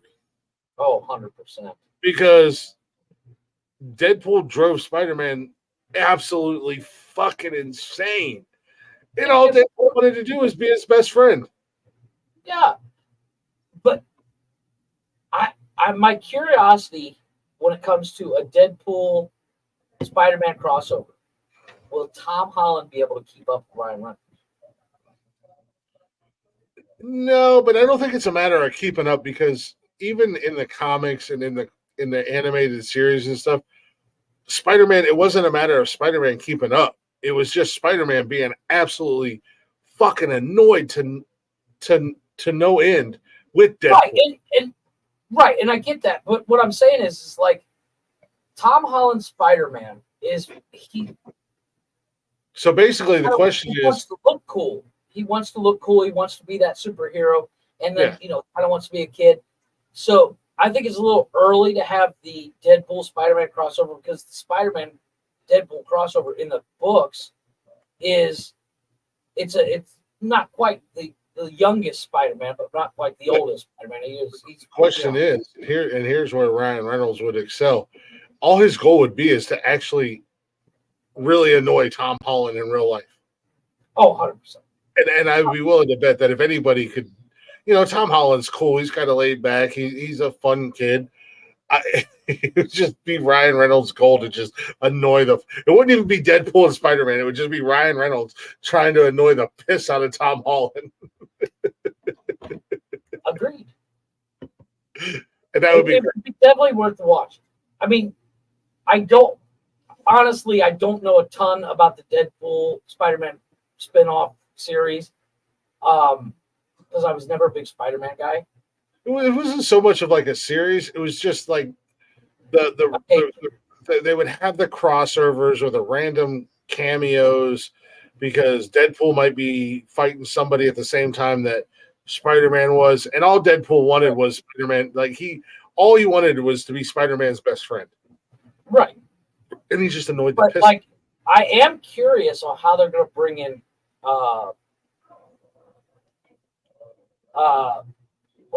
Venom, because they left that door open in the last Spider-Man. Well, supposedly the Tom Hardy Venom movies is in a different multiverse, and they're already exploring the multiverses in the MCU. But if you watch the latest Spider-Man movie, at the end, a little piece of Venom stays behind. So I mean, there's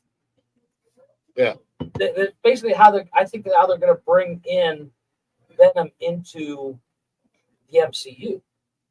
It's already in the MCU. Like I said, it's just a different universe. Right, but that's how they're going to put Tom Holland with But they got to keep Tom Hardy as Venom. They do. I love Tom Hardy as Venom. And I'm sorry, Tom Hardy in anything. I've yet to see Tom Hardy bad in anything. In anything, he's great. That damn movie that he did with Shia LaBeouf about the bootleggers. Oh my god, I loved it. That was a great fucking movie. And the plot twist of him getting his throat cut, and then apparently you're like, well, shit, Tom Hardy didn't last long, and then he shows up, and he apparently walked to the hospital like this. I was like, damn, fuck. That was a great fucking movie. Can't remember the name of it for the life of me right now, but that was a great fucking movie. I have to look it up. It is actually called Lawless. Lawless. Yes. Yep, it just popped into my head. I really like Tom Hardy as Venom because Topher Grace and that Tobey Maguire Spider-Man was cool as Venom, but it was. But if you read if you very campy. Yeah, if you read the comics and stuff, there was that kind of separation between Eddie Brock and Venom. Some of the comics, Eddie accepted Venom and was just like, "Hey, let's do whatever we got to do." He was a jackass. But then there was that different version where, yeah, he accepted them, but at the same time, they were still kind of like, hey, you can't do this, you can't do that. Venom was an anti-hero. He wasn't necessarily a bad guy all the time, but he was never really a good guy. He might do things that might lead you to believe like, oh, he's not so bad. But at the end of the day, Venom has Venom's own agenda. Dude, you want to see Tom Hardy at his best, you need to, and I know it's on your list to watch, is Pinky Blinders. Yeah, I'll get to it eventually. Tom Hardy does not have a ton of screen time, but when he's on screen, you 100%. Yeah, he wasn't like a big factor in that. Well, he plays a what's it called? A leader of a different group. Yeah, a different gang. Yeah. Wasn't he? What was that movie where he was in and it was like he had a twin brother. He played dual roles. Legend. Oh, Legend. 2015 Legend. I have not seen it. I need to watch it. I've seen bits and pieces of it. What I've seen of it's pretty good. Yeah, I've seen clips of it and stuff on trying to find out where it's playing. I've seen clips on TikTok and stuff like that, and it looks fucking good as shit. But I need to actually watch it because it looks good. No, exactly. You give Tom Hardy any sort of accent, he's gonna fucking dominate. Hell yeah. Because when he does, in that Legend, of course, like I said, seeing clips of it, stuff like that. And then you get him as Eddie Brock. He's got, he kind of does the little bit of voice of Venom when Venom's inside him and stuff like that. And then, of course, fucking he killed it as Bane. Mm-hmm. I mean, you give him a chance to play around with his voice, and you're just like, yeah, I'm fucking. Merely adopted the darkness. Yes. He's in the Reverend. And what? He's in the Reverend. That fucking. Leo the bear. Leo Bear grape scene. Yeah, he was in Inception. I forgot he was in Inception. Very small part, but he was in it. I couldn't get into Inception. I started watching. I was like, this is just too much. I'm too dumb to watch it. Let's be honest. I've watched it like 3 times, and still the question's still always the same. So is he dead or is he sleeping? What the fuck? But the point is he doesn't kill. Yeah, what's going on? I don't even. Yeah, it's so weird. He did a movie called This Means War. Tom Hardy did a movie called This Means War with Reese Witherspoon and Chris Pine. Mhm. It's a romantic comedy. It's actually kind of cute. It's where Tom Hardy didn't play a character. He just kind of played himself. You know, he didn't do a crazy accent or anything. It's basically two spies start dating the same woman. Oh, I don't think I've seen it, but I know what you're talking about. It's kind of silly. It so it's spy against spy is the whole concept. So one of them's FBI, one of them's CIA or something like that, or they're both CIA, and they're rivals, but they both start slowly dating Reese Witherspoon. Hmm. And her job is she works for Consumer Reports or something like that. Yeah. Where she tests out products and stuff. And it's cute, but it's not amazing. He was in Black Hawk Down. I've seen Black Hawk, but I don't. Get that joke. He waves at that kid. He's missing a finger. Yeah, I don't know. Rock and Rolla. That movie. Layer Cake. That was a good movie. He was in Major Resurrection. Don't know that.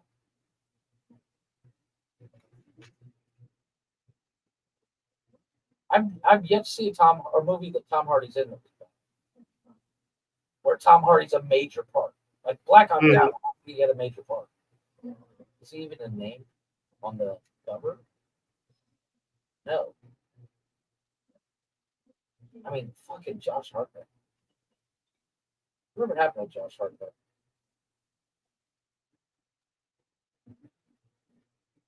That guy just kind of disappeared, didn't he?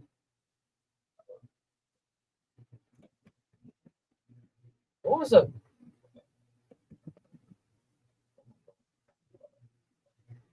No, what was that fucking movie?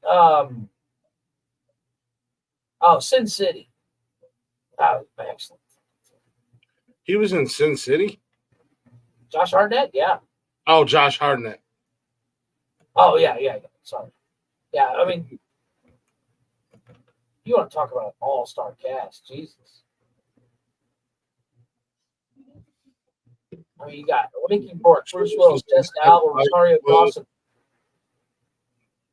It goes down. 1, 2, 3. Mickey Rourke was in it. Mickey Rourke, Bruce Willis, Jessica Alba, Rosario Dawson, Clive Owen, Alexis Bledel, Benicio del Toro, Elijah Wood, Jamie King, Josh Hartnett, Carla I can never say her name. Durgo, Nick Stahl, Brittany Murphy, Michael Clark Duncan, Nick Offerman, Michael Madison. Just fucking huge cast, dude. Huge cast. That is by far one of Mickey Rourke's best. Like complete fucking badass. That's Marv.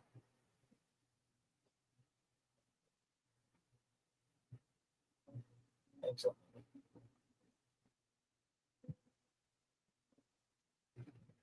Well, it's about that time, sir. It is about that time. There's an extended cut of that movie.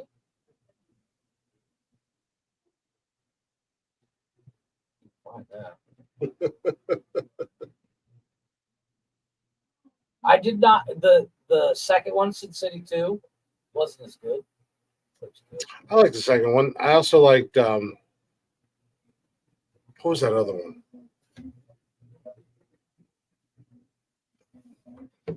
Well, there's only 2 Sin Cities. Well, there was 2 Sin Cities, but there was another one that was based off of that same graphic novel. Oh, hold on. It's Frank Miller is the Frank Miller. So Frank Miller. The Spirit. Yes. Damn, he did Daredevil 300, Elektra, the 300 sequel. RoboCop 2 and 3. Holy shit. The Wolverine. Wow. Dude, 2001 A Space Odyssey was What's that? 2001 A Space Odyssey? Inner Space? Ricochet? Ricochet was a damn good movie. Mm-hmm. Yeah, The Spirit was another one that had a, Scarlett Johansson, Sam Jackson, Eva Mendes. Holy shit. Let me check this out. Jamie King's in it as well. I love Jamie King. Yeah, Sarah Paulson's in it. Eric Balfour, which is one of those that guy guys. Oh, yeah. Eric Balfour. Yeah. Bill Pope. Wow, that was a decent cast. Gabriel Much. Oh, yeah, it's the guy from fucking Suits. Yeah.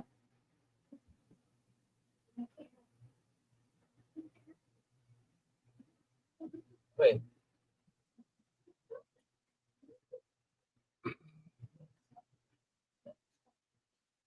My God. I just looked up Jamie King. She's in that stupid movie, Happy Campers. She was in Blow? Sure, why not? Wait. Emma Roberts was in Blow? The Johnny Depp movie? She's in everything. Right? I think she obviously played a kid in it. Yeah. That was 2001. How old is it, Emma Roberts? She was born in 91.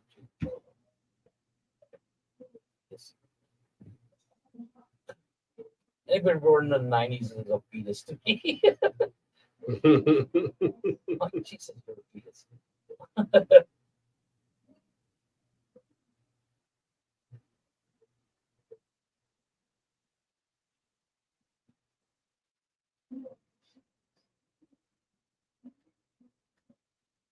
What the fuck?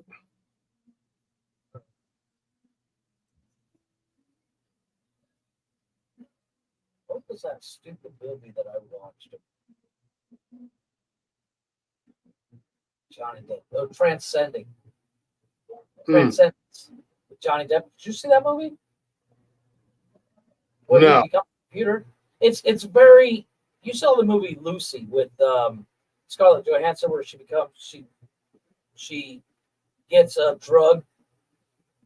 She's muling a drug, and it breaks open she gets kind of kidnapped, and they stuff drugs in her, and then ship her off to another country. And somebody kicks her, and the bag of drugs break, and she has 100% use of her brain by the end of the movie, and she basically becomes a computer. It's a very similar thing in Transcendence. It's the male version of Lucy.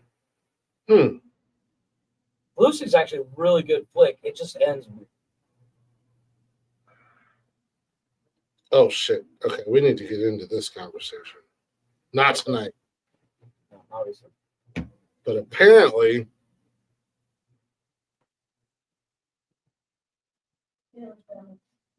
there is a whole ass story as to what happened to Ronald McDonald. Oh, yeah, that'll be an interesting story. As far as being the mascot for McDonald's and no longer being there. What did you meet? Somebody Me Too him? What's that? Somebody Me Too him? Like Jared from somewhere? No, it's actually a little bit. I need to do a little bit more research. It's more of a creepy situation. So I'm gonna do a little bit more research and dive into it. Yeah, for the time being, we're getting ready to wrap up. Not that time. We were talking about Venom, Mm-hmm. and and as we all know, Venom has much like my fat ass, and I might use the word wrong, and if I do, it'll be all right. It'll be all right. But and what is it? Insatiable? Insatiable. Yes, he is insatiable. He has an uncontrollable hunger. He's always hungry. The man's always hungry. Maybe he should have. Maybe he should have drank some smoothies and got all his proteins and vitamins in his smoothies. Right? The only problem with that is, much like myself. How would he mix that drink, Chris? Well, much like myself, I love smoothies, but I don't love the bar smoothie prices. Me neither. Well, with my BlendJet 2 portable blender, I can make smoothie bar quality beverages for a fraction of the price. That means the Venom won't be going around biting the heads off of bad guys. The great thing about it is the BlendJet 2 is portable, so you can blend up a smoothie at work, a protein shake at the gym, or even a margarita on the beach. Small enough to fit in a cup holder, but powerful enough to blast through those tough ingredients like ice and frozen fruits, or maybe bad guys' limbs. Hey, Since we're speaking about Venom, the BlendJet is also whisper quiet, so you can make your morning smoothies without waking up the whole house. You can make 15, the battery lasts up to 15 plus blends and rechargeable quickly via USB-C. Best of all, the BlendJet cleans itself. Just blend water with a drop of soap and you're good to go. Not only that, but it comes with over 30 plus colors and patterns to choose from. There's a BlendJet to complement just about any style. And I would think, Venom being Venom, he favors the black and white. He might go with that black marble one. Or that carbon fiber one. That thing is sexy. Me personally, because I'm still a kid at heart and I refuse to grow up, I think I'm gonna rock my Teenage Mutant Ninja Turtles one. I ain't mad at that. There's 2 different Teenage Mutant Ninja Turtles. Yeah. So my question to you is, what are you waiting for? Go to blendjet.com, grab yours today, and be sure to use promo code Words Are Hard. Get 12% off your order and free 2-day shipping. No other portable blender on the market comes close to the quality, power, and innovation of the BlendJet 2. They guarantee you'll love it. Or, ladies and gentlemen, if you don't love it, you're going to get your money back. You can't go wrong. Blend anytime, anywhere with BlendJet 2 portable blender. Go to blendjet.com. Use promo code Words Are Hard. Again, get 12% off your order and 2-day free shipping. Shop today and get the best deal ever. Ever. Forever. Who are we talking about? We're talking about Venom. We're tying in Venom, the comic book character, with our sponsor for BlendJet. Get you some rest. We're wrapping the show up. Do appreciate you guys listening. Appreciate you guys hanging out. If you're not already, check out the socials: Facebook, Instagram, TikTok, Twitter, now X, formerly known as Twitter. Twitter is the prince of social media. We're the kings. In case you were wondering. I do this shit on the fly, just so you know. It's all off the top of my head. True professional. It is. Yeah. Check out the socials. Join us live Monday, Wednesdays, and Saturdays. YouTube, 7 p.m.-ish, 7:15-ish, somewhere in that area. We're live. If you can't join us live, get in the chatters box, shoot the shit with us. That's cool. Check us out anytime, any place, wherever you listen to podcasts at: Spotify, Zencaster, Google, Apple, Good Pods, anywhere and everywhere you listen to podcasts. Just go to your old Google box and just type in Nonsensical Nonsense Podcast. And then follow. Yeah, we're not hiding. We're not hiding. Follow, like, and listen. And don't forget to share. Remember, FLLS. FLLS.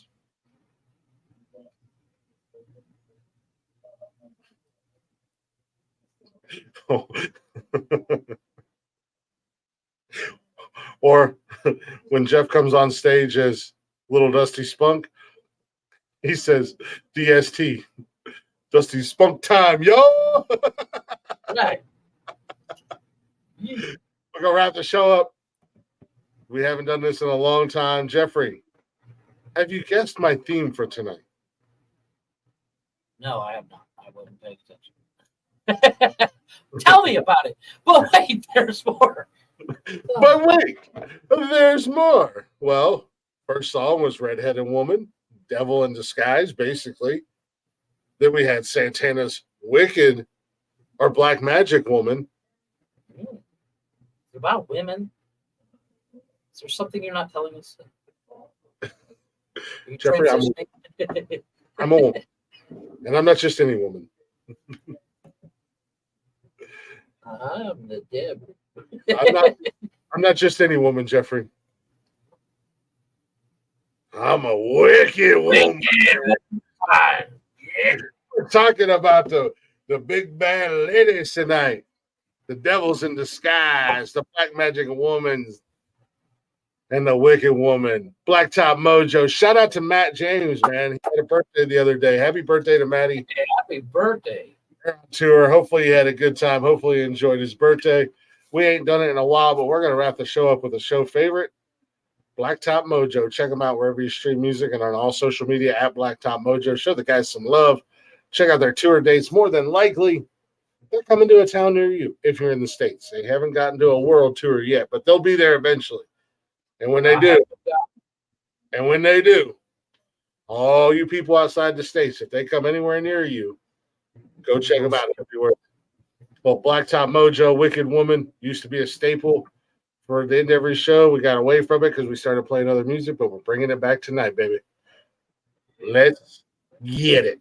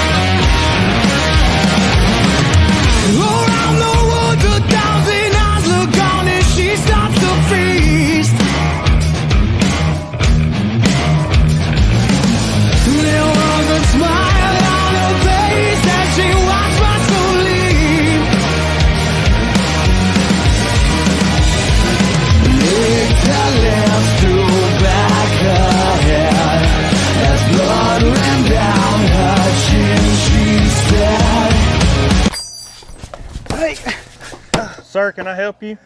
Do you have any weapons of any kind? Anything to defend yourself? Sir, this is a Speedy Mart. We have hot dogs 2 for $1. I just put them on the roller yesterday. They're pretty good. No, man, like something sharp, something like I can stab, defend myself with. I've got some sharp cheddar combos over there. It's kind of like a Ritz Combos cracker over pregnant there. with a cheese, baby. Ritz cracker pregnant with cheese, All right. baby. Well, let me just take one of these lighters, and I'm gonna borrow your bug spray, and can I borrow your bathroom key as well? Yeah, bathroom key. All right. I got your bathroom key right there. Make sure you bring that back. And that'll be $13.62.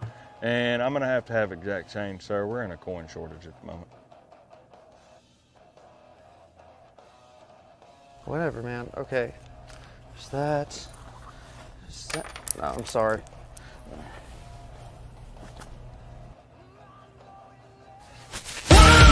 A mother in the sky, take this sacrifice. I wanna live forever. And now, the spirit in the earth, give me a new birth, make me a god like you.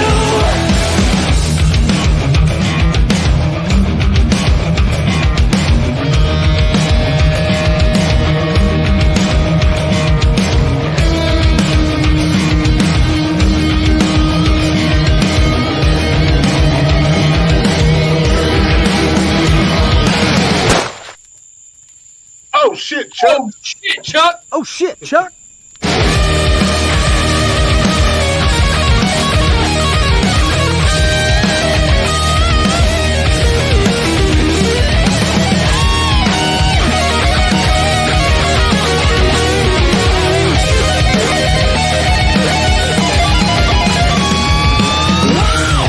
Mother in the sky, take this sacrifice. I wanna live forever. And now, the spirit in the earth, give me a new birth, make me a god like you. Make me a god like you.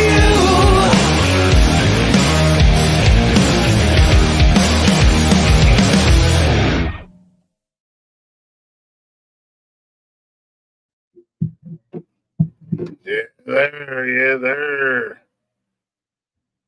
Been a long time since we left you with a dope beat to step to. Love that song. Love that song. That's a great song. I think I'm gonna start. I think I'm gonna bring it back for Saturday nights as a bring it back as a Saturday night staple to end the show. Such a great song. Such a kick-ass band. You know, I actually had a complaint the other day. Somebody asked me, said, you know, I don't hear the oh shit Chuck very often anymore. Yeah, like I said, I think we're gonna bring it back for Saturday nights. Oh shit, Chuck. Yeah. It took me the longest time to get the sharp cheddar combos thing too. I remember when we were first doing it, I'd mess it up every once in a while. Yeah, you would fuck it all up. But Yeah. with that being said, I'll be back Monday night with a brand new episode. Nonsensical Nonsense.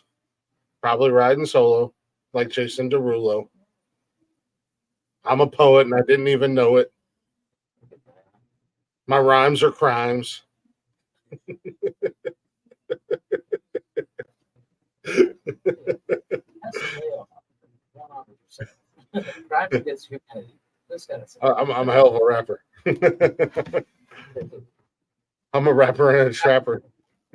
I can wrap a Christmas gift like a motherfucker. Yeah.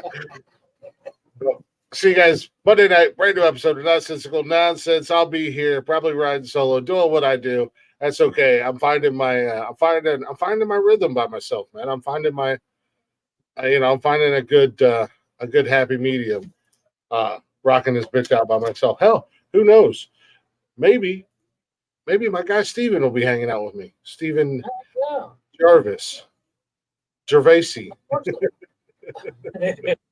Fortunately, Mondays for me are just so fucking hectic. Yeah, no. Well, if we ever move to France, that might change. That's kind of the beauty of it. Yeah. The only issue is, staying up till 2 o'clock or starting the show at 2 o'clock in the morning. Yeah, no.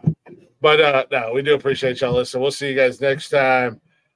With that being said, Jeffrey, what would you like to tell these lovely, fine listeners?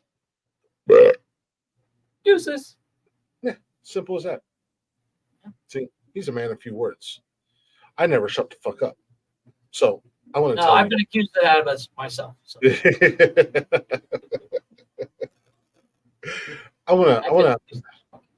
I forgot my closing lines. What the hell's going on? I think I done a stroke. I got Is early. Is it? No, it's not. No. Well, that's Mike. He's out. It's down. That's Mike. He's out. A-town down. And Tony D would tell you, mother had you motherfuck you. Wait, hold on.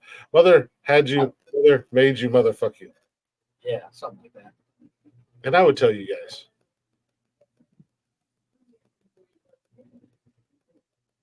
if you're ever at a crossroads in your life, I'm not trying to let you. I'm trying to. I'm not giving it to you. God damn it, Jeff. If you ever find yourself at a crossroads in your life and you don't know what choice to make, well, always remember WW and then D. What would Nonsensical Nonsense do? I saw that. You're like, oh yeah, I didn't write.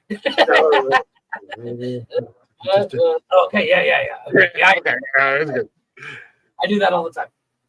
And with that being said, Keep it. Yeah, okay. with that being said, be good or be good at it. Mother, goodbye, motherfuckers. Hit the button. Not even there. Where are you at? Hit the button.